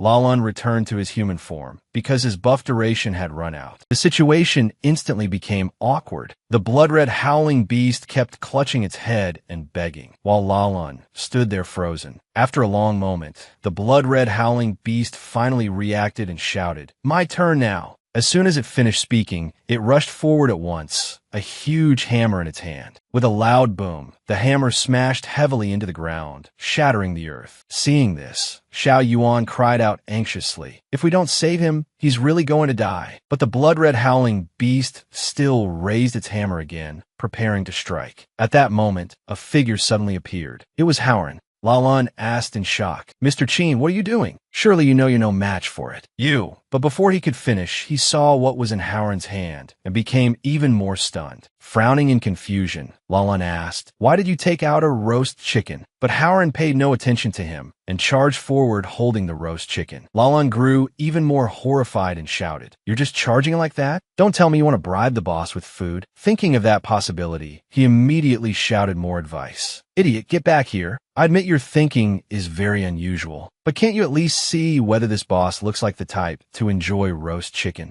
but Howard treated his words like the wind passing by his ears. The blood-red howling beast, on the other hand, was enraged by Howard's reckless behavior and snorted disdainfully. A level 26 brat is trying to show off here. Right after that, it raised its hammer again, intending to smash him flat. Yet Howard did not retreat in the slightest. He attacked using the enhanced roast chicken. The blood-red howling beast was caught completely off guard and was sent flying. Even its body was cut apart. Lalan stared at the scene in a daze. I don't understand. Over on Lu Jio's side, the group was incredibly excited. As expected of the divine artifact bestowed by Lord Xia Yi, it looked plain and low-key, but contained overwhelming power. Such a powerful divine artifact, and he had given each of them 20 of them. After Howard finished off the boss, Lalan could not help running over to question him. If you had something like that, why didn't you take it out earlier? Howard shrugged indifferently and replied, "Didn't you say yourself that you were fully prepared?" With a light snort, Lalan said in a deep voice, "I was fully prepared. Once my weakened state ended, I could have killed it. I'm very confident in my ability to take hits." Fine, let's go take a look at the reward for killing the leader.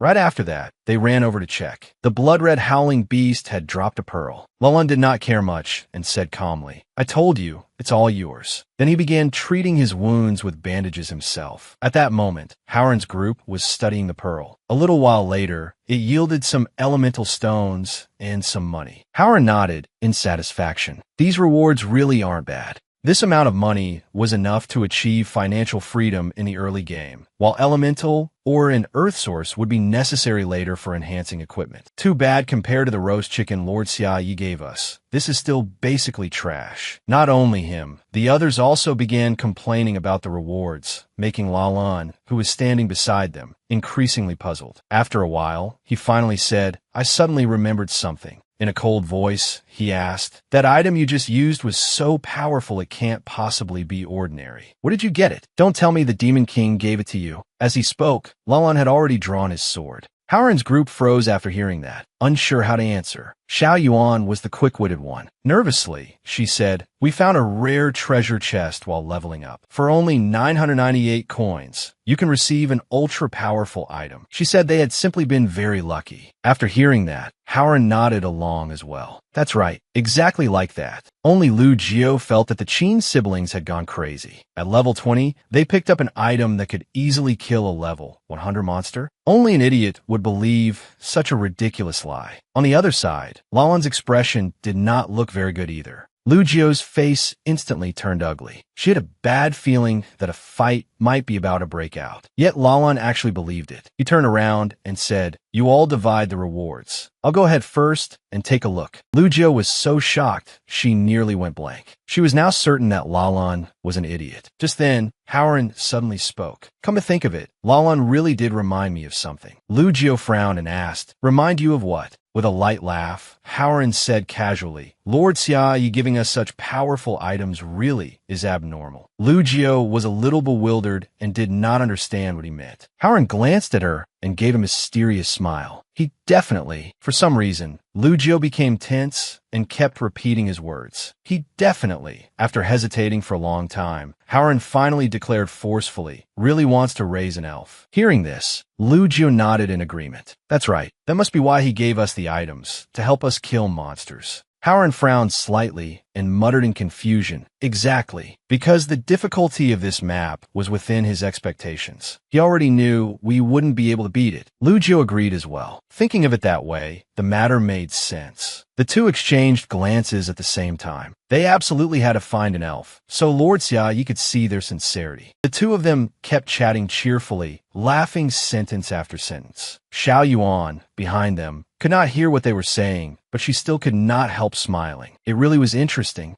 A little later, they had gone deeper inside, where they encountered the fallen throne guardian, also an A-rank boss. It looked at them and warned, "I absolutely will not allow you to take another step forward." As soon as it finished speaking, it charged ahead. But neither Lalan nor Howard was ordinary, and they quickly dodged its attack. It did not give up and lashed its tail at the two of them. Lalan used a spatial transfer item. In an instant, he closed in behind the fallen throne guardian and slashed at its tail. Its tail was severed just like that. But it was not over yet. Howard charged in using the enhanced roast chicken. At the same time, he activated his class skill and began crazily hurling trash at the fallen throne guardian. Being suddenly bombarded like that, it grew angrier and roared. Where did all these props even come from? But before it could finish, it saw a horrifying scene. Howard and Lalan were charging forward with swords in hand. Working together, they unleashed two sword strikes filled with immense power.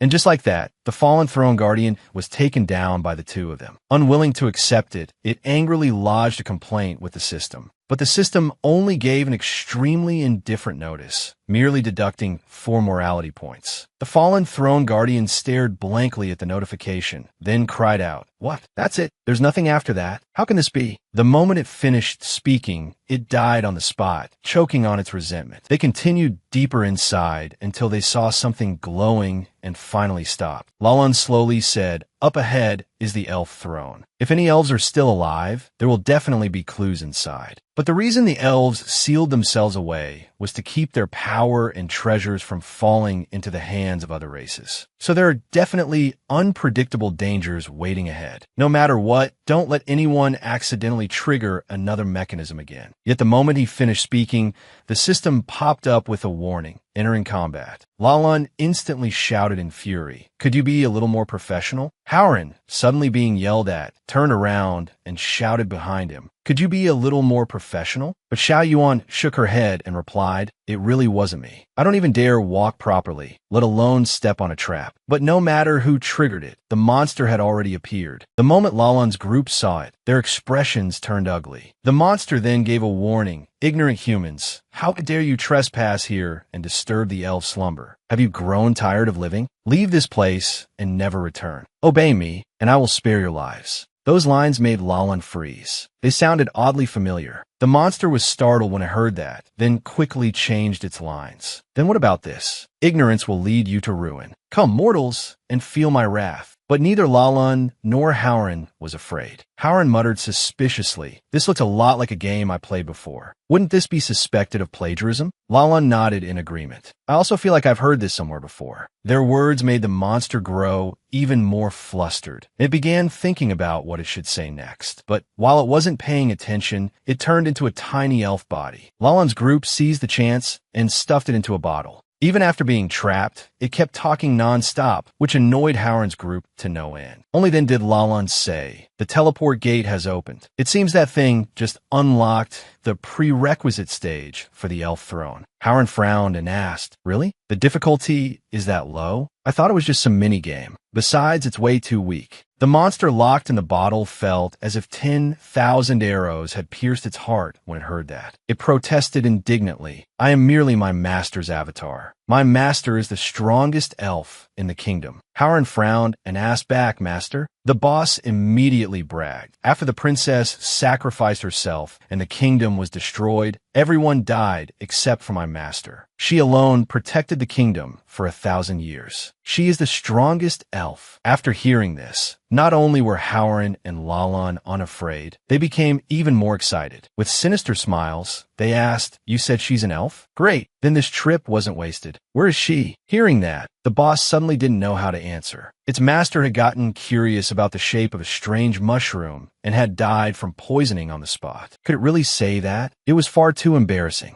A moment later, while hiding to one side, Lalan's group saw an elf appear. This was Mars, ruler of the ancient elf kingdom. But what they saw was only a soul. Xiao Yuan muttered in confusion. Could she already be dead? Howard didn't think so and shook his head. Would the Demon King really let us come all this way for nothing? No way. Lalan beside him also nodded in agreement. That's right, absolutely impossible. There are no signs of external injury. Elves are immortal, and there are no traces of battle within the throne. So it probably wasn't murder. After hearing that, Howard frowned and asked, "If it wasn't murder, then did she just get bored and decide to head to the afterlife?" Lalan didn't answer. He was frowning in thought when he suddenly saw Mars's body lying to one side. He immediately cried out excitedly, "I get it." He guessed that Mars had guarded the ruins alone for thousands of years and had been worn down by loneliness over the endless flow of time. gradually losing herself. Her soul had split off evil thoughts, while her body and good thoughts had both fallen into deep sleep. The condition for clearing the dungeon was to defeat the evil thoughts and awaken her. Mars's guardian was speechless after hearing that. He hadn't gotten a single thing right, and could that even be called a body? It was clearly a corpse. This guy had to be an idiot. Lalan, on the other hand, was full of confidence and raised his brows as he asked, "So how was my deduction?" The boss could only nod along and praise him. "Flawless reasoning. You're truly wise." With a light laugh, Lalan suddenly hesitated and said, "But this elf warrior is different from the A-rank monsters outside. Even I don't have confidence in defeating an S-rank powerhouse. What should we do?" Howard curled his lip. "I've already run out of props."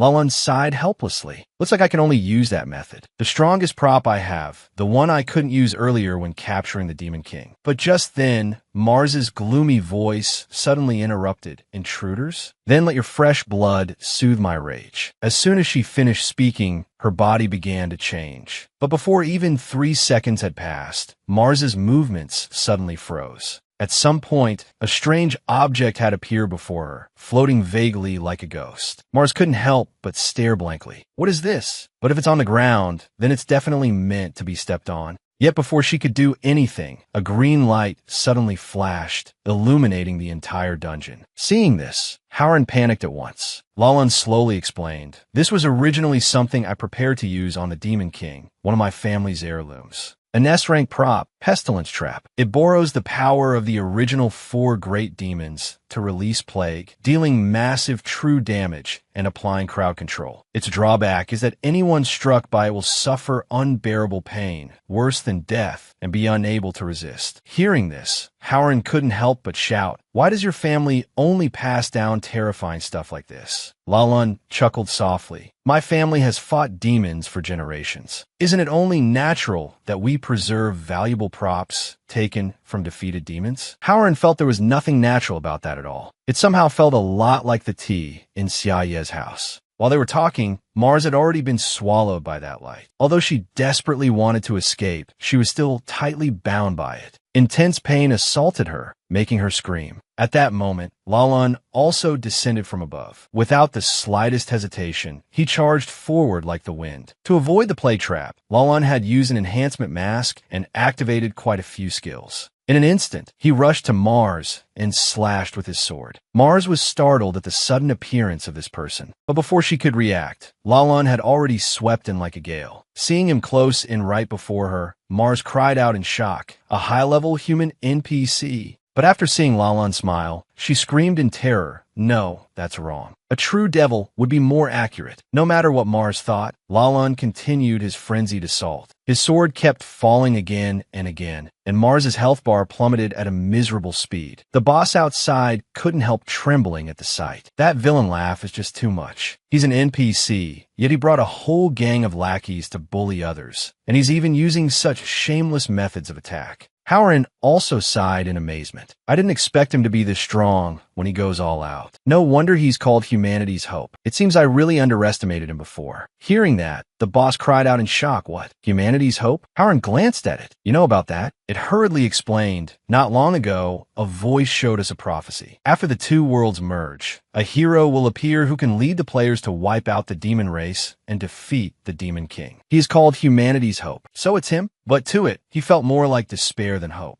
At that moment, Mars suddenly roared in fury, "Do not underestimate the will I have maintained for 1,000 years." Then she threw back her head and let out a cry, and a ring of powerful energy rapidly spread out. Lalan was blown backward by the impact. Frowning, he muttered, "Has the duration of the pestilence trap reached its limit already? What a pity. The damage was just a bit short. Mars still has a little HP left." Mars looked at Lalan, standing before her. She let out a cold, contemptuous snort. "How could we possibly let a human like you take away the child we protected with our lives? Is that so?" Lalan sneered. Then he swung his sword, instantly cleaving Mars's body in 2. She couldn't help spitting out fresh blood. Mars collapsed because of it, and the underground chamber fell silent once more. Lalan also lowered his sword. The battle was finally over. Howard jumped down from above and praised him with a wink. "Nicely done." Lalan looked at him and curled his lip. "Save the flattery. Search the corpse." Hearing that, the boss trembled with rage. Killing its master was one thing, but now they even wanted to grope the body. And someone like this could still be called hope? Then it vanished in despair. At that moment, Lalan suddenly said, "Strange. There's no reward." Even the little elf disappeared. This doesn't match the data. I suspect I defeated the boss the wrong way. Hearing this, Howren couldn't help sneering. Only now do you think there might be something wrong with your style? So what do we do next? Lalan thought for a moment, then glanced at Mars lying on the ground and said, "If it really doesn't work, then we'll just have to bring this back to the Demon King." Howren instantly exploded. "A dried corpse? Are you serious?" At that moment, the ground suddenly began shaking violently, startling all of them badly. Howren cried out in alarm. "Don't tell me your demonic words and behavior completely enraged the spirits in these ruins?" Lalan shook his head lightly in denial. "No, I probably touched the elf's seal when I moved the corpse." Howren had no idea when Lalan had already hoisted Mars onto his back. While the two of them were arguing, the ground kept shaking violently. This was the highest level of sealing art of the elves, and it was being lifted. At that moment, a ray of light suddenly opened. Lalan frowned slightly in confusion. "What is being released?" Howren hurriedly warned, "My God, put that thing down now while there's still time." While they were panicking, a crisp voice suddenly rang out, "Sister Mars." Immediately after, a girl emerged from within. This was the elf princess, Cece. She murmured timidly, "I can't sense Sister Mars." Where did she go? But the moment she finished speaking, she saw Mars lying over Lalan's shoulder. Cece shut down on the spot. Howren's group instantly stiffened in utter shock. They had finally managed to meet a living elf. So how had she cracked apart already? After thinking for a long while, Lalan finally said, "At this level of damage, I think she can still be patched up. At least she's in better shape than the one I'm carrying." Howren stared at him blankly and asked in a trembling voice, "That's the important part?" Lalan shook his head lightly and said calmly, "No, this is the important part. Hold the body for me. I brought glue." But before the two of them could do anything, Cece's body was suddenly enveloped by an energy. With a boom, the underground chamber exploded with a thunderous sound. That energy shot straight into the sky. By the time the light faded, Cece had been burned black like ash. Howren said helplessly, "Now what?" Lalan sighed. "Not even as good as the dried corpse." The more Howren looked, the more upset he became. Covering his eyes with one hand, he said angrily, "Stop talking about the dried corpse already. Did we really fail at the very last moment?" And Lu glared at him from behind, as if saying, "You still dare face the Demon King after failing the mission? I'd rather kill you first and then kill myself." At that moment, Lugio suddenly suggested, "I'll go search the entire ruins first and see if anyone else is still alive." Xiao Yuan also said she wanted to go, and Lu followed as well, and had even put away the knife. Only then did Howren finally breathe a sigh of relief. At that moment, Lalan suddenly noticed something glowing red from Cece's chest. He cried out in shock.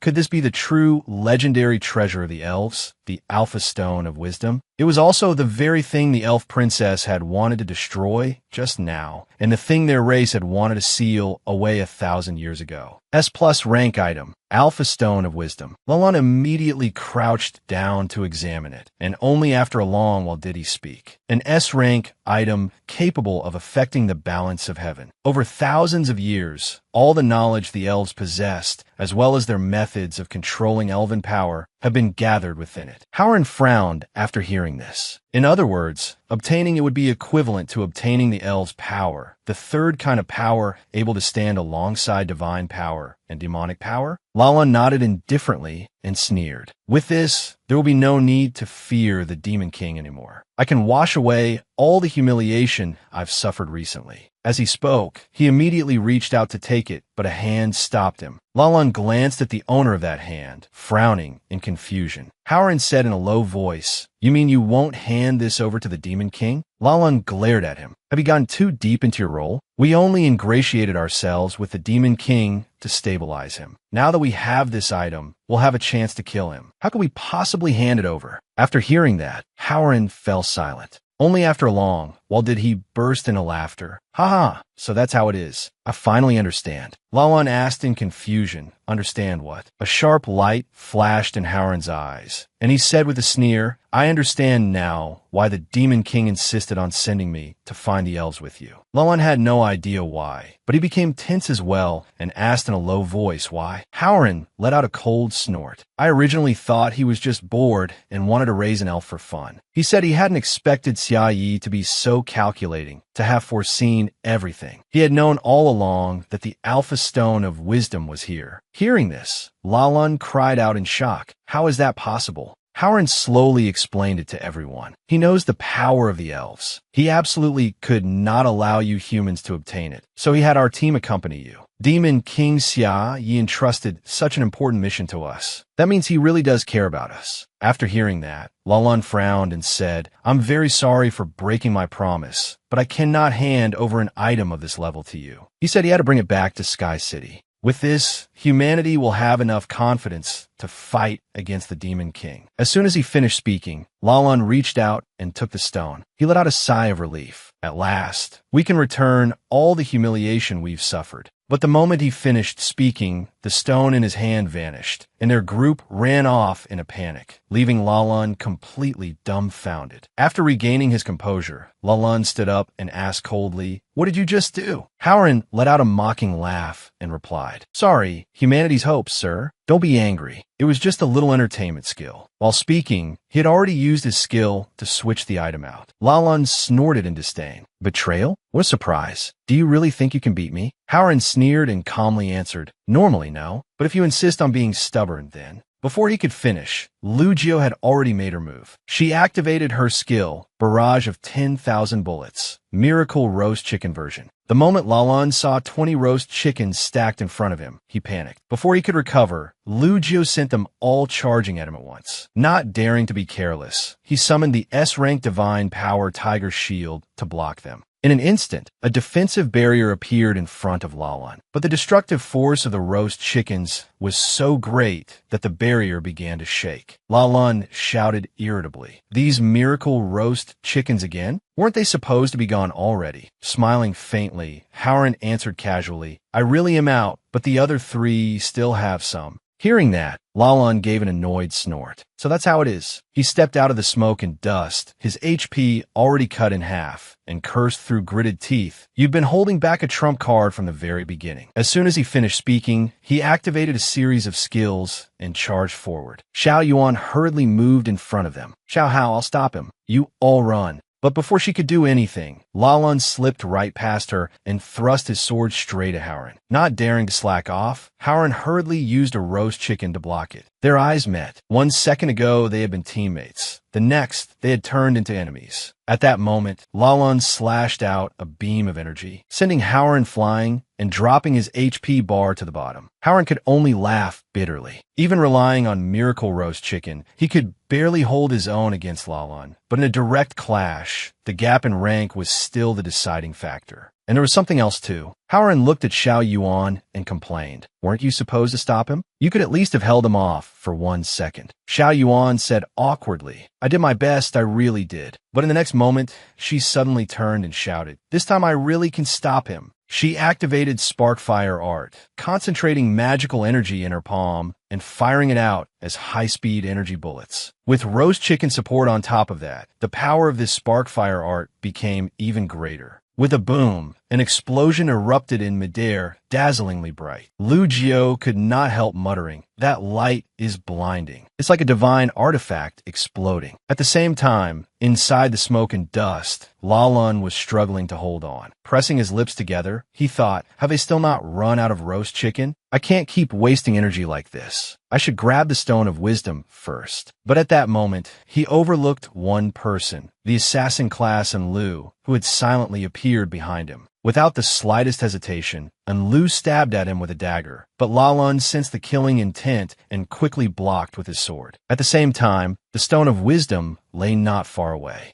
The moment Howren saw it, he panicked. He had just been knocked flying over there. Immediately, he shouted a warning. Enlu, grab the stone first. Got it. Enlu agreed at once and reached for it, but Lalan was not idle either. He snorted coldly. Don't even think about it. Then he rushed forward at top speed. Lalan was just a little faster than Enlu, and the stone was about to fall into his hand. But at that moment, a foot suddenly shot out. No one knew when Lu Jio had rushed over and kicked the stone away. She shouted, "Captain, catch it!" Howren immediately lunged forward. He could still get it. Seeing this, Lalan could not help growing furious, and the stone was about to fall into Howren's hands. At the same time, Xiaoyu was lounging comfortably at home, completely unaware that somewhere in the darkness, a group of people were exhausting themselves over him. Xiaoyu was fixing a TV for his two pets to watch. He had never expected that after raising his engineering production skill to master level, he would even be able to repair TVs. It seemed he could save a lot on repair costs in the future. Surviving in this world really wasn't easy. He had to budget carefully. As Xiaoyu wondered what he should train next, he walked into the weapon room.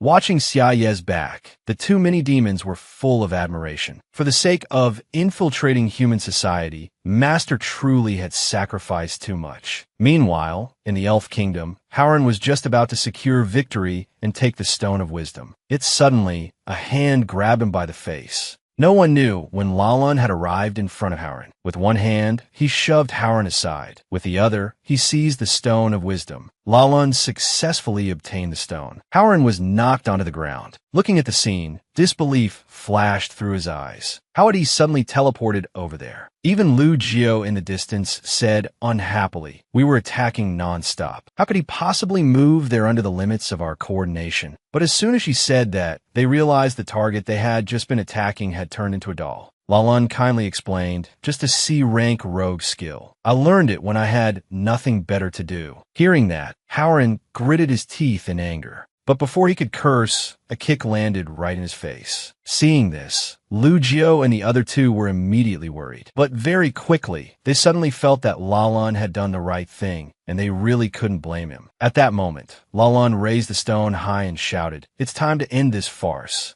As soon as he finished speaking, brilliant streaks of lightning appeared throughout the dark underground chamber. Seeing this, Lu Jio and Enlu immediately pulled out roast chickens to block them. Bolt after bolt of lightning struck down, and they could only struggle to endure it. But before long, their HP bars had dropped to the bottom. Lu Jio could not help exclaiming, "So this is the power of the Alpha Stone of Wisdom? Even the roast chickens Lord Demon King gave us can't hold up against it." Lalan ignored them and walked over to Howren. "I thought we got along pretty well." Howren looked a little dazed. What was he talking about? Lalan continued, "As one of humanity's top players, you're risking your life for the Demon King to this extent. Aren't you ashamed?" Only then did Howren realize what he meant. With a light laugh, he replied, "Do you really have a right to say that to me?" Lalan frowned slightly and said in a deep voice, "No matter how much humiliation humans suffer, one day they will rise again. I have never doubted that humanity's prophecy would come true." Howren sneered, "I'm quite doubtful about that." Hearing that, Lalan was momentarily stunned and did not know how to respond. After thinking for a while, he turned and left. Watching his back, Howren asked in confusion, "You're not going to kill us?" Lalan replied indifferently, "There's no need. No matter how far you've sunk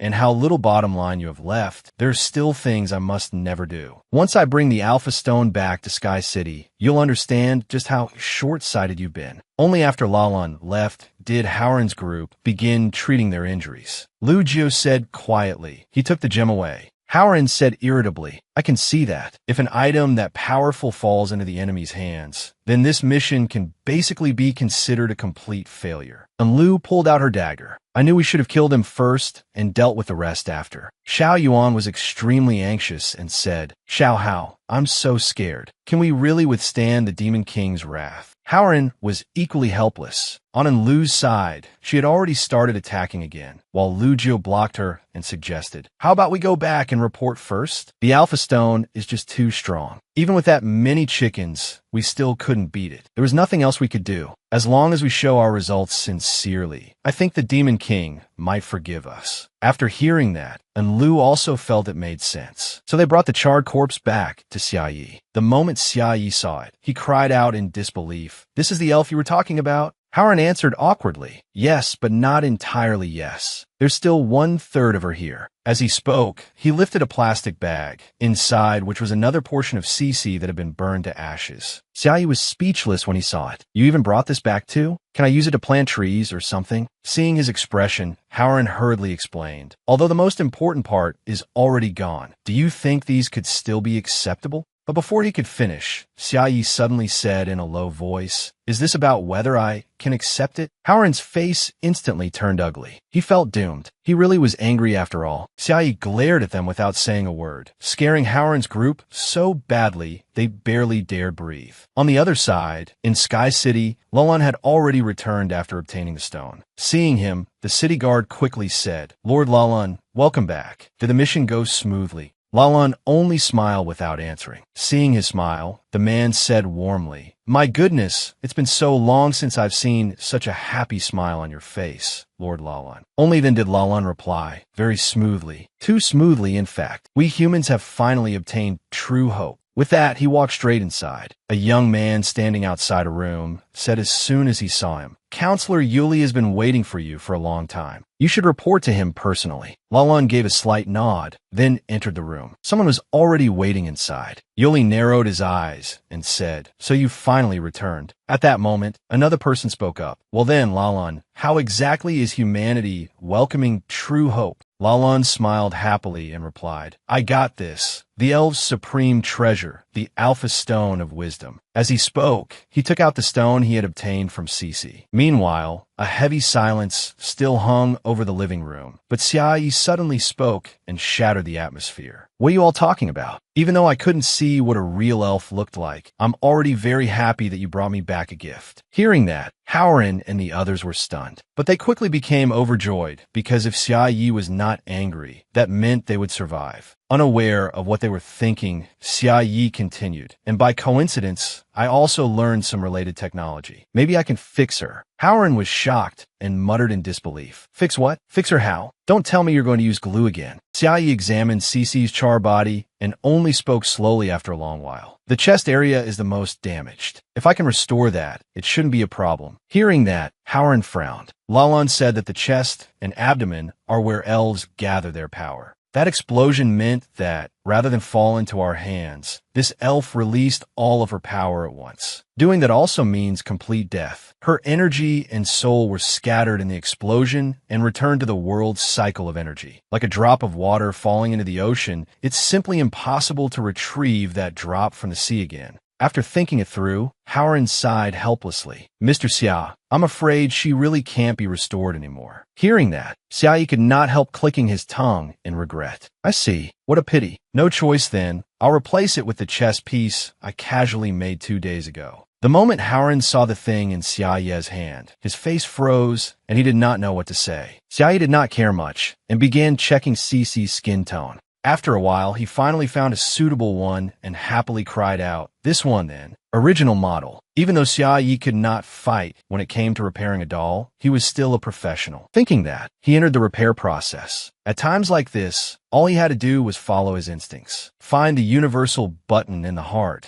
return every operation to its original essence, and simplify all complexity. Xiaoyi took a deep breath and shut his eyes in extreme concentration until the screen displayed a prompt telling him to press F to complete the repair. Xiaoyi felt that this was the moment, and without hesitation, he pressed it. A light burst out from Cece's body. Seeing this, Howard froze and cried out, impossible! The energy is gathering back inside her body. Before long, Cece's body had returned to normal, and she awoke from her unconscious state. But the moment she opened her eyes, she saw Xiaoyi standing in front of her. Cece could not understand why the Demon King was here. And when she looked down at her chest, she was even more shocked. It was damaged? Why was it flattened too? Cece's face went blank, and she instantly went offline again. This time, she truly did not want to wake up anymore. Don't save me, please. Beside her, Howard had watched the entire thing and was so stunned, he turned rigid. She had absolutely come back to life just now. What kind of heaven-defying power was this? Completely overturning the laws of energy circulation. Truly an omniscient, omnipotent existence. At that moment, Xiaoyu was staring blankly at Cece. But then he sensed Howren's gaze, turned his head, and smiled. I didn't expect the souvenir doll you brought back to look so real. I like it a lot. Howren froze all over again. What had he just said? A doll? He nearly spat on the spot. The elven princess coveted by the human faction was, in Xiaoye's eyes, nothing more than a souvenir doll. As for Enlu, she felt as if an entirely new world had opened up before her. She finally understood Xiaoye's preferences. A rare elven princess falling into Xiaoye's hands could only become a doll for him to play with. He seemed indifferent on the surface, but in truth he was incredibly passionate, full of playful taste. While Enlu's thoughts were running wild, Howren spoke again. I also bought this at the souvenir shop. Please accept it. As soon as he finished, a pearl-like gem appeared in his hand. Xiaoyu reached out and took it, then examined it for a moment. Only after a long while did he say, "Interesting. I think I can modify it and put it by the door as an alarm bell." Xiaoyu said that if this thing was useless to them, then he would respectfully accept it rather than refuse. But he had nothing suitable to give back in return. While they were talking, Cece cracked her eyes open again. She had finally realized that these humans had used her in a deal with the Demon King. She wanted to hear what could possibly be more precious than herself, something worth betraying their race to obtain. So Cece pricked up her ears and listened. At that moment, Howren smiled and said, "We've finished all the roast chicken. It was really incredible." Hearing that, Xiaoyu was delighted. "As long as you liked it, that's good." As he spoke, he took out another chicken for Howren. "I also have a higher grade salt-baked chicken. You can have that too." When Cece heard that, she was first shocked, then furious. She was the dignified elven princess, and yet they had traded her away for a few chickens. Unable to help herself, Cece sniffed at it. She had to admit it smelled really good, and she unconsciously started drooling. But the smell was not the main point. The main point was that she had fallen into the Demon King's hands. What was she supposed to do now? While Cece was deep in thought, Howren and Enlu had already left Xiaoye's house. At that moment, Lujia walked over and asked, "How did it go?" Without even turning around, Howren pursed his lips and said, "So you girls came back." Lujia looked at them calmly and said, "We split into two groups. We were in charge of preparing the funeral arrangements, weren't we?" From behind her, Xiao Yuan cheerfully boasted, "Sister Xiao, how was amazing. She used the money we got to buy a grave plot in a great location. Even if Lord Demon King kills us, at least we won't end up as wandering ghosts." Howren shot her a glance, unsure whether he should praise her or not. In the end, he sighed and said, "Lord Demon King had no intention of blaming us at all." Xiao Yuan nodded lightly. "Got it. I'll go return it now." But before she could run off, Lu Jiu grabbed her and stopped her. "Keep it. In the apocalypse, we'll need it sooner or later." Then she glanced at Howren and asked, "So what exactly happened?" Howren chuckled and explained, "Who would have thought the elf we risked our lives to bring back was just a doll? He was so happy that he even rewarded us with 10 salt-baked chickens." As soon as Lu Jiu heard that, she cried out in disbelief, "What? A new divine artifact? And 10 of them?" Howren nodded indifferently, then said excitedly, "That's right. His power really gave me a whole new understanding. It makes you feel, without even realizing it, that we really chose the right side." At the same time, over in Sky City, Lalun was showing off his achievement. "I got this, the Alpha Wisdom Stone," but his hand was empty, leaving everyone in the room baffled. Some thought Lalun had made a mistake, while others thought it might be some kind of stone only smart people could obtain. But after hearing their discussion, Lalun looked at his own hand in shock. Panicked, he cried out, "How did this happen? It was in my hand just a second ago. It suddenly turned into energy and got sucked away, and then it vanished." Hearing that, the people in the room realized they had guessed wrong. Just then, the silent View Li suddenly spoke. "Enough. The elven princess has revived. The Alpha Stone belonged to the elves. It's only natural that it returned to her." Lalun stared at him in disbelief. "What? You're saying the elven princess has come back to life?"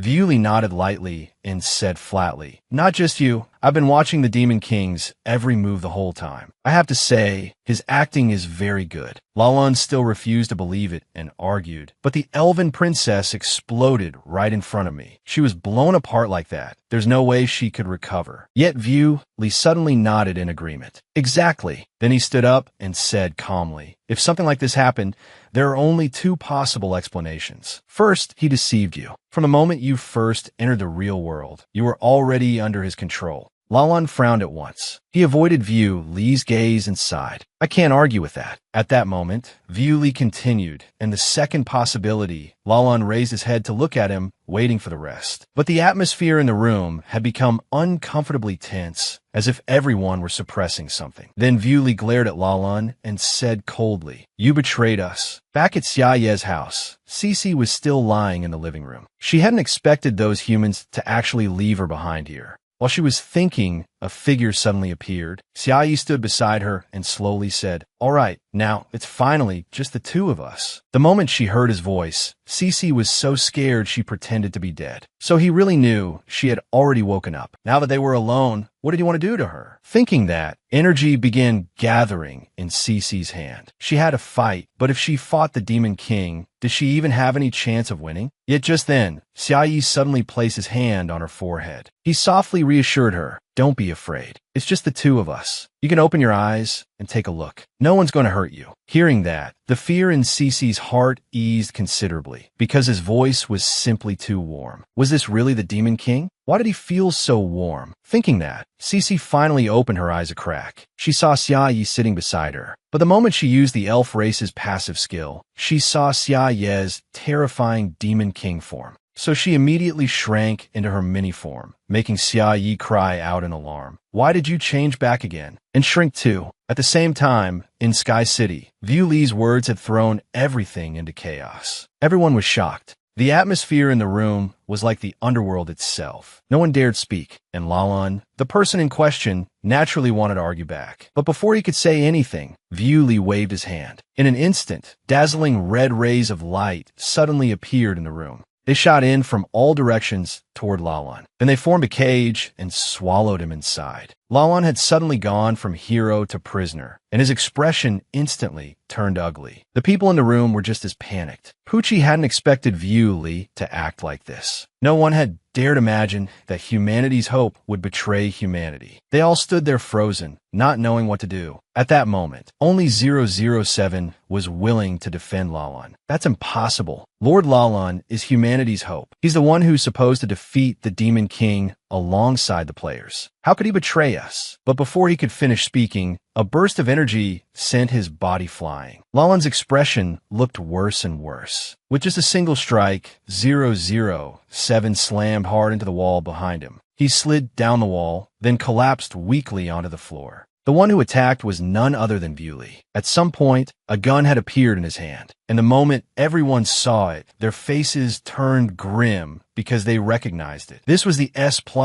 rank divine artifact bestowed upon them by the gods, Demon Slayer number 3. It could borrow the power of the gods, Creator Lord. No one could withstand that kind of strength. Naturally, an ordinary person like 007 had no chance of resisting it. Staggering to his feet, he then walked in front of View Li and respectfully said, You're right, Lord View Li. View Li sneered. That's more like it. Seeing this, Lalan flew into a rage. Gritting his teeth, he said, View Li, but before he could finish, View Li aimed the gun at him again. Someone couldn't help but speak up to dissuade him. Isn't this a bit inappropriate? View Li remained calm. Special times call for special measures. Everything is already beyond our control, so we must take stronger action. Whether he betrayed us or not, we'll know by checking the low-level code. As he spoke, he was already about to pull the trigger. At the same time, at Xia Ye's house, he was preparing to go out. Bao Bao followed behind him and let out a cry. Xia Ye immediately stopped walking. He frowned and asked, You want to know what I'm going out for? I'm going to get this elf doll appraised. I don't know why, but no matter what I do, it won't turn back into a person. I'm worried it might be broken, so I'm going to the shop to ask. Hearing that, Bao Bao let out another miserable meow, looking pitiful beyond words. Xia Yi sneered and said flatly, Stop fooling around. Stay home and guard the house properly. I'm counting on you to watch it. Don't let mice in. Then he decisively slammed the door shut. You really wouldn't know until you stepped outside. The sky had already gone dark. Xia Yi stared at the rather frightening sky in surprise.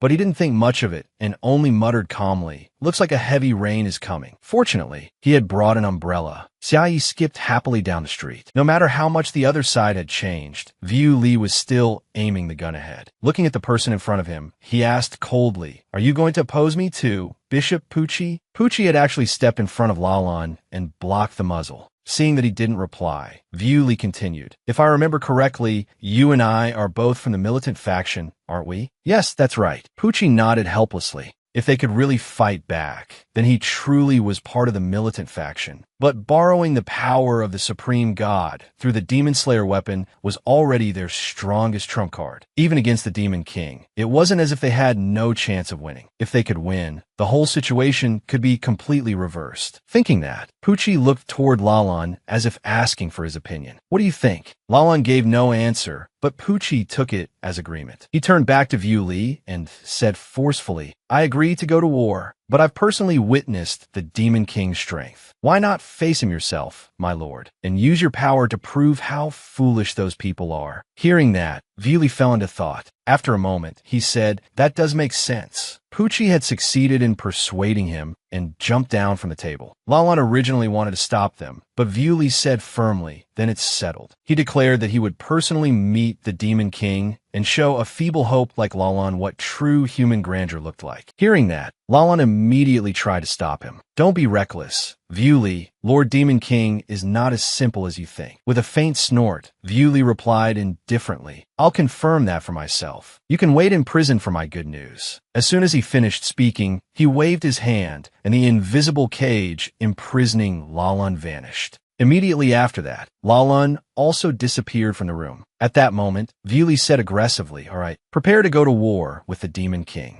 He ordered all Game World Service functions in the Kurami region, such as shops and trading, to be shut down. All NPCs were to be evacuated from the safe zone. Even Belgang was to be shut down, though whether it was closed or not probably made no difference. After all his orders were given, Demon Slayer number 3 also appeared above Sky City. It aimed directly at the safe zone and prepared to fire. Standing inside the building, Pucci looked at Viu Li and asked, "Lord Viu Li, are you planning to abandon the safe zone?" Viu Li answered flatly, "Kurami is about to become the Demon King's final dungeon anyway, so what's the point of keeping it?" Pucci felt that made sense. This time, it seemed they were serious. If they won, maybe he could even get back his retirement pay. At that moment, Viu Li immediately gave the order, "Army, march out with me. Even if we can't kill the Demon King, we must seize the elf." On top of that, he wanted to contact the media and arrange a global live broadcast so people all over the world could witness what true hope looked like. Meanwhile, when Xiaoyi arrived at the appraisal shop, he saw a huge closed sign hanging on the door, and his expression immediately stiffened. He frowned slightly and sank into thought. In the end, Xiaoyi concluded that it must be because of an official holiday. But just then, he noticed a crowd of people scrambling away in a panic. Xiaoyi still didn't realize anything was wrong. He simply assumed they were all heading out for holiday travel. While he was letting his thoughts wander, a young man suddenly shouted a warning, "Hey you, why are you still standing there? Belgang just shut down, run." Hearing that, Xiaoyi frowned in thought, but very quickly his eyes lit up. He figured that even the system divine artifacts were on holiday. This game world really had amazing benefits. Just then, a flyer suddenly drifted down to Xiaoyi's feet. At first, he didn't pay attention to it, but the information on it caught his eye. Xiaoyi, the housing prices had actually fallen. He finally realized how serious the matter was. While he was sinking into despair over the failure of his real estate investment plan, Xiaoyi failed to notice someone approaching. By the time he realized it, he was already surrounded. Viu Li, standing at the front, spoke first. "We finally found you."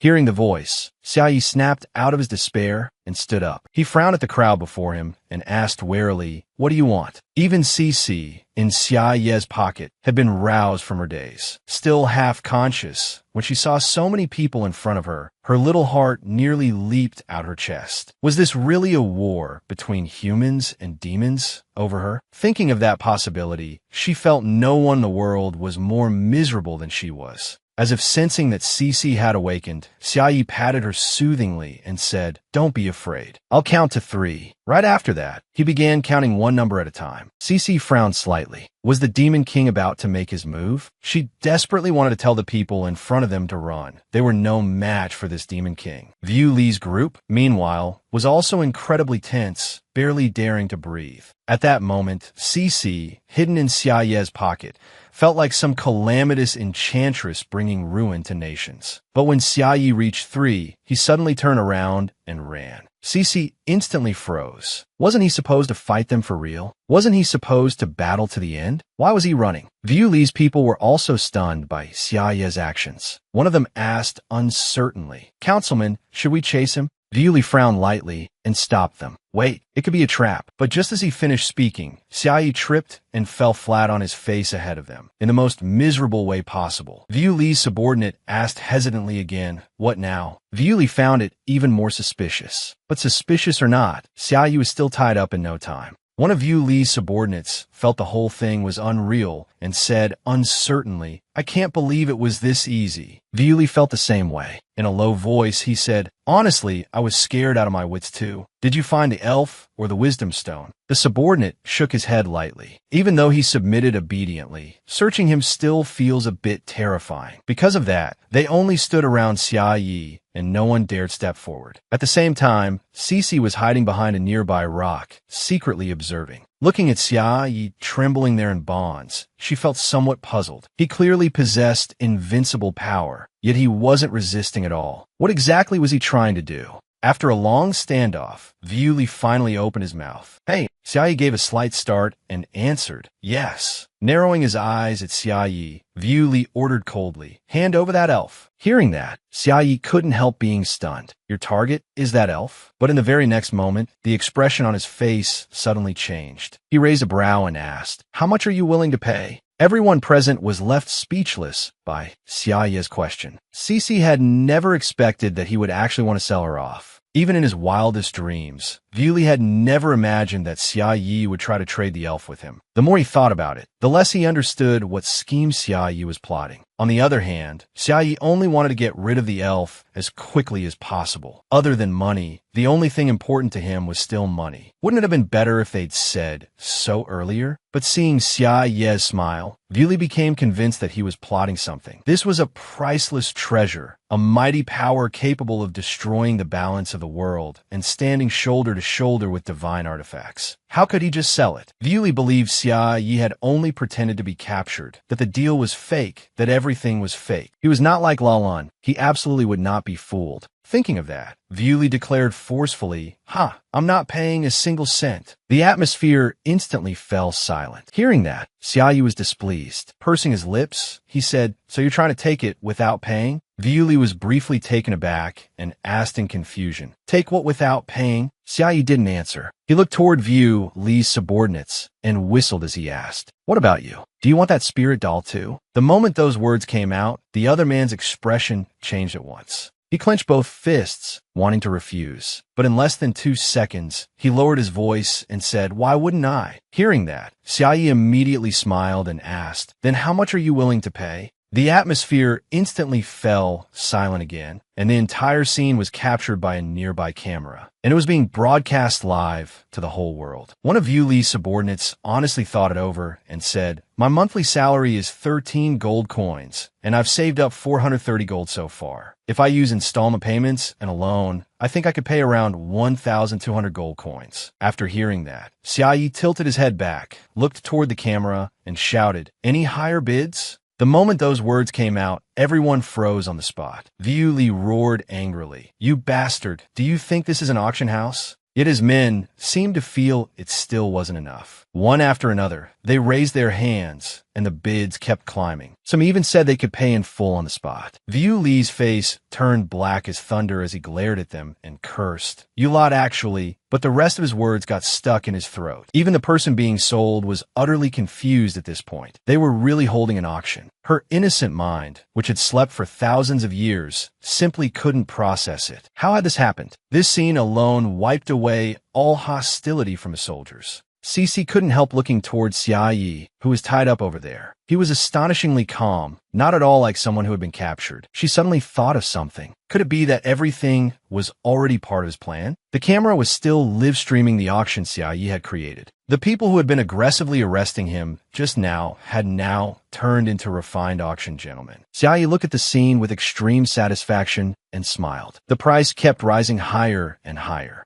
Truly, it was the most beautiful music in the world. Thinking of this, he became even more pleased with himself and laughed loudly before shouting again. Any higher bids? One of Yu Li's subordinates checked the online reaction, then after a long pause cried out in panic, "Councilman, people online have started joining the bidding too." Yu Li broke out in a cold sweat when he heard that, and the man hurriedly explained, "Because you arranged a global live broadcast, people all over the world have seen the auction." The more Yu Li listened, the angrier he became. He shouted furiously, "Absurd! How could these new players possibly understand the value of an elf?" His subordinate then informed him of an extremely troublesome fact. The netizens really don't know. They just think she's pretty. Yu Li stiffened on the spot. Please forgive this old-fashioned man for not understanding such reasoning. The more he thought about it, the more dissatisfied he became, and he suspiciously asked, "Even so, where are they getting the money to bid?" His subordinate hurriedly explained, "They're crowdfunding." Hearing this, everyone's faces showed alarm at once. Cece, on the other hand, looked a little dazed. She had no idea what that even meant. This child abandoned by time did not know what crowdfunding was. To explain a little, so-called crowdfunding was an investment model in which investors put money into projects, companies, and ventures and receive corresponding responsibilities and certain rights in return. At this moment, money from all over the world was flowing here. Yu Li sensed that things were going badly and immediately ordered, "Shut down the live stream." Right now, immediately. Outside, Cece couldn't stop marveling. Not only had he dissolved the enemy army's hostility and fighting spirit, he had even united people all over the world. This demon king truly was different. At the same time, Xiaoyi was also very happy about it. Wholesale souvenirs from the dungeon shop, then sell them to these soldiers, and even live stream it. He had never expected there to be such a profitable business opportunity. He wondered if he could get Howren to go restock from the souvenir shop. Then everyone could get rich together. At this moment, Howren was out doing a mission with his group when he suddenly sneezed, startling everyone. He immediately assumed that Lord Demon King must be thinking about him. Back at the chaotic battlefield, Cece tiptoed over from afar and cautiously called out, "Mr. Xia." Xiaoyi turned his head to look at her. In a low voice, Cece asked, "Do you really want to sell me?" Hearing that, Xiaoyi suddenly didn't know how to answer. After hesitating for a long while, he finally said helplessly, "I just want to survive too." Yu Li's group looked so ferocious. Xiaoyi said that if he didn't hand Cece over, they would use force to take her. Hearing that, Cece asked in confusion, "Why not resist?" With a light laugh, Xiaoyi said calmly, "Violence only breeds even more violence." He had already imagined what would happen if he resisted. He would definitely get beaten up by all of them. How could he dare? But Cece understood it in a different way. It was only a simple sentence, yet explained why the world had been mired in war. She never expected him to think like this, to personally cut off the tragedy of alliance warfare that had lasted for thousands of years. Cece felt that Xia Yi was the most compassionate demon king among all demon kings. This was true character. Thinking of this, determination appeared in her eyes. She spoke forcefully. "If it's you, then perhaps you really can create a peaceful world without bloodshed." Xia Yi froze when he heard that. What was she trying to say? Ignoring his reaction, Cece continued, "For such a world, I am willing." Xiaoyi felt that she really was an adorable little elf. But that thought was quickly thrown aside, because he heard someone bid 5,400 gold. Cece, however, felt unhappy. That number had already been repeated 3 times. That meant she had been sold for 5,400 gold. And the one who had offered that amount was Yu Li. But he was not happy at all. In order to get the Elf Stone of Wisdom into his hands, he had fought against worldwide crowdfunding with the strength of a single man. Even if it bankrupted him, it could still be called the act of a warrior. One thing did make Yu Li happy, though. If he could seize the elf and add Demon Slayer number 3, then both the council and the whole world would be in the palm of his hand. So Yu Li forced himself to hold on. Victory was right before his eyes. But when the transaction was made, although the money had been transferred to Xia Yi, the deal itself failed. A notification appeared, stating that the Elf CC had already formed a soul bond with Xia Yi and could not be traded. This left Yu Li somewhat bewildered. He lowered his head and looked at mini-sized CC lying in his hand. She seemed to be murmuring some kind of incantation, and the more Yu Li listened, the uglier his expression became. Immediately afterward, Cece jumped into Xiaoye's hand and bowed her head in salute. The contract is established. From now on, you are my master. Forced into a contract out of nowhere. Xiaoye looked up and gave an awkward smile. Sorry, big brother. I didn't know this would happen either. But those words only made View Li even more unhappy. Grinding his teeth, he cursed, so you dared play me. You really were playing me. Seeing his murderous expression, Xiaoye couldn't help stepping back, waving his hand as he explained, Big brother, I really didn't do it on purpose. Big brother, listen to my explanation. But View Li refused to listen, making Xiaoye's expression grow even more fearful. Yet Cece, perched on Xiaoye's head, only added fuel to the fire. What's done is done. Give up already. Stop fantasizing about me. Besides, to be honest, you're too old. Not my type. Xiaoye nearly choked when he heard that. Helplessly, he said, That's not what I wanted you to say. View Li grew even angrier and pointed his gun at Xiaoye, making him freeze in fright. He snorted coldly and said, Enough. Whatever you have to say, you can say it after taking one of my shells. The moment those words fell, the ultimate weapon in the skies above Sky City began charging. By coincidence, Bao Bao was near a window at that moment. The moment it looked up, it saw that weapon aimed directly at the safe zone. At the same time, inside the control room, the personnel there had already received View Li's order. They were now controlling Demon Slayer number 3 and locking onto the target. In an instant, the safe zone was overshadowed by the weapon. The moment people saw it, panic broke out and they began running. At that moment, the cannon was set and 007 inside the control room was about to press the button. But before he could press it, a pair of tiny little legs stopped him. The one who blocked him was Bao Bao, the Demon King's close pet. The moment 007 saw it, he instantly came back to his senses. Bao Bao snorted coldly. Don't go pointing strange things at other people's homes. But just as it finished speaking, a beep sounded, leaving both man and cat dumbfounded. Startled, Bao Bao whipped around to look, then stared blankly at 007 and asked, This thing can be pressed? While everyone was talking, Demon Slayer number 3 had already fired a powerful beam of energy. The people in the safe zone saw the energy from the sky hurtling down and fled in panic. In their eyes, the city was about to be destroyed. In the blink of an eye, the energy beam was about to strike the ground of the safe zone. But another stream of energy suddenly appeared in the sky. View Li's eyes could not help turning toward it. Demon Slayer number 3's energy cannon had stopped. Moreover, it seemed to be getting pulled back. View Li had guessed right. The energy blast was now being sucked back in. For some unknown reason, the whirlpool of energy gathered into one place. It flew toward Demon Slayer number 3's control room. Then all of it poured into Bao Bao's body. Seeing this scene, 007 panicked. How is this possible? That was the creator-level power, the most supreme and most powerful force in this world. And yet a little kitty had gulped it all down whole. Who could believe something like that? Bao Bao seemed to have eaten its fill and let out a long, satisfied burp. It even rubbed its round belly and said, The taste is actually not bad. The more 007 watched, the more horrified he became, so frightened that all color drained from his face. Only after dealing with that energy cannon did Bao Bao turn back to look at 007. It said coldly, You can bombard anywhere on this map, but aiming at my home is really a little rude. 007's face turned black as thunder as he collapsed to the floor. In a broken voice, he asked, What exactly are you? Why do you also possess creator-class abilities? With a faint snort, Bao Bao said coldly, You should be asking what kind of existence my master is. It said that it was only a cat the Demon King kept to guard the house. Hearing that, 007 was completely stunned and unable to utter a single word. Right at that moment, a wave of energy suddenly spread out. The sky over Sky City instantly erupted with a booming explosion. Flames and smoke filled the air, creating an intensely dazzling light across the sky. The people below had just escaped danger, only to witness this scene and cried out in fear, What happened now?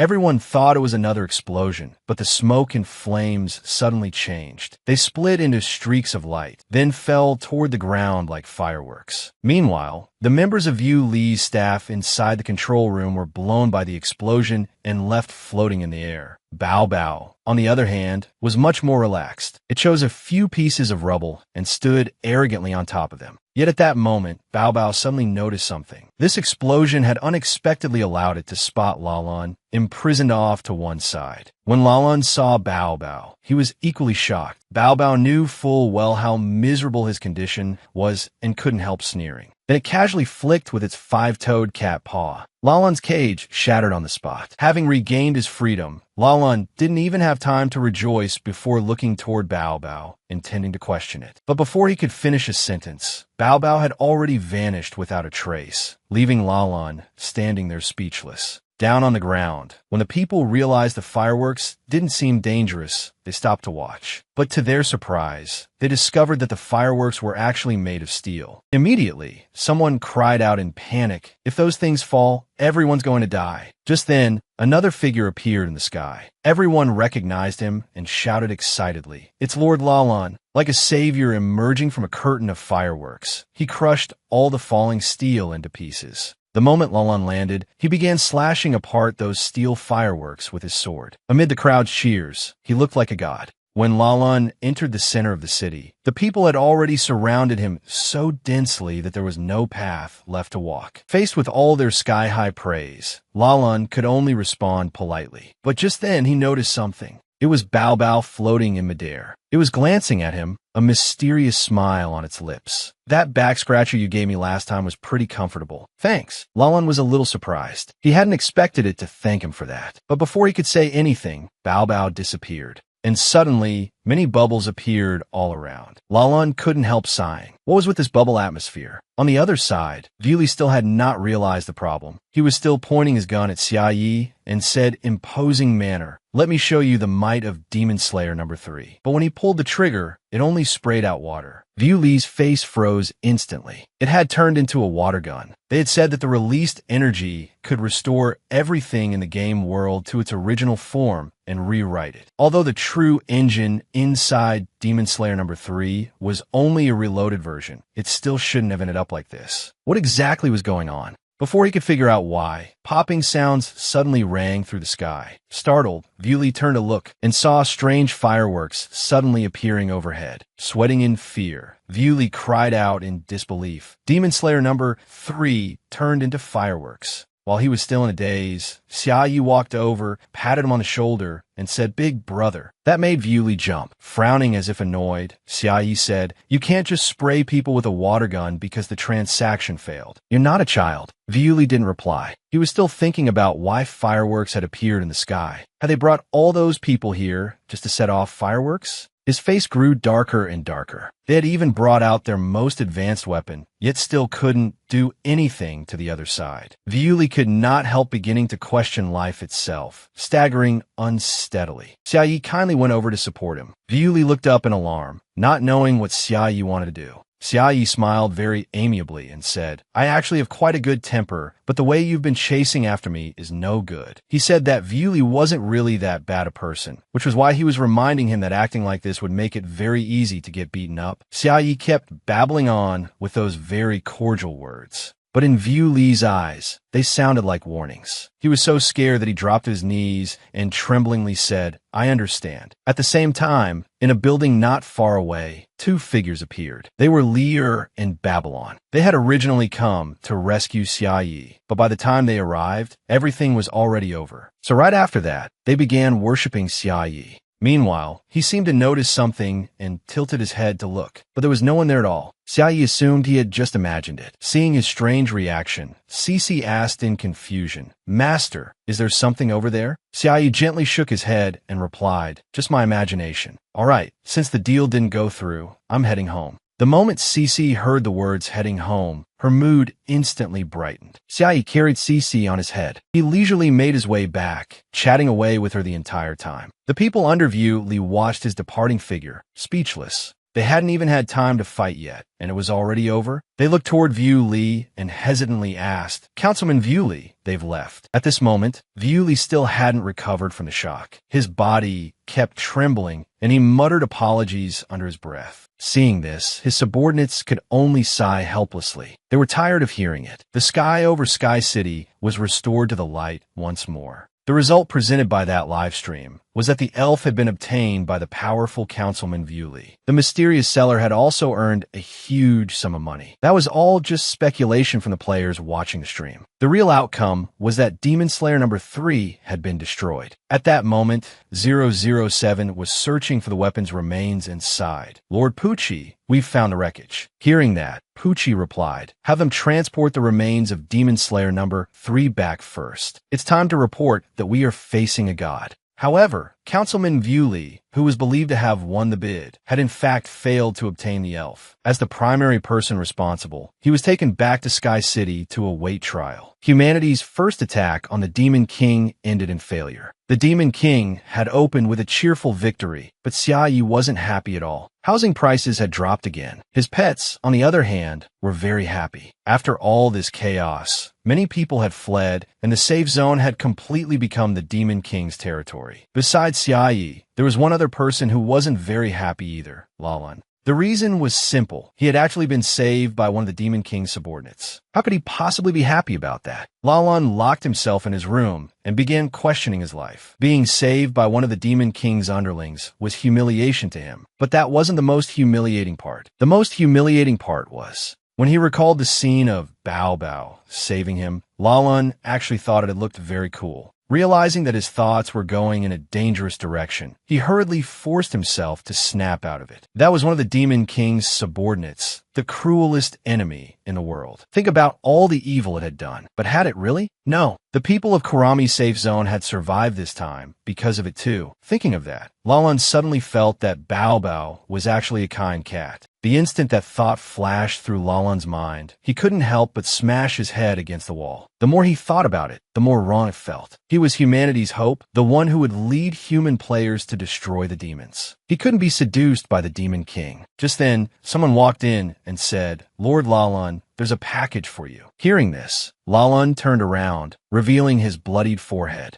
The sight made the staff member freeze on the spot. What was going on here? The atmosphere instantly sank into awkward silence. After a moment, Lalan finally spoke. "I was careless. I almost fell for their temptation. You truly can't relax for even a second when fighting the Demon King." Then he reached out and accepted the letter that had been sent to him. Lalan opened it and saw Xia Ye's handwriting inside. "Big brother Lalan, you're the first person I met who helped me. I didn't know how else to thank you." So Xia Yi had sent him a handmade gift, hoping he wouldn't dislike it. Looking at the cat inside the box, Lalan thought it was adorable. But out of pride, he didn't show any reaction. Only after the room was empty and he was alone did he reveal how he really felt. This is seriously too much. Who could resist this? After a night full of chaos and smoke, the safe zone finally returned to peace. Xia Yi leisurely went home, took an extremely thorough bath, and had only just stepped out when he received a message from Lalan. He immediately smiled happily. It seemed that Big Brother had received his package. Thinking that, Xia Yi took a bath towel into the bathroom, placed it on the rack, and said, "I left the towel here." Hearing him, Cece called back from inside. "Okay, thanks." She was currently soaking in a hot bath, and she felt the Demon King was just too gentle. Cece felt that Xia Yi was very different. He was powerful, yet also carried a noble bearing. But when she remembered the prophecy, her expression darkened a little. The prophecy said that humanity would be the final victor. How could she allow that to happen? Rather than letting the world fall into the hands of bad people like Lalan, View Li, or Howren, it would be better to let the Demon King rule it. If it were him, she thought, then maybe he really could change the future and erase war. Thinking of this, Cece decided to use the wisdom of the elves to help Xia Yi obtain everything. As she soaked in the bath, her thoughts drifted farther and farther, and she had even already thought of a name for their child. But just then, a voice suddenly appeared behind her, startling Cece. "Hey, newbie." The one who had come was Lear. In a cold voice, she warned, "I'd advise you not to do anything unnecessary." Cece instantly panicked and couldn't say a word. Babylon also appeared like a ghost and said with obvious malice, "Learn some rules first. Don't blame us for not warning you." Cece glanced at the two of them, at a loss for words. So they were Lord Xiaoye's subordinates. Looking more carefully, she realized they were both S-rank greater demons above level 100. What exactly was going on? Unlike the Demon King, they radiated a terrifying aura, and their eyes were full of hostility. Cece thought they wanted to go against the Demon King's wishes, use torture on her, and seize the elves' legacy. But she had already decided to help the Demon King. She felt she should have realized it sooner. Even if the Demon King was merciful, his subordinates were bloodthirsty demons. How could they possibly ignore the power of the elves? Cece wanted to resist, but if she fought, what would the Demon King think? If she didn't resist, she was done for. Just as she was at a loss, the two behind her indignantly scolded, "Don't think that just because the master said you don't have to do housework and won't have your horns cut off and sold, that makes you the lady of the house." Hearing that, Cece froze, utterly confused. But regardless of her reaction, Lear and Babylon kept rambling on about how to survive in this household. A while later, Babylon fell silent, but Lear kept going. "Do you know how much we've sacrificed for our master? Do you know how hard everything has been?" Hearing this, Babylon and Cece both felt that something was a little off. There was somehow a strange note of happiness in it. But after thinking it through, Cece understood the issue. She felt she had overthought things. For the Demon King, to choose the path of peace was such a difficult road. He had to be friendly without being weak, thoughtful without abandoning his own people. Moving about among dangerous factions was incredibly perilous. Even greater demons above level 100 had to work this hard. Cece then realized how foolish her own thoughts had been. It was only because of the Demon King's extraordinary strength and wisdom that she had felt so at ease. Thinking that, she decided to set everything else aside. While Cece was lost in thought, she absent-mindedly turned away, which made Babylon and Lear extremely displeased. The two angrily shouted, "Looking down on us, you brat? Let's settle this with a fight." In an instant, the aura around Lear and Babylon changed. Their eyes turned ferocious as they glared at Cece. Without the slightest hesitation, Lear lunged forward and threw a furious punch. But before it could land, Cece suddenly lowered her head and said quietly, "I don't understand anything. Please guide me from now on, big sisters." Her unexpected action stunned the two of them. "You actually call me big sister? Oh my God, I've grown this old and never once heard someone call me that." So right afterward, Lear's attitude changed completely. She asked softly, "Little sister, tell me, what do you need us to teach you?" Cece slowly said, "Although I used to be an elf princess, I know my kingdom has been destroyed, and I'm the only one left of my people." She had woken up alone in a strange environment. Even though she had decided to devote herself to Xiaoye, she didn't know what she should do. The things Xiaoye had mentioned, cutting horns, doing housework, she knew nothing about, and she didn't understand the rules either. Cece hoped they could teach her what to do. If she made a mistake and was thrown out, she would be all alone again. Hearing this, pity appeared on both Lear's and Babylon's faces. Lear glanced at Babylon and said, "She's so pitiful. It really does seem like only we can help her." Babylon nodded in agreement. "Seems so." Right after that, the two came to an understanding. Babylon then declared boldly, "All right then, if you run into any trouble from now on, just tell your big sister. I'll protect you. My name is Babylon, level 101, one of the 7 heavenly kings of the demon race." Her special skill was shape-shifting, and she especially liked turning into something huge, hard, and powerful. Lear also began introducing herself. "I'm Liat. With my unique gift of foresight, I'm ranked first among the 7 heavenly kings. I was the first high-ranking demon to learn of the Demon King's existence, appearance, and location." As she spoke, she pointed at Bao Bao, who was lying on the ancient tree outside the window, and continued, "That cat will be the future master of demonic beasts. It has now formed a bond with the Demon King. Demon Slayer number 3 was destroyed by it." Lear also said that, according to the Demon King's wishes, they usually disguised themselves as level 1 pets, infiltrated human populations, and disintegrated them from within. Babylon, beside her, added, "You just have to play the role the Demon King assigned you. As for everything else, adapt as needed. Don't worry, 3 cookies a day. The Demon King definitely doesn't treat us badly." Hearing that, Cece immediately smiled happily and said, "So that's how it is. Lord Xiaoye treated me like a doll for this reason." Right after that, she sincerely thanked the two for their guidance and even wanted to shake hands with them. Looking at the hand extended toward them, Lear and Babylon were a little surprised. But very quickly, the three of them reached an agreement. Cece smiled warmly and said, "Let us work hard together for Master's great ambition." The three of them then laughed merrily together in the bathroom. And all of this was seen by Bao Bao outside the window. It couldn't help snorting disdainfully. "No matter what, I'm still the one the Demon King likes most." After that, Cece began thinking of ways to serve Xia Yi. She was like a perfect little housewife, washing clothes, preparing a full breakfast every day, and even warming the bed. She was meticulous in every way. Every day when Xia Yi came home, flowers and plants seemed to greet him. Cece was practically like a lady from a feudal household, so proper and orderly in everything she did. But Xia Yi was quite satisfied with all this.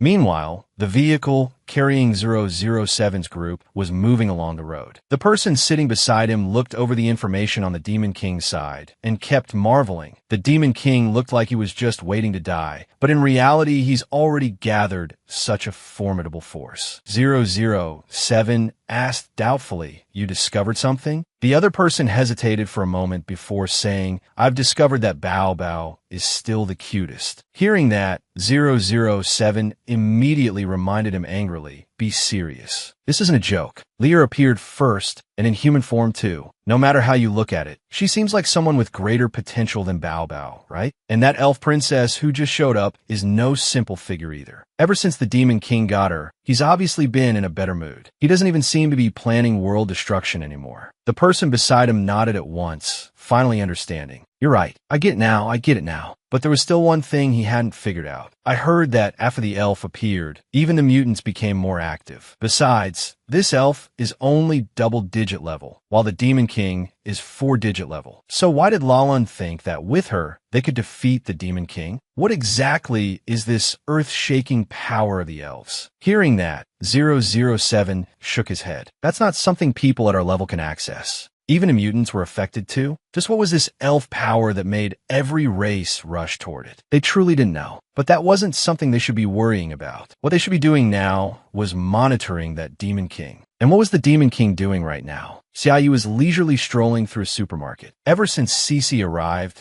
the cookies had been running out faster, so he needed to restock his baking ingredients. While browsing through the baking section, Xia Yi noticed the discounted items. In the end, he still chose the bag of ingredients he usually used. But then Xia Yi suddenly thought of Cece. Although she had said she wouldn't get tired of cookies, when he remembered her lonely figure sitting there eating them alone, he felt a little bad. She just seemed too lonely, too pitiful. So Xia Yi decided to put the flour back. Seeing what he did, Cece asked in confusion, "Master, aren't we buying flour?" He nodded lightly and replied, let's go buy some daily necessities instead." Cece was a little puzzled. Why had Xia Yi suddenly changed his mind? Still, she followed behind him. First, he bought a cat bed for Bao Bao. Then he bought a new blanket and also a new bed. The two happily wandered around. And after choosing everything, Xia Yi went to pay. In the middle of it, Cece suddenly thought of something. 2 cat beds and 1 large bed. Who were those for? At the same time, Lear and Babylon were at home enjoying themselves. For some reason, they suddenly shivered, seized by a bad premonition, as if someone were plotting against them behind their backs. A little later, after Xia Yi finished paying, he and Cece headed home. But the moment they stepped away from the checkout, they ran into a group of punks snatching things from an old woman. One of them even hit her. Only after getting what they wanted did the thugs leave in satisfaction. They left behind a complete mess, with food scattered all over the floor. The old woman trembled nonstop, struggling to get back up. At that moment, Xia Yi hurried over and asked worriedly, "Are you all right, ma'am?" The old woman sighed helplessly. "That was my eldest son. This isn't the first or second time he's done something like this." Xia Yi helped the old woman sit down on a bench in the supermarket corridor and hesitantly asked, "Does he always take your money?" With a quiet nod, the old woman said sorrowfully, "He says he needs money to increase his combat power, or he won't survive. There's nothing I can do, but every time he takes my food money and even uses violence. It really breaks my heart. The worst part is that Xiao Bai was trying to protect me, and that thug even took revenge on it." As she spoke, the old woman brought out the little dog in her arms. Its body was covered in chili sauce. The instant Xia Yi saw it, his eyes lit up, but Xia Yi was quickly stunned when the system issued him a daily quest. In other words, this old woman had to go through this every single day. While Xia Yi was thinking The old woman continued, Xiaobai knows who treats it well, so it always protects me. But it's too small and weak. After hearing that, Xia Yi said, that's so pitiful. Let's get a bath. The moment Cece heard that, she volunteered at once. Leave it to me, master. Xia Yi thought that was fine too, and nodded. Then I'll leave it to you. So Cece took Xiaobai into the restroom to wash it clean. The dirt on its body was quickly scrubbed away. Outside, Xia Yi was still listening to the old woman talk. When I was young, I used to play like that with the boy's father too. Xia Yi frowned slightly and asked in confusion, play what? The old woman chuckled softly and said knowingly, it's just that he didn't call me master. Only then did Xia Yi realize the old woman had misunderstood his relationship with Cece. Before he could explain, she continued, by the way, that girl is an elf, isn't she? Xia Yi was a little surprised, but still nodded and admitted it. That's right, but how did you know? The old woman smiled lightly. Everyone saw your elf auction livestream. Everyone can recognize you now, the mysterious internet celebrity. Hearing that, Xia Yi was startled and didn't know what to say.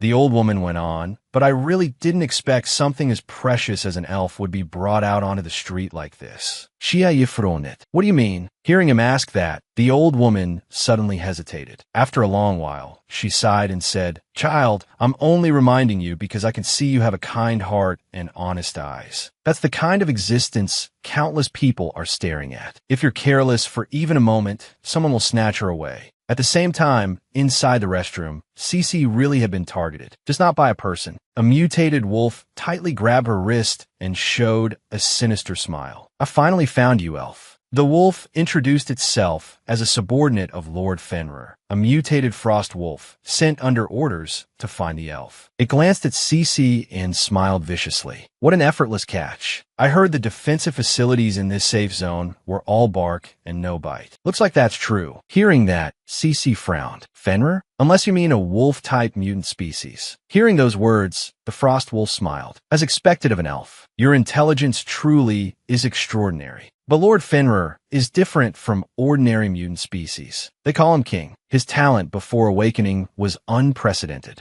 Given enough time, he will become an existence standing at the pinnacle of the world. Until now, we've always remained in the shadows, and we happened to see Xia Ye's auction livestream. That's how we learned of your existence, and Fenrir ordered us to capture you. That was why the Frost Wolf had come here. It laughed excitedly, so I came under orders. With an elf's power and intelligence, the rise of our mutant race will be unstoppable. Cece frowned faintly and said, if you watch the live stream, then you should know I already have a master. Snorting, the Frost Wolf said disdainfully, Master? You mean that weak, scrawny rookie or that wrinkled old man? Those words made Cece furious. Insulting her was one thing, but insulting her master was absolutely not acceptable. Gritting her teeth, she snapped, insolent creature. I'll give you one and only one chance. Take back what you just said, and I won't pursue the matter. But in the Frost Wolf's eyes, those were nothing but empty threats, and they were full of contempt. You think you're in any position to negotiate with me? Your face says you're unhappy, yet you haven't even managed to break free from my restraint. It asked if she thought it couldn't tell why. With its sense of smell, the Frost Wolf could even track people buried deep underground. With a nose of that caliber, it could naturally smell it. The Frost Wolf had discovered that Cece's level was very low, so she simply had no strength to break free. Those words made Cece anxious. Meanwhile, outside, Xia Yi knew nothing about any of this and was still chatting with the old woman. After hearing her warning, he only hesitated for a moment before smiling and saying, an existence that so many people fear is actually worth quite a lot. Even so, he realized Cece had been bathing Xiaobai for a long time without coming out, and he couldn't help feeling a little worried. He really wanted to go in and take a look, but of course he couldn't enter the women's restroom. So he decided he should wait a little longer. Inside the restroom, the Frost Wolf still gripped Cece's wrist tightly and warned through clenched teeth, come with me obediently. Be sensible and go to Lord Fenrir. You won't regret it. Cece frowned slightly and said nothing. Just then, Xiaobai suddenly lunged over and bit down hard on the Frost Wolf's hand. That startled the Frost Wolf a little. It snorted coldly. A little dog? A failed product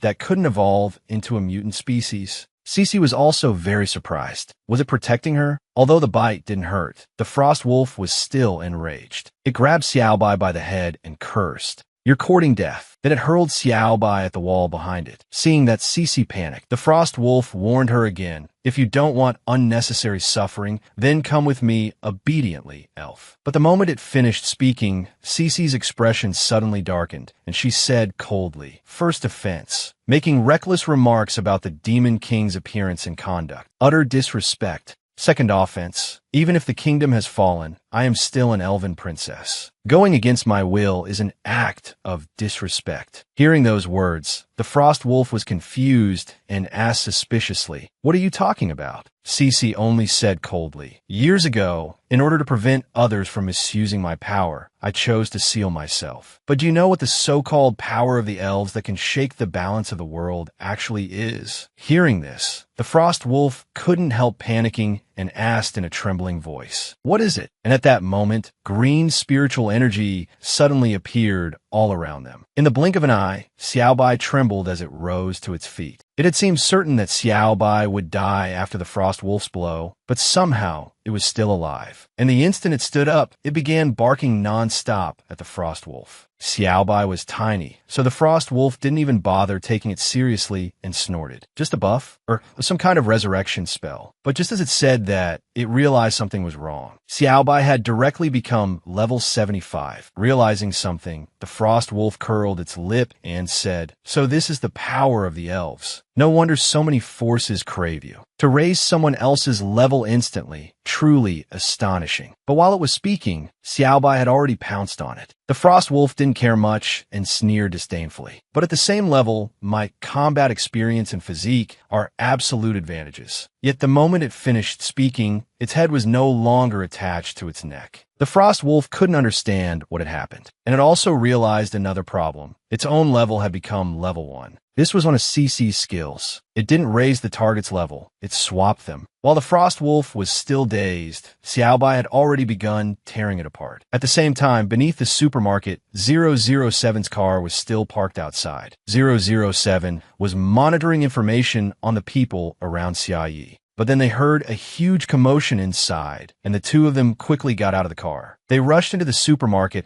at full speed to see what was going on, suspecting that it might have something to do with the Demon King. The person with 007 asked while running, "What? Are we getting ready to go to war with the Demon King?" 007 snorted coldly and scolded him. "Idiot. Of course we're going to protect the Demon King. We absolutely can't let anyone disturb his elegant pastime of shopping at the supermarket." But the moment they arrived, they saw dust and debris blasting out from the 4th floor. There was also now a huge hole there. Cece's figure then appeared through it, but there was some confusion in her eyes at that moment, because inside the restroom was now a bloody scene. Xiao Bai was crazily biting and tearing, and the Frost Wolf was dead beyond recognition. Xiao Bai's whole body was covered in fresh blood. Cece picked it up in her arms and sighed. "Now I'll have to bathe you again. But I can't let Master know I failed such a simple task. You'll keep it secret from me too, right?" Xiao Bai did not answer, and the two of them just stood there in the restroom. Just then, Cece suddenly lowered her head and looked down. She discovered two figures standing there. She recognized them as humans from Sky City. Had they come to fight the mutant species? The matter had already been settled, but they were too late. They were still the same as ever, stirring up conflict everywhere, yet unable to protect even their own territory. Thinking of this, Cece couldn't help sighing. This world really did need Lord Demon King to save it.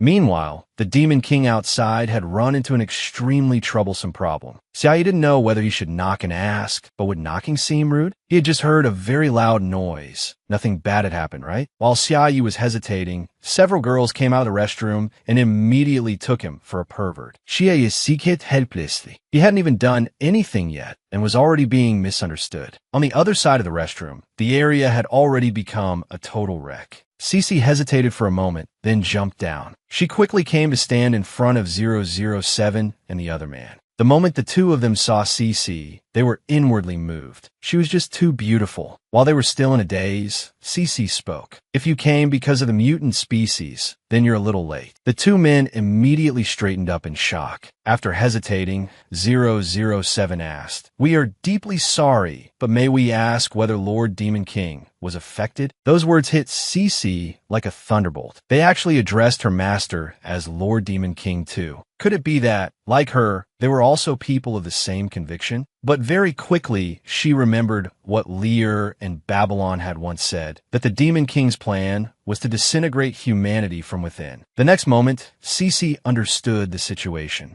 These were comrades of the same cause, hurrying here only to protect Lord Demon King. Though they were obviously so weak, they still had the determination to risk their lives for him. Thinking of that, she revered the Demon King even more. As expected of Lord Demon King, his prestige ran far deeper than she had imagined. Truly amazing. But if that was the case, then she ought to do something as well. With that thought, Cece suddenly changed her attitude and warned them in a low voice, "Don't let a mutant species enter the safe zone a second time." Hearing that, 007 and the other man turned pale with panic. Cece paid no attention and continued, "Your duty is to protect the safety of the humans living here, isn't it? No matter how weak you are, you should at least be able to handle something this basic. Are you planning to rely on luck every single time?" What Cece meant was that she had happened to run into it and solved it, so no one had gotten hurt. But 007 and the other man understood it as, "Don't ever let this happen again. Whether the safe zone remains peaceful depends on you. If you don't want to die, then work harder." So in the very next moment, the two of them dropped to their knees on the ground and solemnly said, "We're sorry. We understand." Cece was stunned by their action. Was this a kneeling salute to her? She hadn't expected them to revere Lord Demon King so deeply. Thinking that, she put on a dignified expression and said, "Good, as long as you understand. Rise." The two men hurriedly stood up. They had thought it was over, but Cece suddenly spoke again. She pushed Xiao Bai in her arms toward them and said awkwardly, "Could I trouble you to watch this little one for a moment?" Outside the restroom, Xiao Yi was pacing back and forth anxiously. He was very worried, but didn't know what to do. Fortunately, before Xiao Yi could break the door down and rush in, Cece came out. He cried out in relief, "You finally came out. Are you done bathing it?" But the moment he finished speaking, he saw an extremely awkward scene. The two young men, 007 and his companion, were actually cleaning the restroom. Xiao Yi stared at them, feeling that something was a little strange. After a while, he finally asked, "Did a water pipe burst?" Cece was also very embarrassed, so she could only nod along. It really did waste quite a bit of water. Hearing that, Xiao Yi looked at 007 and the other man and smiled. "That must have been hard on you too." 007 didn't dare accept the thanks and hurriedly shook his head. "Not at all. Not at all. It's what we should do."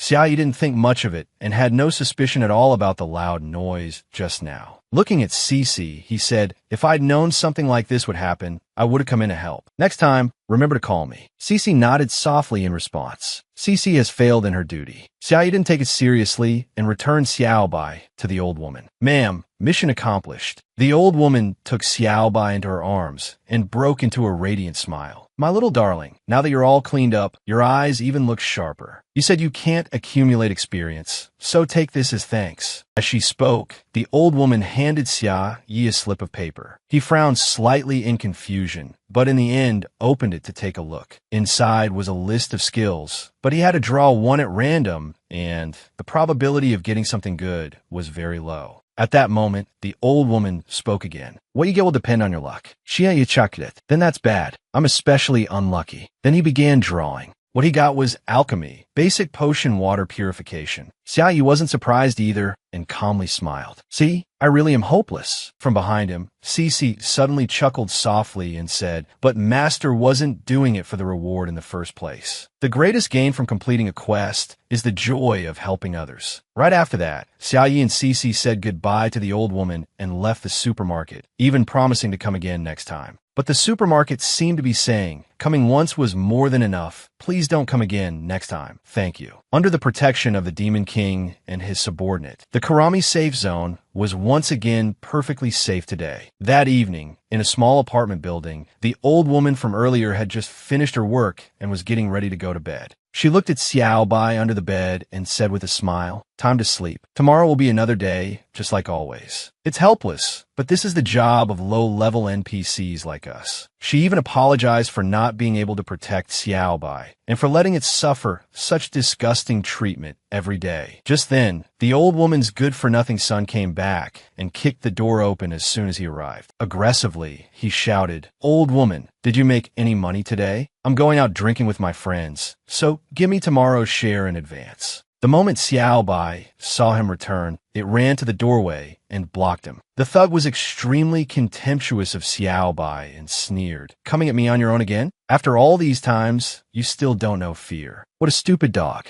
But the moment he finished speaking, Xiao Bai lunged at him. Perhaps a new battlefield was about to unfold inside this home. Early the next morning, Pucci was relieving himself, but because of his pension, he was still keeping an eye on the daily news. The news board was reporting that Xiao Bai had bitten the old woman's useless son badly enough to seriously injure him. Too bad it hadn't bitten him to death. While he was reading the news, someone came to report to him, and he cried out in shock, "What did you say?" A mutant species appeared inside the safe zone. The person outside immediately replied, "The artificial barriers have been strengthened. Even if bone steel fails, no mutant creatures should be able to get in." But that mutant species appeared near the Demon King. If the Demon King is angered, it could bring about the end of the world. Pucci was immediately alarmed after hearing this. Mutants influenced by the Demon King and evolved from plants and animals could never fully escape their animal nature. Fundamentally, they were driven by instinct. Even that level, 84 mutated lizard that had attacked the safe zone earlier had only combat power, not higher intelligence. No matter how strong it was, it still had its limits. But for a mutant species to dig such a long tunnel and appear right beside the Demon King, it was almost as if it possessed advanced intelligence. No matter how he thought about it, the whole thing felt far too coincidental. After a moment, Pucci spoke again. "Where's Lalan?" The person outside immediately replied, "Lord Lalan is still on leave." Pucci was not surprised to hear that. It seemed what had happened last time had dealt the boy quite a blow, so he was of no help for the moment. Left with no other choice, Pucci pulled up his pants and walked out. "Then I'll go myself." The person outside, hearing this, asked suspiciously, "What do you intend to do, sir?" Pucci answered seriously, "Meet the god who created this world, Moses." The divine weapon Demon Slayer was similar to Bone Steel, a system-grade weapon bestowed upon humanity by the chief god Moses to resist the demon race. So it was hardly surprising that Pucci had gone to seek out Moses. After bringing the shattered remains of Demon Slayer number 3, even Moses' High Pontiff was stunned. It was actually destroyed to this extent. Pucci was also helpless. He sighed and said, "Councilman View, Lee has already been punished, but what should we do next? The Demon King's strength is so overwhelming that victory is impossible." However, Hyphist, the high leader of the Church of Moses, shook his head and reassured him. "There's no need to worry. Sincerity brings miracles. Trust in the divine oracle." He believed humanity would definitely win. The chief god Moses would absolutely never deceive them. No matter what, Hyphist felt they should first report to Moses that Demon Slayer number 3 had been destroyed. He would point them toward the next step. With that, Hyphist suddenly took out a golden cup. He began chanting an incantation under his breath. The staff in his hand was also raised high. The ritual to summon the chief god had officially begun. The surrounding air suddenly grew heavier with pressure, and a magic array appeared before Hyphist. Yet after waiting 3 whole days, Moses still gave no response at all. A trace of panic rose on Hyphist's face, and he trembled as he muttered, "How can this be?" Pucci was no less flustered and hesitantly guessed. Could the Demon King's power be so great that even the chief god has been affected? But he was overthinking it. Moses had simply overslept. When he finally woke up and saw a string of missed calls, he was startled, then hurriedly logged on. The moment the eyes of Moses' statue lit up, Hyphist was overjoyed. The chief god has manifested. He has responded to us. He felt fortunate that Moses had not abandoned them. At that moment, Moses spoke in a grave voice. "My children, you have suffered. I did not expect this to be an opponent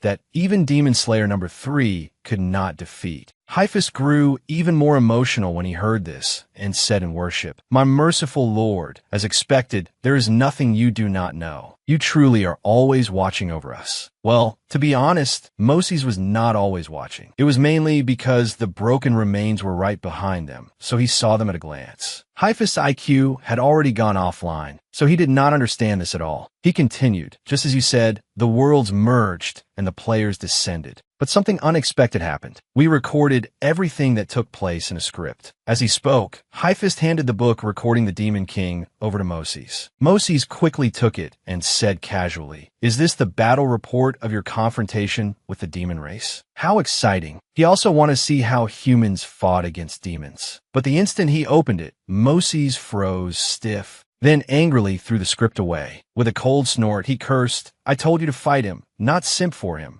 Highfist looked a little awkward and said anxiously, "But with our current strength, fighting him would just be suicide. You said that when the Demon King descended, he would be in a newborn state, but that is clearly different from reality." Hearing this, Moses asked in irritation, "What do you mean? Are you blaming me?" Highfist hurriedly explained, "We only feel that if your prophecy had been a little more accurate, we wouldn't have ended up in such a miserable state." With a light snort, Moses sneered, "The Demon King is a 4-digit level entity. Could you have beaten him?" Highfist continued, airing his grievances. "You can't put it that way. Because of the inaccurate information, Lalan was almost done for." Before he could finish, Moses angrily cut him off, "And you say you're not blaming me?" Feeling his anger, Highfist hurriedly lowered his head. "Forgive me, all-knowing prophet. You're always right. We were the ones at fault." Only then was Moses satisfied. He said indifferently, "Very well. I admit that even if you do blame me, it is understandable." Hearing Moses ramble on, Highfist felt thoroughly annoyed inside, but of course he dared not say it out loud. At the same time, Moses was pondering one thing. The Demon King clearly should not have been this strong right from the very start. Even the divine weapon Demon Slayer that he himself had created could be defeated so easily. To a certain extent, this could be considered an accident, but in this situation there were only two ways to respond. One was to wait for the players to grow stronger, or else have Moses descend personally and kill the Demon King himself. Only well. The second idea was just for show, something he said casually. No need to take it seriously. After thinking it over, Moses began channeling his power into the statue in the mortal world. Seeing the energy radiating from the statue,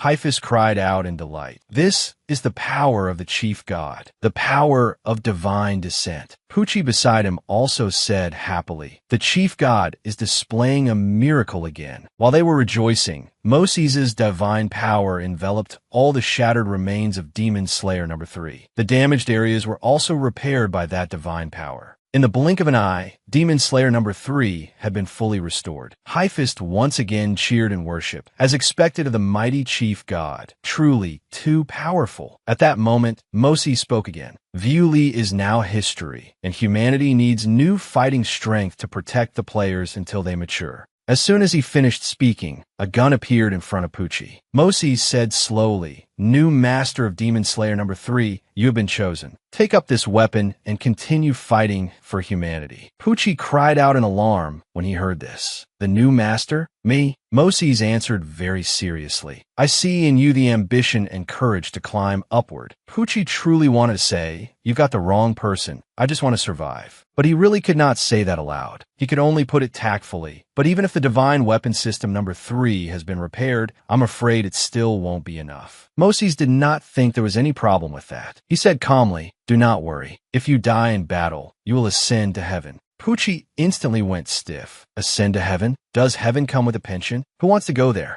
Highfist, on the other hand, looked envious. Wasn't going to heaven a blessing? Seeing his expression, Poochie could not help saying, "Then why don't you go instead?" Highfist immediately shook his head and refused. "No thanks." Moses knew exactly what the two of them were thinking, so he hurriedly reassured them, "Do not worry. For thousands of years, humanity has swept aside every race in this world and has never been defeated. This time will be no exception." Poochie let out a miserable wail and trembled as he muttered, praying with utmost sincerity, "Please let me live to see that day." Highfist felt a little awkward hearing this and did not know what to do. Poochie shot him a warning look, and only then did Highfist hurriedly follow suit. At the same time, Moses felt this arrangement was good enough. As long as Lalan and the future players could be guaranteed time to grow, there was nothing to worry about. Whether in talent or faith, that child was one in a million. After being chosen as humanity's hope, he had also shown astonishing perseverance and excellence. No matter how strong the opponent, Lalan would never give up and would always find a way to defeat them. If it were him, then no matter how terrifying the Demon King was, he would surely fight until the very last second. After all, Lalan was humanity's hope. No matter what happened, he would never be destroyed. Thinking this, Mosi spoke again. There is one more matter. Summon Lalan's father, Lita, back here. Hearing this, Highfist was startled. The master of Demon Slayer number 1, General Lita, who is guarding the defensive line. Chief God, have things really become that serious? With a cold snort, Moses angrily cursed. Nonsense. Are we supposed to just watch humanity's hope continue to sink into depravity? At the same time, on the defensive line, an extremely solitary figure stood there. A moment later, someone came running from the distance and shouted an alarm. Councilman Lita, a divine oracle has come for you. It says something major has happened and orders you to return to Sky City immediately. This man was Lita, Lalan's father. He merely nodded lightly in response. Understood. Right after that, he looked down at the demon army below and warned coldly, consider yourselves lucky, you damned demons. Once the Lee family's supreme treasure was brought out, he would hunt them all down and wipe them out in one fell swoop. The demons below glared up at him, their fury plain to see. Lita was one of the 12 councilmen and also one of the highest-ranking beings in Sky City. Unlike the other counselors, however, his position was hereditary. Since the founding of Sky City, the Lee family had always stood on the front lines in the war against the demons. The current family head, Lita, was an unprecedented god of war. Relying on the divine weapon Demon Slayer number 1 bestowed by the god Moses, he had fought the demon army 49 times without a single defeat. The demons who died miserably by his hand were piled into mountains of corpses. Because of his exceptionally ruthless methods, his calm, rational, cold, and merciless nature, he was known as the Iron-Blooded Demon Slayer. So it was no surprise that Moses had called Lita back. He returned to Sky City very quickly. As soon as he got back to the Lee residence, he asked his subordinate, for the chief god Moses to summon me back despite my confrontation with the demon army. What has happened? The subordinate immediately replied, it concerns Lord Lalan.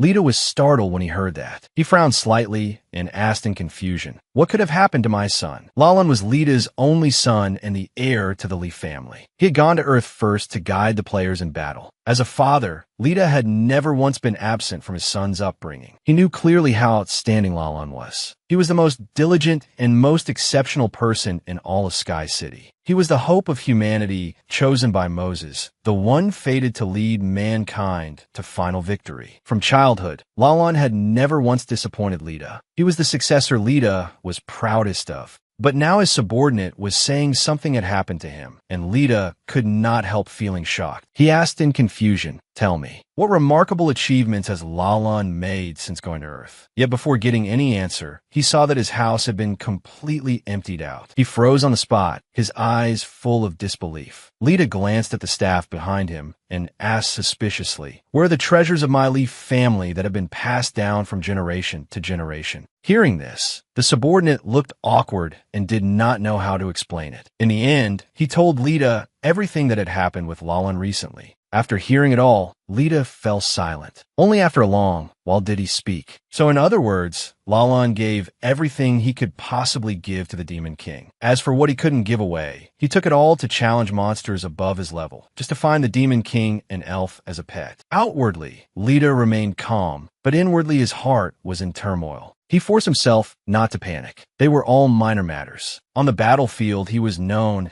as Iron-Blooded. Even when facing 30,000 enemy troops alone, he had never felt anxious. At a time like this, he had to think carefully from his son's perspective. Lita guessed that there had to be a reason for Lalan's actions. The subordinate continued. He said he already informed you about taking away the family treasure. Lita was so angry that he slammed the table. The boy said he wanted to stroke Santa Maya's whiskers, but he never said he'd empty out our whole house. He took a deep breath and forced himself to calm down, searching for an excuse for Lalan. Could it be that the burden of carrying humanity's mission to salvation has put too much pressure on him? In that case, should we find him a psychologist? And so, immediately afterward, he called Lalan back to the Lee residence. He handed him a list of psychologists. Lalan looked at it and was left speechless. He set it back on the table and said helplessly, "I'm sorry for disappointing you, Father, but I don't need this. Things are not as you think." Lita narrowed his eyes at his son and said in a deep voice, "Do you know why our family has won every battle and attained its present status?" Lalan was surprised by the sudden question, but he still answered, "You once said it was because our faith in the chief god Moses is 100%. Lita nodded indifferently and calmly admitted, "That is right. But those words are not merely a slogan." As soon as he finished speaking, he took something glowing out of his pocket. He slowly explained, "This is different from those items you squandered. This is the true treasure of our family, the divine weapon demon slayer number 1 bestowed by our Lord Moses. The more devout the wielder is toward Moses, the more times their combat strength can be amplified. Naturally, it can also be used to test one's loyalty to Moses." Hearing this, Lalan could not help but stare in surprise. Lita remained calm as he said, "Because only by maintaining 100% devotion to the chief god Moses can one draw out its power. You also know that I have never lost to the demon race, so I cannot truly understand what is so terrifying about them. But now things are different because my son has fallen into such a state." Lalan avoided his father's gaze, not knowing what to say. With a sigh, Lita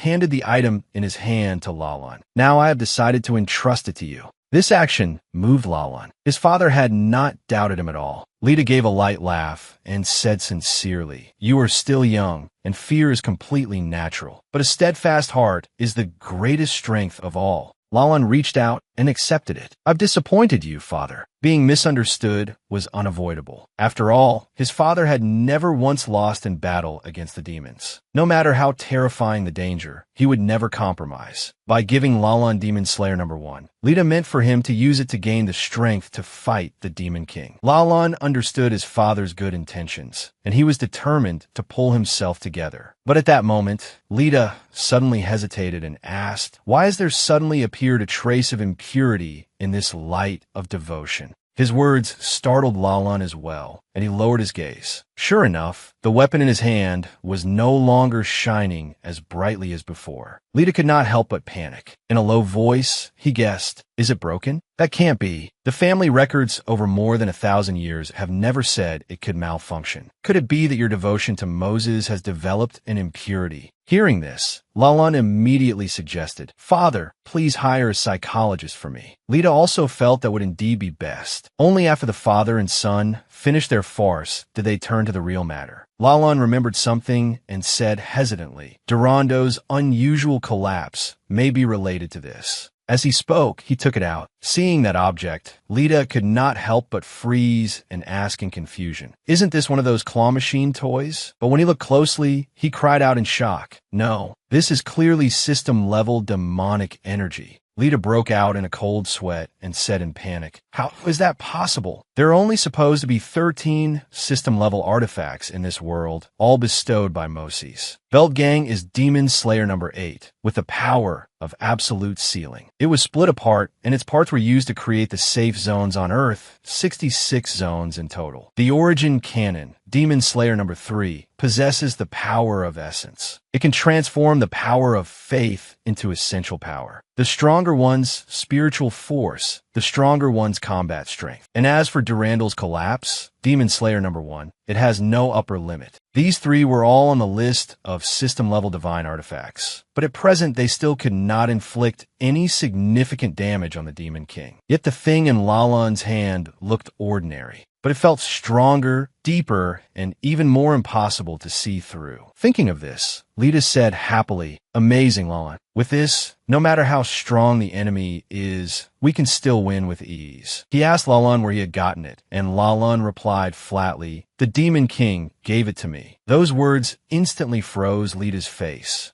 But that still wasn't the end of it. Lalan continued, "And there are a lot more of these in the Demon King's house. He probably made this casually." Hearing that was like a bolt from the blue to Lita. Trembling, he muttered, "There are more of them? He made it casually?" Lalan felt his father had not been shocked enough yet, so he drove the knife in deeper. And even the Alpha Wisdom Stone, an S+ grade artifact, has fallen into his hands. The more Lita heard, the more terrifying this Demon King seemed. He held Lalan's head and sighed. "Now I understand what you've really been facing. You must have have suffered a lot of grievances, haven't you?" Those words caught Lalan off guard. But he quickly regained his composure and said firmly, "Don't worry, Father. I've pulled myself together. Give Demon Slayer number 1 to me. I will definitely defeat the Demon King. I won't let you down." Lita stared at him for a long while before finally saying, "Demon Slayer number 1 alone won't be enough. I never thought there would come a day when I'd have no choice but to use the family's final trump card and pass it on to you." Hearing that, Lalan was instantly overjoyed and cried out excitedly, "The final trump card? We still have something even stronger." Nodding indifferently, Lita said mysteriously, "That's right. Against a powerful enemy, even divine artifacts like the Demon Slayers cannot guarantee victory. Our final move is one our family hasn't used in 1,000 years."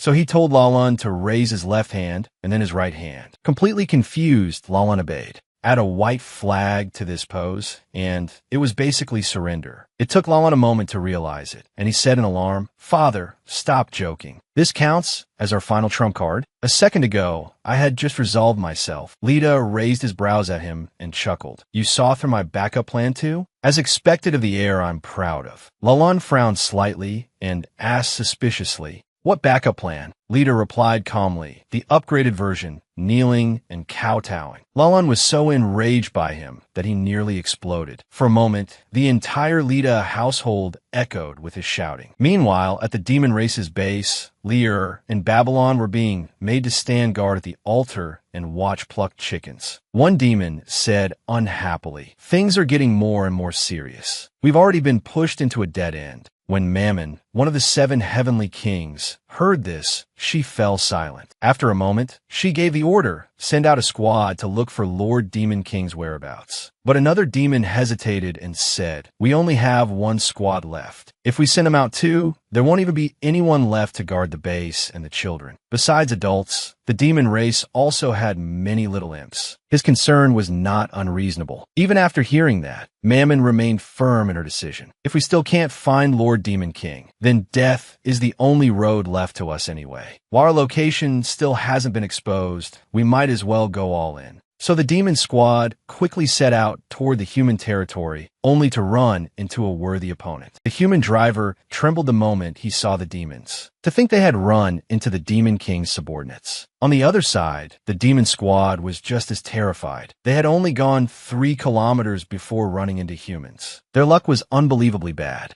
With no other choice, the human team got out of the vehicle. The demons gripped their weapons with fierce expressions, but deep down they were so scared they were practically about to wet themselves. At that moment, the human leader suddenly shouted, "You insolent demons, let's settle this in battle." In truth, they were just putting on a show. They did not want to provoke the Demon King. The demons also refused to back down, roaring aggressively, "Kill them all. Leave not even scrap." Yet neither side dared charge first, and the atmosphere turned awkward. In the end, too embarrassed to back down, they all rushed in and started fighting chaotically. Just then, a powerful blast of energy suddenly descended from the sky, forcing both sides to stop their melee. Neither party had any idea what was happening. When the dust finally cleared, a giant wolf had appeared before them. It was Fenrir, a mutant variant wolf. The moment the humans saw it, their expressions turned ugly. They recognized it. It was an S-rank mutant variant, and its level was over 100. This was absolutely something that should not have been possible. So why had it appeared here? Fenrir was very polite. Before attacking, it first explained, "I smelled food, so I came over. Didn't expect an extra surprise." Right after that, it started killing. With a single sweep of its claws, it caught quite a few people. In Fenrir's eyes, humans were no more than ants, crushed to death with a single pinch. Now, they had become delicious prey in its mouth. After killing 1 batch of people, Fenrir felt its strength increase again. On top of that, its ability had gained an S-rank trait, making it even more powerful. It thought that if this continued, perhaps it really could devour demons as well. Just then, another wolf came over to report, "My lord, come take a look." Those people just now seemed to be escorting a carriage. The carriage it referred to was actually the bus the humans were using to evacuate people out of the safe zone. Fenrir walked over and opened the door to take a look. Its blood-red eyes made the scene inside the bus feel even more oppressive.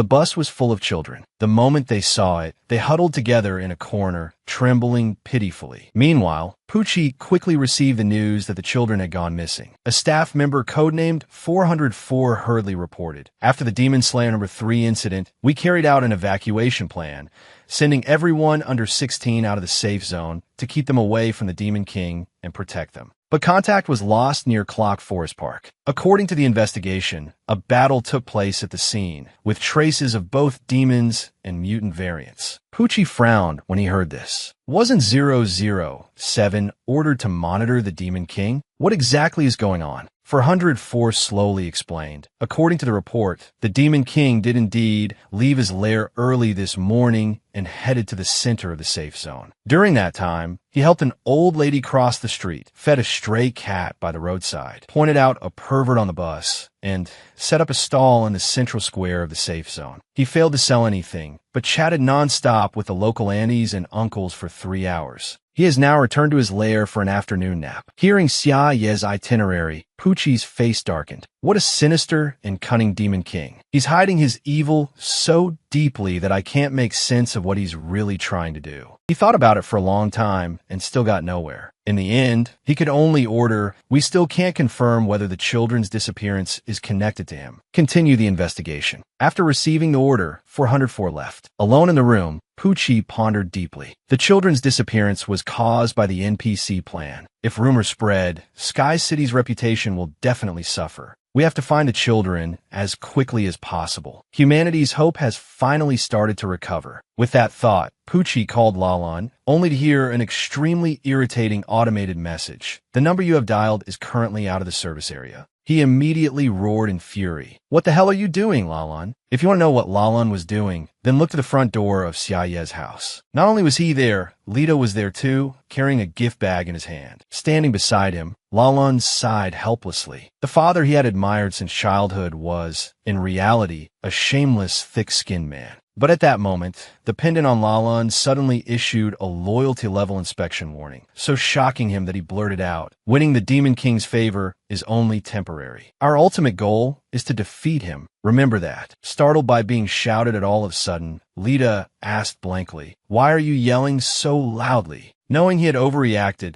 Lalan coughed twice and replied, "Just reminding you to be careful, father." Lita did not think much of it and reached out to press the doorbell. With just the first press, a shadowy figure appeared and snarled viciously, "You're courting death." Seeing this, Lalan's face turned a little ugly. He guessed this was probably the Demon King's warning, a deterrent against enemies trying to invade his territory. Looking at the shadow before him, Lita said in a low voice, "I can feel it." Lalan asked in confusion, "Feel what?" Lita slowly explained, "I can sense this Demon King, just as he can sense me." Lita was an iron-blooded demon slayer who had slaughtered countless subordinates of the Demon King. He said that this apparition was the Demon King's most direct warning to him. But just as he finished speaking, the shadow turned back into a doorbell. It said awkwardly, "Master is busy right now. Can't you come back another time?" Seeing this, Lita and his son both went stiff-faced. It was just a doorbell, so why had it acted so intimidating? The doorbell looked at the two of them and said indifferently, "Staring at me like that is useless. I'm not telling you anything." Ignoring the talkative doorbell, Lita and Lalan turned their eyes toward the gatepost, where Bao Bao was lying in the sun. It glanced at the two of them and said calmly, "He's taking his afternoon nap." Those words left father and son dumbfounded. The Demon King takes naps too? He's that disciplined.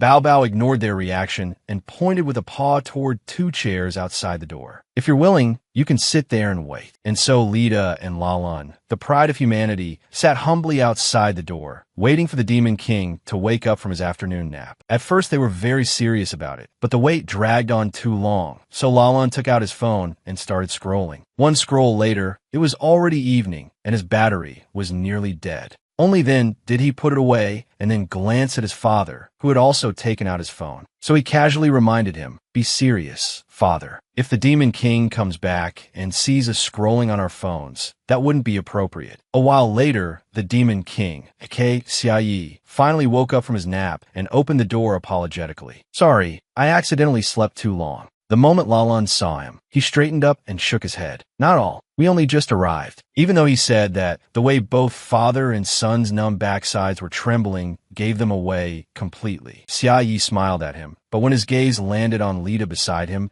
he looked a little confused and asked, "And this gentleman is?" Lalan slowly explained, "This is my father, Lita. He currently works for the Sky City Council." Xia Yi became even more bewildered after hearing that. Why had this parent come to see him? Only then did Lita speak awkwardly. "After watching that live stream, I became your fan. I heard that Lalan knows you, so I came specifically to pay you a visit." Hearing that, Xia Ye's eyes lit up, and he said happily, "So you're a fan from that live stream?" That was all just a misunderstanding. Xia Yi said that everyone had misunderstood him. In truth, he was not some big shot or rich tycoon at all, just an ordinary person with no combat ability. After that, Xia Yi invited Lita and Lalan into the house. They played along with him perfectly, nodding along to everything he said like those bobblehead dogs placed in cars. Lita went even further, beginning to praise Xia Yi and flatter him to the skies. The two chatted extremely happily. After that, Lita even went over to massage Xia Ye's shoulders. More exaggerated still, he even wanted to wipe Xia Ye's shoes. Watching this scene from the side, Lalan was at a loss for words. His wise and heroic father had become the Demon King's bootlicker. And not just him, even Xia Yi was stunned. Were high-level NPCs into idol worship now too? Awkwardly, he said, "Uncle Li, I'm just an ordinary person. Can we interact in a more normal way?" Understood, understood. Lita nodded tactfully, then sat back down in his chair. Taking out his gift, he said, "Please accept this small present." Xia Yi opened the gift bag suspiciously and looked inside. It contained an automatic vacuum cleaner. Lita slowly explained, "This is a vacuum cleaner infused with primal force. Your instance, your house, is so large that I felt a vacuum cleaner would be the most suitable gift." As soon as he finished speaking, the vacuum cleaner had already started cleaning everything in the house. It even ran straight into the pet area and began cleaning there too. It sucked up Lear and Babylon's hair as well, causing the two of them to flee in all directions. They were clearly running for their lives, but in Xia Ye's eyes, the two of them were just happily playing around. That made him smile too. He found it a little amusing. Seeing Xia Ye smile, Lita felt that he had succeeded. To make the Demon King smile so happily, truly worthy of him. Thinking this, he cast Lalan a sidelong glance and gave him an extremely smug smile, startling Lalan.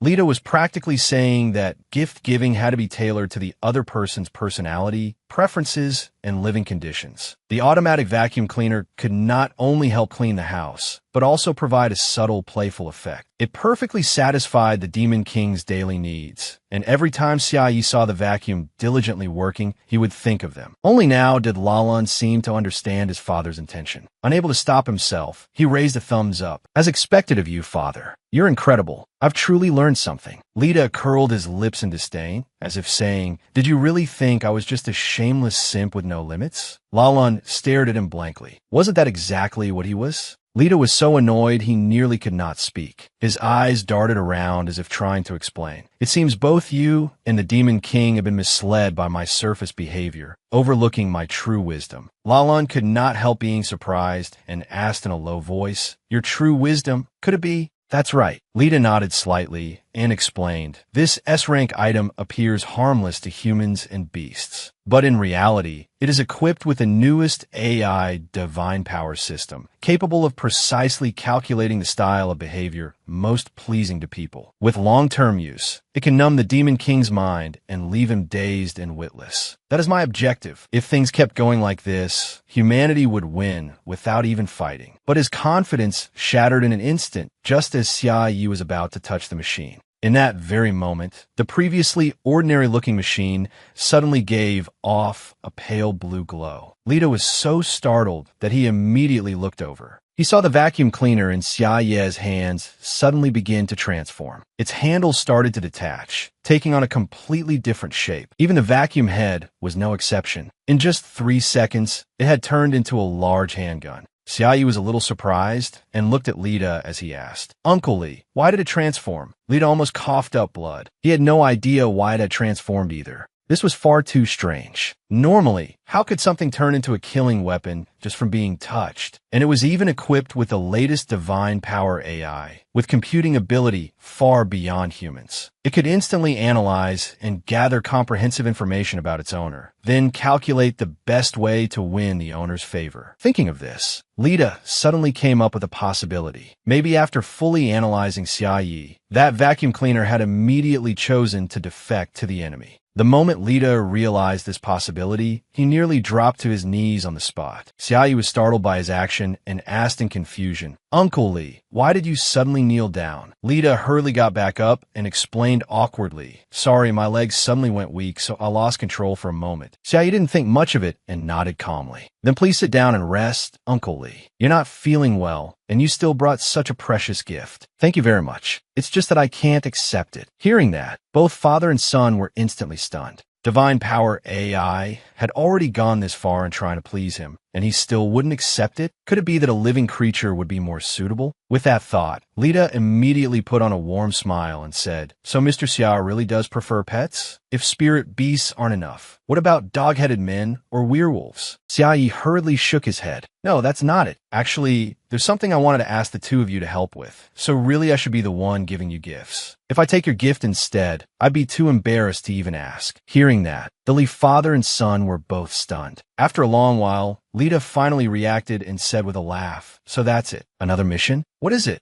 Xia Yi slowly explained, "On my way back, I heard that some children went missing outside the safe zone. At the time, the grandparents of 2 missing children came to ask for help. Little Yi, you're an important person now. You live in such a nice house and even have a high-level NPC by your side. They hoped you could help persuade Lalan to lend a hand. If he agrees to join, the children can definitely be found." The moment he heard this, Lalan hurried over and pulled out his phone to check. Sure enough, he saw information about the missing children. Mutant variants attacking humans was nothing unusual. But if they could wipe out all the guards before reinforcements arrived, then their combat power had to be overwhelmingly superior. And for it to draw the Demon King's attention, could this incident be hiding some kind of catastrophic threat? Just then, Xia Yi spoke again. "I know this is a presumptuous request, but could I ask you to save those children?" Hearing that, Lalan turned around in shock, only to see Xia Ye's puppy-like expression again as he said softly, "Because I'm really worried about them." Hearing that, the father and son both froze stiff. Lalan felt that Xia Yi had gone mad. He was the mighty Demon King, yet here he was urging them to go save a bunch of human player children. If the war dragged on, those children would become the backbone of the future resistance against the Demon King, which meant he was pretending to be harmless while actually plotting something devious. That was what Lalan thought, but he still said, "The traces show that the mutant variants didn't kill the children on the spot. They dragged away the school bus instead. We still can't determine the logic behind their behavior or the reason for it. But if they deliberately took the children away, they must have some purpose. And if there's a purpose, then the children are very likely still alive."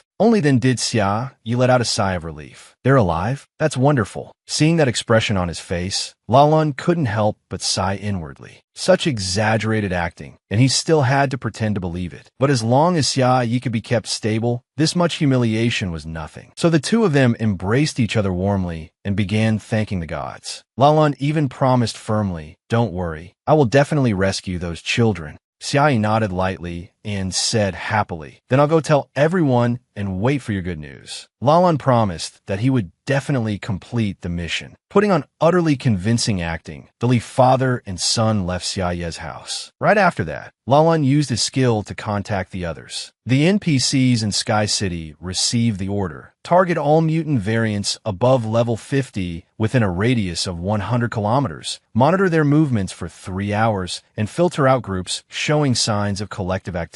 At the same time, missions were issued to the players, prioritizing the hunt for carnivorous mutant variants and gathering clues from them about the missing children. This way, Lalan would receive news the moment any lead was found. Thinking of this, he couldn't help but smile. "Just wait for my good news, Demon King." At the same time, Lita looked at his son's resolute back, and a trace of bitterness rose in his heart. Lalan was working this hard just to complete the Demon King's mission. The Demon King had chosen to cooperate with him and rejected the S-rank Divine Power AI vacuum cleaner. It seemed that when it came to currying favor, stabilizing the Demon King, Lalan had already surpassed even him. Thinking of this, Lita quietly let out a breath. What a relief. Then I can stop worrying about the upcoming council meeting. Only by keeping those corrupt high officials in check would Lalan have time to develop. And that was something only he, as counselor number 1, could do. With that thought, Lita looked at the vacuum cleaner in his hand and said in a low voice, "From now on, your task is to stay by my son's side, Divine Power AI." But the instant the vacuum cleaner touched the wall, a glaring red light suddenly appeared. At the same time, a mechanical voice rang out. Divine Power AI has expanded its surveillance network to monitor all humans in Sky City. If anything unusual occurs, it will be reported to the Demon King at the earliest possible moment. Hearing that, Lita froze stiff. He had forgotten that it had already defected. Was this the real reason the Demon King had refused to accept Divine Power AI? Thinking of that, he couldn't help but shout, "What a sinister and cunning Demon King." That night,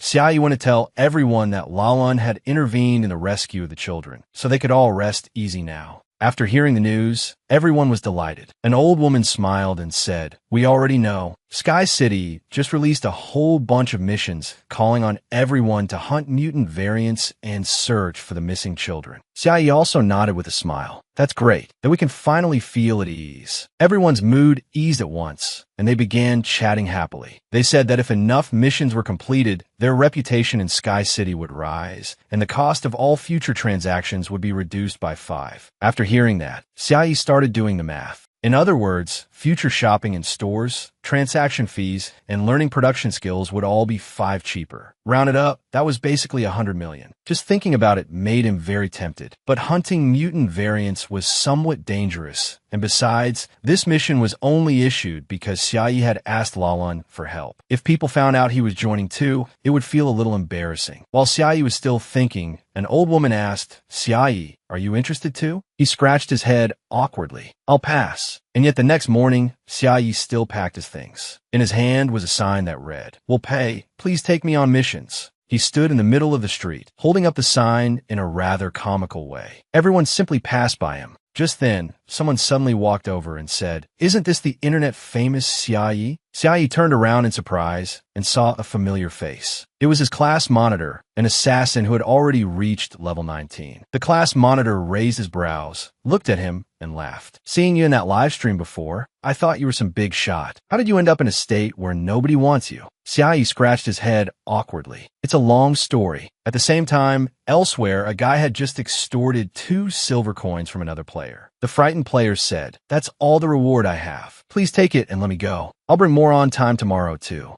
The hooded thug grinned smugly. "This new mission is great. Thanks to the class monitor gathering so many underlings, we get to sit back and profit." The woman beside him nodded in agreement. "Exactly. To collect that many nude photos from so many people, the class monitor is seriously impressive." But while they were talking, they spotted the class monitor over there speaking with Xiaoyi. The woman couldn't help but exclaim, "The class monitor is recruiting another underling again? What a model worker." Over on this side, the class monitor adopted a superior attitude, tossed Xiaoyi 3 silver coins, and said, "You look pitiful, so I'll help you out a little. Take this as a reward." Xiaoyi looked at the money in his hand and was a little speechless. A moment later, he suddenly remembered something and asked doubtfully, "Come to think of it, class monitor, your ranking should count as pretty high, right?" His current combat power ranking in the world was 3445. Hearing that, the class monitor sneered. "Pretty high? You really don't know anything."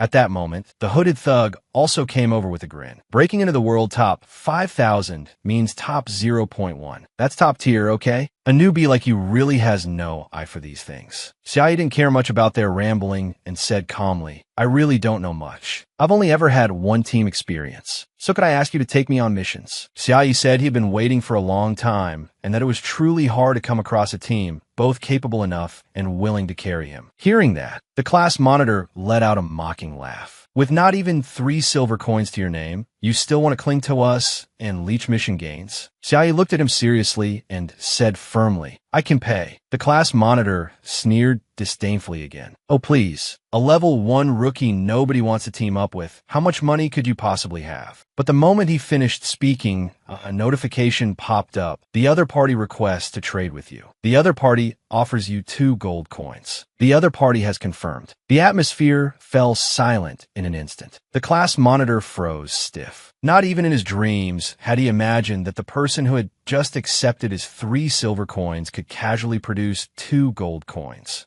Even now, the class monitor's total fortune only amounted to 2 gold coins. How could this scrub have as much money as someone in the world top 5,000? While they were still in confusion, Xiaoyi spoke again. The full payment is 5 gold coins. After we finish, I'll give you 3 more. How about it? The class monitor was still standing there in a daze, not knowing how to react, when Xiaoyi continued, judging by your level and ranking, I think paying a little more is fine. Those words made him instantly furious. Why did it sound like Xia had just gotten first place himself? A fringe nobody from the class, daring to put on airs in front of him after a single live stream. The class monitor hadn't originally planned to make a move on Xiaoyi, but now he changed his mind. He would lure him into the wilderness, teach him a lesson, take nude photos of him, and rob him of all his property. With that decided, the class monitor immediately smiled and said, We're classmates. No need to talk about money. Helping each other is only natural, isn't it? As he spoke, an evil smile spread across his face.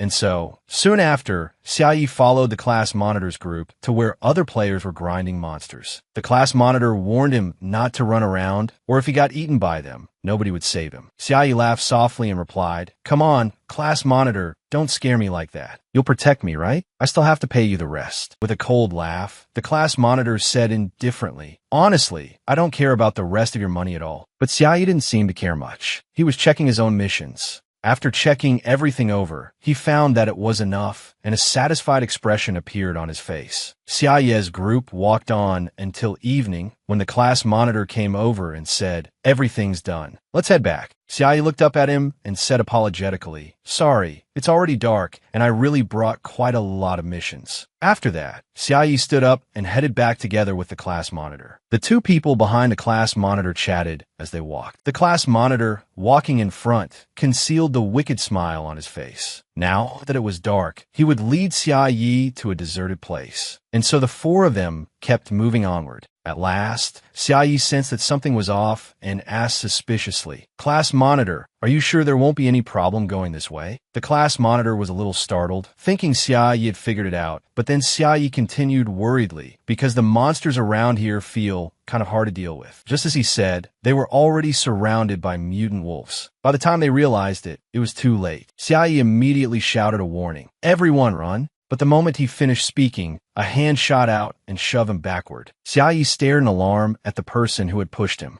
The class monitor's group had already turned and run. Only then did Xiaoyi realize that those bastards had intended to sell him out and escape on their own. But sadly, by the time Xiaoyi saw through them, it was already too late. He had been captured by the wolves. He thought he was about to be torn apart and eaten, but instead, he was only locked inside a cage. Once he realized that, Xiaoyi was so happy he nearly cried. He was alive. He thought that next time, he really should find someone from the top 10 to carry him and stop being cheap. Just then, Xiaoyi suddenly heard heartbroken sobbing nearby. He froze for a moment and looked toward the sound. There he saw a group of children huddled together in a corner, crying miserably. Xiaoyi guessed that they were the missing children. Then he looked toward the other cages and saw the missing players and guards as well. Even the class monitor and those bastards hadn't escaped. Xiaoyi frowned slightly and fell silent. It wasn't just the children. All the missing humans were still alive. Just as Lalun had said, these beastmen were planning something. While Xiaoyi was thinking, another child burst into tears. It's so scary, it smells so bad, I want to go home. Xiaoyi glanced at them, felt a little sorry for them, and took out a roast chicken for them to eat. The children's eyes lit up instantly at the sight of it. But one little girl shook her head and refused. No, Mom says the protein content is too high, so it's hard to digest. Xiaoyi was left a little dumbfounded. Then he took out a sword to coax them, but they still looked down on it, saying it didn't glow and wasn't cool at all. Xiaoyi was almost driven mad. What kind of temper was this? But they were children, so he could only take out a doll to comfort them. Then the little girl questioned him again. Big brother, you're not from some fantasy world, are you? Xiaoyi gave up helplessly. Kids these days are way too hard to comfort. He wasn't going to bother anymore. Just then, the little girl suddenly walked over to him and asked, Big brother, what's that? Following her gaze, Xiaoyi looked over and saw that some medicine from his bag had fallen out. Among them was a beginner-grade potion that could dispel negative emotions. The little girl reached out and picked it up, asking curiously, can bad feelings like fear, anxiety, and sadness be purified away? Xiaoyi let out a soft laugh and replied, hopefully. It's just that there's really nothing for me to be afraid of. The little girl stared at him blankly and cried out in disbelief. Really? But just now you looked like you were scared to death. Why don't you need to be afraid? Xiaoyi explained quietly, because someone will definitely come to save us.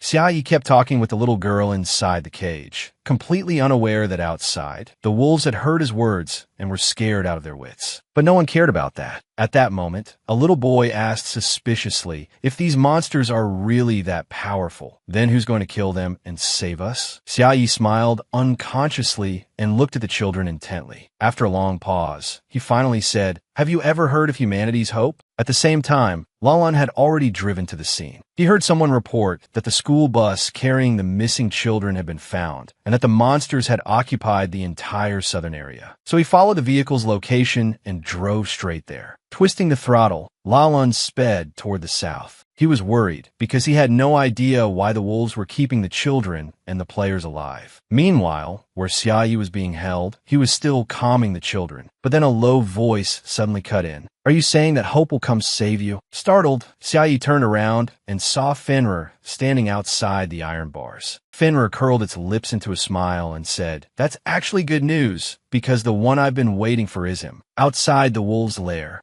the two wolves standing guard suddenly noticed an intruder. They immediately shouted a warning. This is Lord Fenrir's lair. No audience has been granted. Entry is forbidden. But that figure still strode out of the darkness without hesitation. When they got a clear look, they realized the one who had come was Lalan. The moment they saw him, the two villainous wolves were instantly terrified. But before they could do anything, Lalan cut them down. Inside the prison, Fenrir, who had been talking, suddenly felt the ground shaking. It was immediately alarmed. Just then, a wolf rushed in and reported in panic. Lord Fenrir, it's Lalan. Lalan has broken in. Hearing that, Fenrir smiled instead. I've waited so long. He's finally here. As it spoke, it glanced back at Xiaoyi and gave him a meaningful smile. As long as I can meet him, then I can, but before it could finish, another explosive crash rang out. One level of Fenrir's base had just been destroyed. Fenrir looked at the rubble in front of it, then stared outside in shock. It saw Lalan walking in. In a cold voice, he ordered, hand over the children. At the imposing force in his bearing, Fenrir's face went pale. It was terrifying. Even though it had prepared itself mentally, it still couldn't help feeling afraid. But very quickly, Fenrir regained its composure. Calmly, it smiled and said, as expected of the legendary hope of humanity, your presence and bearing are truly worthy of admiration. With a cold snort, Lalan said icily, cut the nonsense. Where are they? Letting out a soft laugh, Fenrir pointed behind itself and declared with complete confidence, don't rush. Not a single one is missing. They're all here. The moment it stepped aside, Xiaoyi appeared. The instant Lalan saw him, he froze stiff. Who was supposed to tell him why the Demon King was here too. On the other hand, Xiaoyi was delighted to see him and called out happily, Big brother Lalan, I've been waiting for you forever. You really came. Hearing that, Lalan was instantly stunned, and the atmosphere fell silent. So he really had been waiting for him. Lalan assumed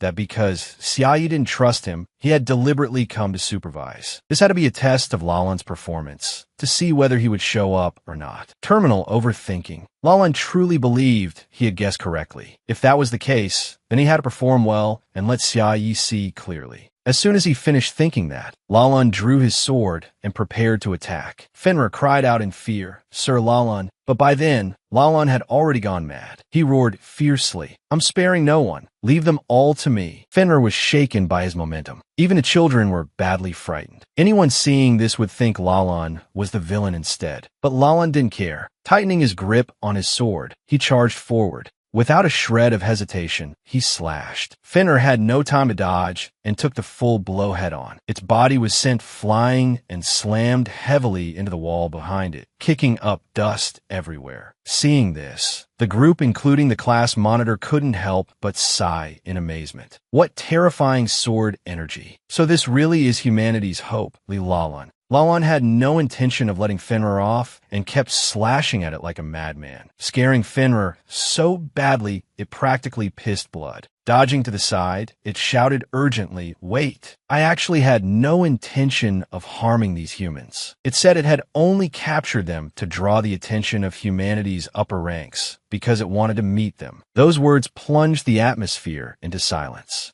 Even Xiaoyi was just as shocked. Fenrir's goal wasn't to kill Lalan, after all. Narrowing his eyes at Fenrir, Lalan asked suspiciously, "What do you mean?" Fenrir answered calmly, "Look at my buff and level." Lalan did as it said, took a closer look, and discovered that it was level 101. Knowing he had seen it, Fenrir smiled again and said, "That's right. I awakened an extremely powerful growth trait. Every intelligent creature I eat lets me accumulate 1 stack of gluttony. Consuming 1 stack of gluttony raises me by 1 level. In only 2 days, I reached level 101. Although I've already accumulated 15 stacks and haven't used them yet, I probably won't need to. Because aside from Lalan and the other holders of divine artifacts, I'm already invincible." At this point, Fenrir couldn't help letting out a cold laugh. If someone as invincible as me wants to form an alliance with humanity, what do you think? That was right. Its goal was not to oppose humanity, but to find a chance to coexist so that more mutant species could survive in this world. It had told Lalan about its strength purely to gain leverage in negotiations. Once Lalan understood, even he would surely be shocked. But Fenrir had overthought it. Lalan didn't care about it all.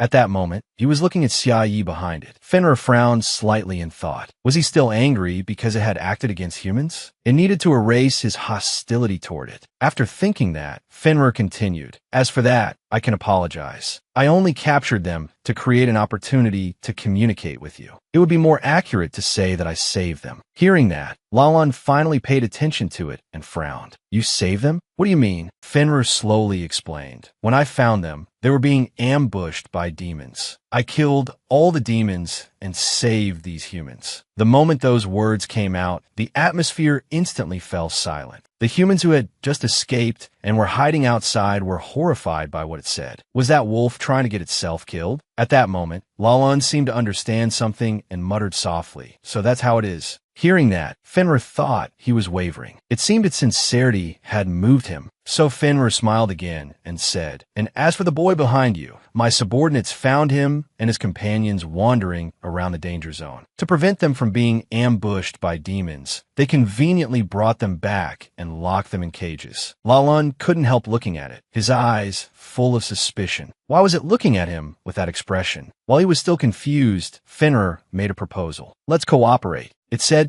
they had a common enemy, the Demon King. Lalan's face instantly froze stiff because the Demon King was standing right behind him. Afraid it would offend the Demon King, he hurriedly drew his sword and cursed angrily. "Utter nonsense. I can't let you go on talking." But just then, Xiaoyi suddenly interrupted. "Why not? I think what he's saying sounds pretty good." Lalan froze for a moment. Only after a pause did he lower his sword and say, tremblingly, then go on." Fenrir grew smug at those words. "I knew it. You're interested." And so, right after that, it began laying out its plan for everyone to hear. "I've thought of a perfect cooperation plan. We mutant species are gradually developing higher intelligence. We also know that the Demon King and the Archdemon are currently missing. This is the perfect chance to wipe them all out. I will help humanity kill demons, and you will help me become the leader of all monsters. From then on, Fenrir will rule all monsters, feed only on demons, and never trespass on human territory." The atmosphere fell silent once more. Lalan ignored Fenrir and looked back at Xiaoyi behind him. Xiaoyi seemed a little surprised, but then he smiled and said, "Sounds pretty good." Seeing that smile on his face, Lalan was so shocked he nearly went rigid. He thought he understood now. The reason this Demon King had arrived here first was to prevent him from joining hands with this mutant species. Xiaoyi had made the other party explain the whole plan in order to observe his reaction. In other words, he had long known about the mutant species' evolution and intentions. Everything that had happened was within the Demon King's expectations. The more Lalan thought about it, the more terrified he became. The Demon King's judgment was terrifyingly sharp, his schemes incredibly deep, and his desire for control horrifying. At the same time, Fenrir felt certain it had victory in hand. With such a mutually beneficial solution, even if it was only a temporary alliance, Lalan had no reason to refuse. But it was disappointed. After thinking for a while, Lalan bluntly replied, "I refuse." Those words made Fenrir freeze stiff. Once it came back to its senses, it shouted in confusion, "Wait! Why?" Of course it was because the Demon King was watching. Lalan desperately wanted to say it, but he didn't dare. So he rushed at Fenrir in a flash. Fenrir became even more frantic and hurriedly asked, "Why? If you have any other conditions, just name them." But before it could finish, Lalan's sword had already slashed over. It dodged helplessly, still trying to negotiate. "We can discuss this again." "There's nothing to discuss." Lalan refused without hesitation. Then he roared, "In the name of the Demon King, I'll destroy you." Fenrir was hacked at for no reason it could understand, so angry it was about to cry. "Whose side are you on exactly?" Lalan ignored it and launched a flurry of sword strikes, smashing Fenrir's body hard into the ground and kicking up dust everywhere. Lalan let out a cold snort. "Even if we're both level 101, you're the growth type. You can't beat me." At the same time, Xiaoyu was observing Lalan's actions. He seemed to have heard Lalan shout that he was acting in the name of the Demon King. Frowning in confusion, Xiaoyu wondered, why would he say that? Just then, Fenrir rose from the dust and muttered in a low voice, "Is my awakened intelligence still not enough? Otherwise, why can't I fully understand the logic behind this human's behavior?" Then it looked at Lalan again and said, "Then you don't need to give me any benefits at all. I'll return all the captives and even help you resist other demons coming to Earth. Just spare my life first." Hearing this was like a bolt from the blue for Lalan. He seemed to understand yet another layer. The second reason the Demon King had personally come to supervise was because he was afraid Lalan would spare this mutant species. Thinking that, Lalan immediately shouted, "No!" Fenrir was going crazy with urgency. "Why not? Then I won't become the leader of monsters anymore. Just let me live, and I'll be your dog." No matter what it said, Lalan's answer was still no, and he charged at it again. Fenrir was so frightened it nearly cried. Would someone please tell it why nothing it offered was acceptable? It roared angrily again. "I only want to leave a path of survival for the mutant species. Do you really have to wipe us out completely?" Since that was the case, it wasn't going to be polite to Lalan anymore. Immediately after, Fenrir directly broke open a layer of its gluttony stacks and instantly rose to level 131. At the same time, at the Great Church of Moses, Hafiz was telling Moses about the mutant species. After listening, Moses asked in surprise, "Didn't I already tell you all?" Hafiz said in confusion, "Didn't you say mutant species were low-intelligence creatures?" Moses replied calmly, "The Demon King is stronger than expected. Wouldn't the mutant species influenced by the Demon King's power also become stronger?" After hearing that, Hafiz said in dissatisfaction, "What I mean is, why didn't you say so earlier?" Moses didn't think he was in the wrong. With a cold snort, he scolded, "If I didn't say it, couldn't you have guessed it yourselves? Are you all that dependent on me? Shouldn't you reflect on that? I'm a god, not your mother." Hafiz sighed helplessly. At that moment, Moses continued, "Still, what a pity." Hafiz frowned slightly and asked in confusion, "What's a pity?" Moses sneered, "An opportunity for alliance has turned into a major crisis." Elsewhere, on Lalan's battlefield, Fenrir glared at him and said coldly, "Do you really think I can't beat you, Lalan?" Right after that, arcs of lightning appeared around it, crackling without stop. Seeing this, Lalan immediately shouted, "It's a long-range attack. It wants to kill everyone." He told everyone to use all their ultimate moves to save their own lives. The moment he finished speaking, everyone began using their skills and formed a protective barrier. Even the children knew how to protect themselves. Only Xiaoyu didn't know how. He truly had no idea what to do. At the same time, Lalan had already created an S-rank divine defensive shield to protect everyone. But Fenrir's attack was extremely fierce, causing the shield to shake nonstop. The people inside were affected so badly they collapsed to the ground. Someone cried out in panic, "Even though Lord Lalan's shield blocked the damage for us, this attack is just too strong." The HP of everyone inside had already started to bottom out. Only Xia Yi remained completely fine. He stared blankly at his own body and murmured, "It doesn't really hurt that much, does it?" Over here, Lalan was struggling to hold the shield and protect everyone. Pressing his lips together, he thought, such overwhelming power. The level gap is too huge. If I use the Hell Breakthrough enhancement item. But Fenrir seemed to have guessed what he was thinking and slashed over again with its claws. Under that relentless assault, Lalan had no chance at all to use the enhancement item. His strength was only the limit of this version. He had already refused to cooperate with this mutant species, and yet the Demon King still wasn't planning to help. Thinking that, Lalan glanced behind him again and saw Xia Yi still standing there blankly, not knowing what to do. He cursed inwardly in anger. What lousy acting. He's obviously pretending to be dumb and deliberately avoiding my gaze. While he was still thinking, Fenrir came roaring at him. Die. Hope of humanity. Xia Yi was startled when he saw this.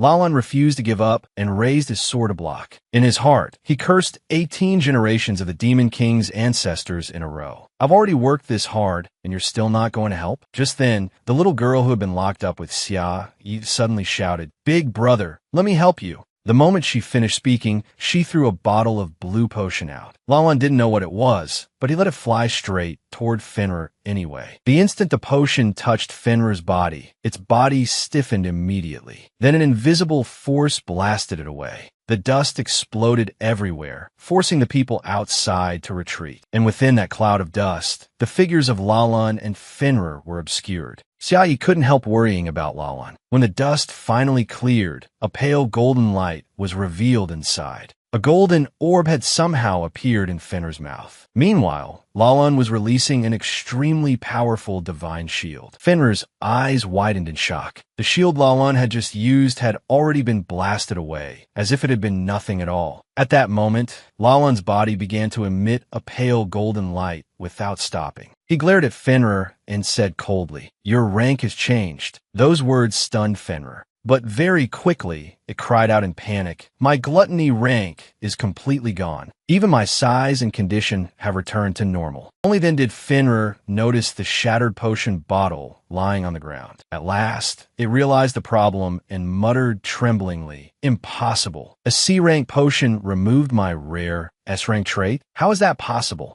Lalan was also shocked. He glanced behind him and said, "What exactly is this potion?" Then, in the next moment, he saw Xia Yi holding a whole pile of identical bottles. Xia Yi smiled cheerfully and said, "I didn't expect this thing to work so well either. I still have a lot more. Want some?" Lalan and Fenrir's expressions froze at once. Lalan suddenly felt that he understood again. The Demon King had already prepared his methods. He simply had not acted because Lalan and the werewolf had not yet become complete enemies. Only when Lalan and the werewolf fought to the point that only one side could survive would the Demon King be willing to step in. Xia Yi had treated him like entertainment. Holding back tears of humiliation, Lalan looked at Fenrir and asked in a low voice, "Do you have any last words?" Seeing his attitude, Fenrir grew even angrier and roared, "Why are you so angry? Were you the one driven into a dead end?" Lalan paid it no attention. Energy began gathering in the sword in his hand as he said deeply, "So these are your dying words?" Seeing this, Fenrir became even more frightened. It said with a tremble, "I don't want to get entangled with you anymore." As soon as it spoke, it disappeared without a trace.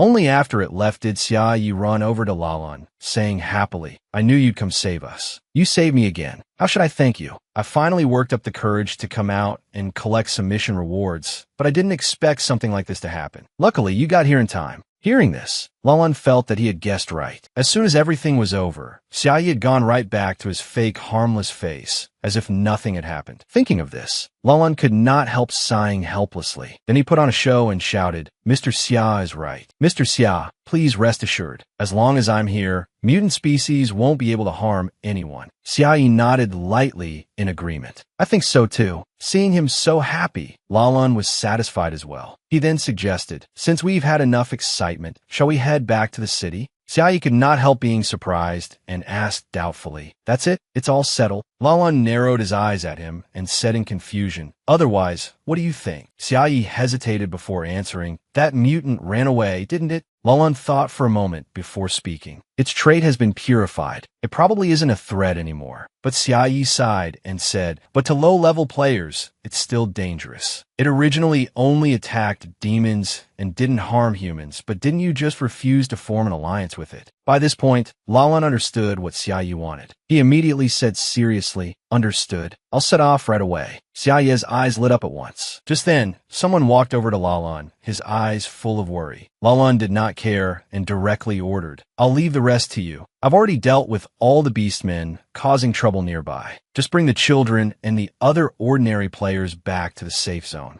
The person nodded lightly, then looked at Xiaoyi and asked, what about that demon king? Lalan said in a low voice, bring him back to the safe zone too, and remember to comfort him. Don't let anything happen again. After saying that, he drove off. Behind him, Xiaoyi cheered along with the others. Go, big brother Lalan. After the noisy commotion, everyone began cleaning up the surroundings. Another person was tasked with comforting Xiaoyi. He walked over to him and said, Mr. Xia, why don't you sit in this car? Hearing the voice, Xiaoyi turned his head and saw a luxurious car parked there. He immediately climbed in and sat down. But before the car could leave, the woman beside the class monitor suddenly walked over and knocked on the window. With an embarrassed smile, she said, your name is Xiaoyi, right? Sorry. We said we'd escort you on your mission, but we failed to protect you. Xiaoyi rolled down the window and looked at the three of them. Thinking he was paying attention to her, the woman continued smiling and said, I didn't expect you to know Lalan. The class monitor also started ingratiating himself. That's right. Here, we'll return these 2 gold coins to you. We're all friends, so there's no need to talk about money. If there's a chance, let's team up again next time. At that moment, the driver leaned his head out and asked, are you friends of Mr. Xia? If so, you can get in too.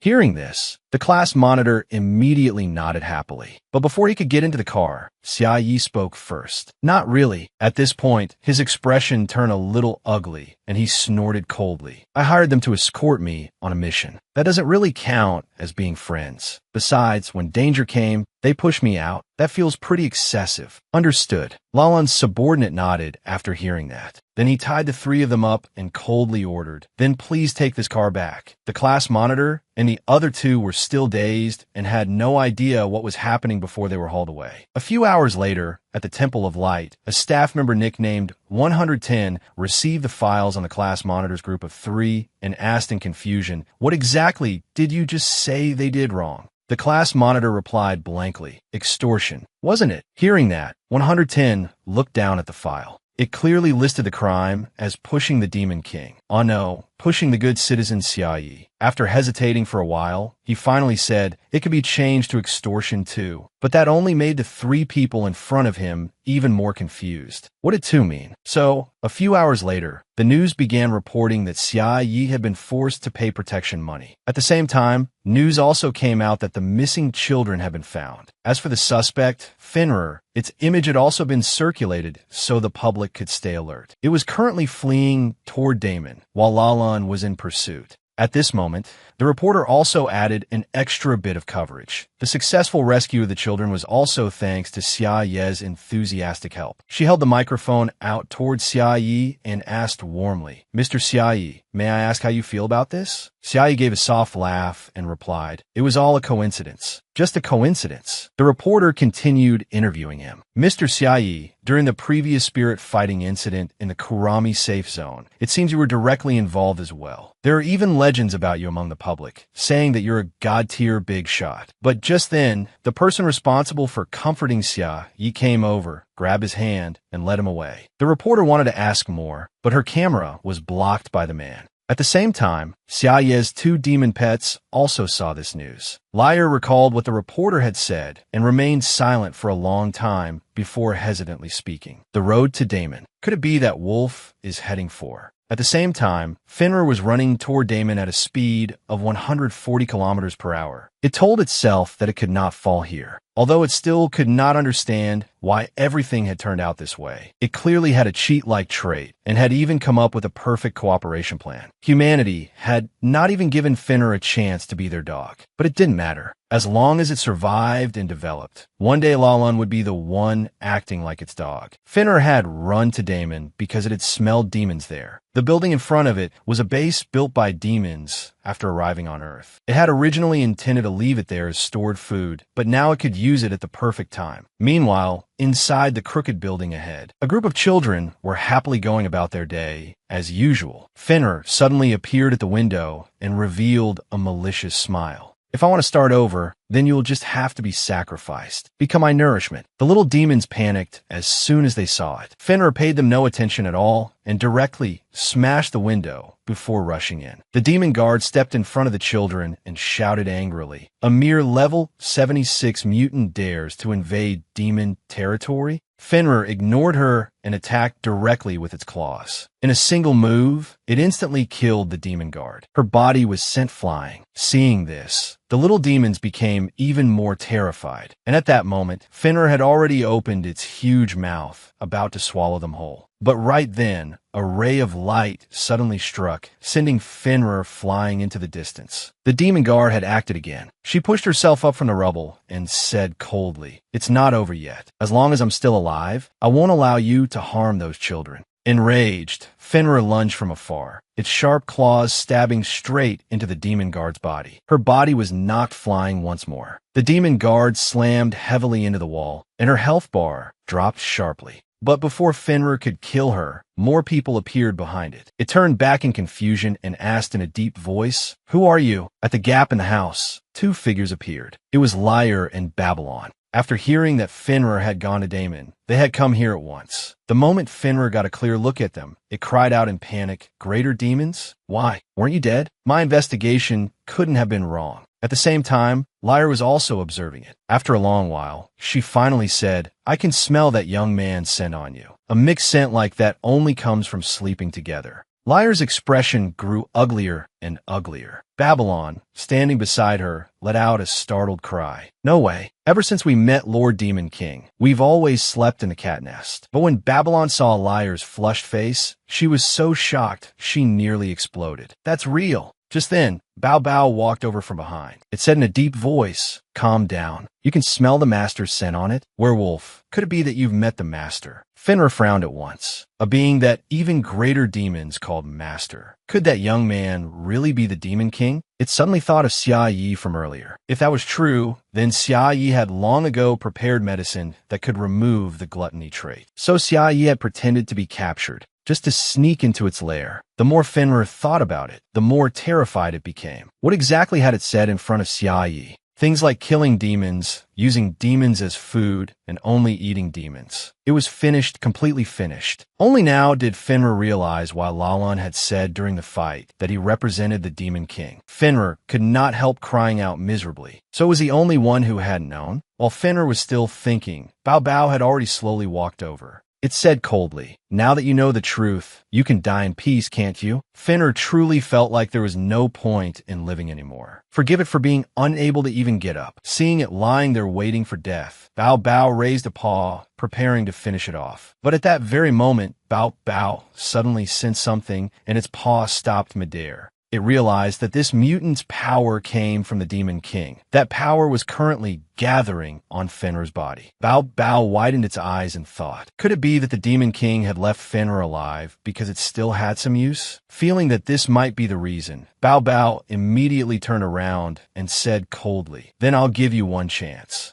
It was going to bring Fenrir to meet the master and let it atone for its crimes. After seeing Bao Bao come back, Liar spoke up. "After watching the news, once I learned what its target was, I couldn't relax. Thank you for making this trip with us, Lord Bao Bao." Bao Bao snorted coldly and scolded. "If Lord Demon King blames us for acting on our own, it'll be your fault, understand? Fine, let's go home." As soon as it finished speaking, the two demons and one cat prepared to leave. But Bao Bao suddenly noticed something. In the distance, someone seemed to be hiding behind a cluster of leaves. That person was Lalan. He was trembling in fear because he had accidentally discovered the demon's headquarters, and he had no idea whether they would kill him to silence him. Lalan had once been humanity's hope, but now he was constantly drowning in despair. He had been ordered to track down the kidnapper Fenrir, but had accidentally arrived at the demon's base camp. Now that he had been discovered, he was facing the encirclement of 3 greater demons all by himself. Lalan was originally the strongest among humans. In a one-on-one fight, neither Liar nor Babylon would be his match. But at this moment, he had no chance of winning at all, because Bao Bao was here and it was already preparing to silence him.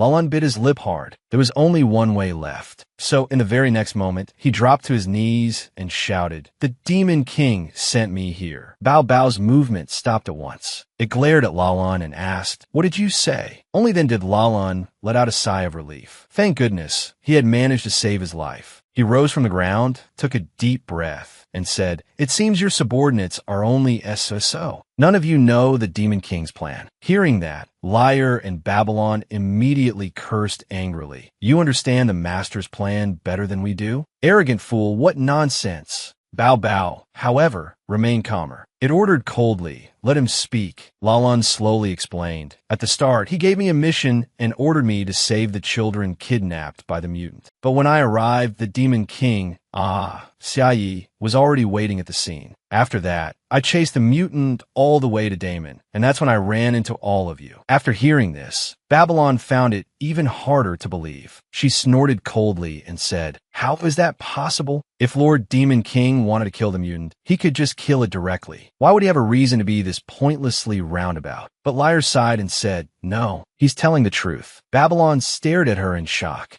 Liar slowly explained, "As a humanoid demon who possesses prophetic power, and as the one closest to Lord Demon King, I already knew of this plan long ago." Bao Bao also spoke in agreement at that moment. "Since everyone already knows, then I won't pretend anymore. This really is the Master's plan." When Babylon heard that, she looked at Liar in disbelief, then at Bao Bao, and a trace of sorrow rose in her heart. So she was the only one who hadn't known. At that moment, Lalan spoke again. "So it really was like that? If we can confirm it with each other, then there can't be any mistake." He said that the Demon King had long known his subordinates would encounter danger, yet seemed merely to sit by and watch. In truth, every single step concealed the real purpose behind the mutant. Whether it was saving the human children or killing the mutant, neither was the true goal. The Demon King was merely using the rescue of the human children as a pretext to bring his demon subordinates into the safe zone. Bao Bao narrowed its eyes at him, and only after a long while did it snort coldly and say, "You can count that as correct." At the same time, the little demons above also spotted them, and one of them recognized Lalan. Lalan also noticed the little demons at that moment, and the children were actually thinking of killing him to help ease the Demon King's burdens. But Lalan did not know that. With one step, he jumped high into the air and came face to face with them. Wearing an extremely gentle smile, Lalan said, "Come on." The little demons stared at him blankly. Where was he taking them? "Help! There's someone kidnapping demons. Oh no, children." He chuckled softly and explained, "I'm taking you to meet Lord Demon King." On another front, after surviving a horrifying night with the mutant, Xia Yi returned home. He was trying to register something, but the system kept rejecting him. Just as he was getting annoyed, the doorbell suddenly rang. Xia Yi quickly ran to open the door and saw a long line of people outside. He first looked at the huge wolf standing there, frowned, and asked, "You're saying you want to keep this one?" Bao Bao let out a meow, indicating that was exactly the case. Speechless, Xia Yi then looked at the children standing beside Lalan and asked doubtfully, "And after that, I'm supposed to take care of these children too?" The moment Lalan nodded, Xia Yi's expression changed. "Did anyone even ask me first? Who decided that?" Right after that, he exploded. "What are you people even thinking? Is it reasonable for a pet to keep another pet?" Xia Yi pointed at Fenrir and accused, "Besides, this guy eats a lot, doesn't he?" To Bao Bao, Xia Yi's words meant only one thing. Fenrir had been rejected, and rejection meant there was only one path left for it, death. Bao Bao's face immediately darkened. It was already prepared to silence Fenrir. But at that moment, Xia Yi kept questioning them. "You can't even take care of yourselves, and you still want to keep a pet? Have you even thought about who's paying for its food?" But as soon as he said that, he suddenly remembered something. Come to think of it, the food expenses wouldn't be paid by him, but by the 2 great demons with horns on their heads. As long as it didn't affect his money, it was easy to talk things out. Xia Yi immediately agreed. "Actually, I spoil you all quite a bit. If you really want to keep it, then take it to the backyard and tie it up." Bao Bao instantly meowed twice, showing how happy it was. Then it even pawed at Fenrir as if to say, "See, this really is what Master wants." Only after hearing that did Fenrir finally let out a sigh of relief. Thankfully, Lord Demon King had forgiven it, or it would have been completely finished. However, it didn't stay happy for long before it was locked inside an iron cage and lost its freedom. On top of that, it was thrown into the backyard and ignored by everyone. Once Fenrir had been dealt with, it was the little demon's turn. At that moment, Lalan proposed again. "Mr. Xiaoyi, then I'll have to trouble you to take in these children as well." Xiaoyi looked at him. Why did he act as if that were only natural? But in Lalan's eyes, that look meant something else entirely. He believed Xiaoyi really had planned this all along. After he brought it up, the way Xiaoyi looked at him had completely changed. At the terminal stage of overthinking, Lalan felt that Xiaoyi's gaze had become sharper. He really would have to stay here forever. After thinking it over, Lalan stepped closer and whispered into Xiaoyi's ear. "I followed Fenrir and discovered that these children are also victims who almost died under the wolf's claws. Their identities and backgrounds can't be traced, so there won't be any problem." Hearing that, Xiaoyi felt like Lalan had gone mad. How was it no problem at all if their backgrounds were unknown? But very quickly, he felt there really wasn't much wrong with what Lalan was doing. Lalan was a government employee, after all, and was asking him to help society. Feeling that Lalan had already helped him a lot, Xiaoyi agreed. "It's really hard for me to take care of all of them if they all live in my house. How about this? I have some basic equipment here that can be given out to help everyone stay warm. After that, I'll sponsor an orphanage." Lalan was a little surprised by the suggestion and frowned as he muttered, "An orphanage?" Xiaoyi, however, thought Lalan was dissatisfied and murmured sadly, "I really can't afford to take care of any more than that." But just then, someone suddenly tugged at his clothes. Xiaoyi lowered his gaze and saw the little demons looking up at him with wide round eyes. Xiaoyi's heart softened. These little ones were just too pitiful. Thinking about it, maybe this would work after all. After thinking it through, Xiaoyi warmly said, "If you really need my help, Brother Lalan, then I do have an idea." He proposed building a guild to take everyone in, binding them closely together so they could care for and help one another. With an organization, they wouldn't count as people with nowhere to go anymore. Xiaoyi thought the suggestion wasn't bad. If he had to spend money, then at the very least, both sides should benefit.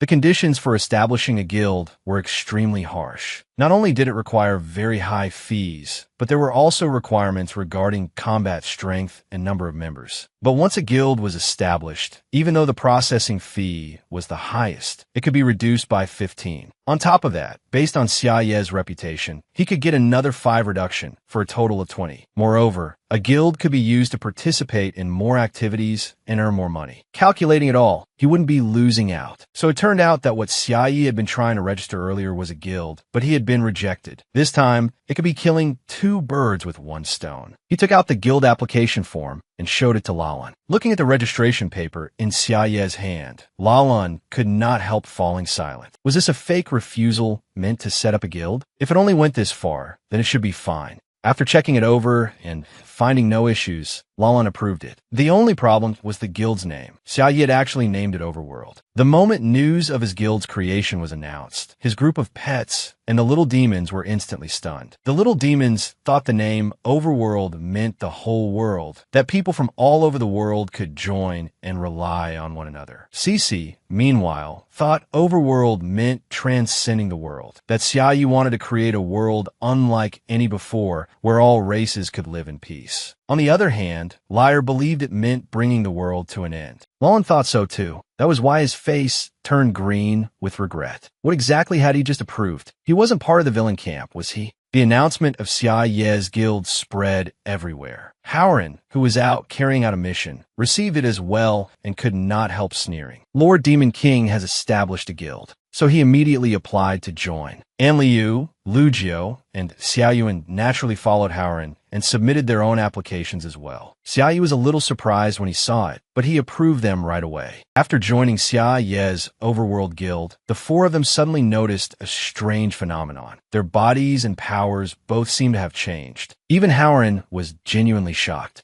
They had only joined a guild, so how had they suddenly become dungeon leaders? And in the eyes of the surrounding players, the 4 of them had now become part of the opposing faction. Howren glanced back, making the players start trembling in fear. They had no idea what was happening. Why had they suddenly become the enemy faction? At that moment, the way Howard looked at the players was incredibly vicious, like a predator about to hunt its prey. At the same time, at the front door of Xiaoye's house, the doorbell, which had been peacefully doing its job, suddenly felt that something was wrong with its body. Just like Xiaoye's group, it too had become a dungeon leader, with the title the Demon King's Gatekeeper. The doorbell had now also gained physical form. It muttered in disbelief, "I was originally just an illusion, and now Lord Demon King has suddenly bestowed me with a physical body." At the same time, at the human camp, the staff in the control room suddenly discovered a red point on the map indicating a dungeon. Even Xiaoye's house inside the safe zone had turned into a dungeon. Pucci happened to walk in from outside at that moment, and upon hearing the news, fell silent. The players' leveling progress had not improved much, yet the Demon King's forces were expanding more and more. Humanity had never before faced such a terrifying enemy. Thinking of this, Pucci gripped the cross hanging from his neck tightly and could only silently pray for the Lord God to protect humanity. Moses, high above, received this prayer but gave no response. He merely curled his lips into a cold smile. "Don't worry. At worst, I'll descend personally." The one worrying besides Pucci was Lalan. He was still standing in front of Xiaoye's gate. He stood there like a statue,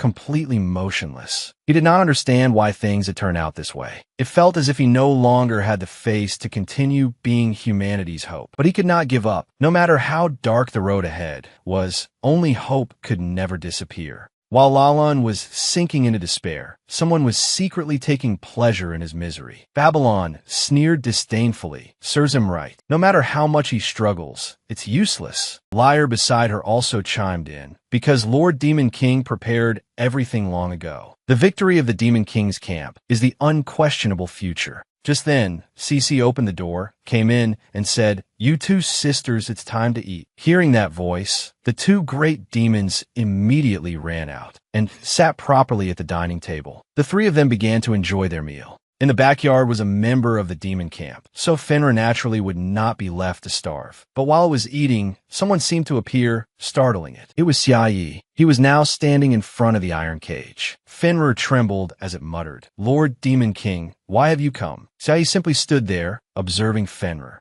A moment later, he finally spoke in a dark voice. "You're the mutant wolf king who intended to work with Lalan to devour all the demons in the world. I'm not mistaken, am I?" As he said this, he suddenly revealed a smile overflowing with malice.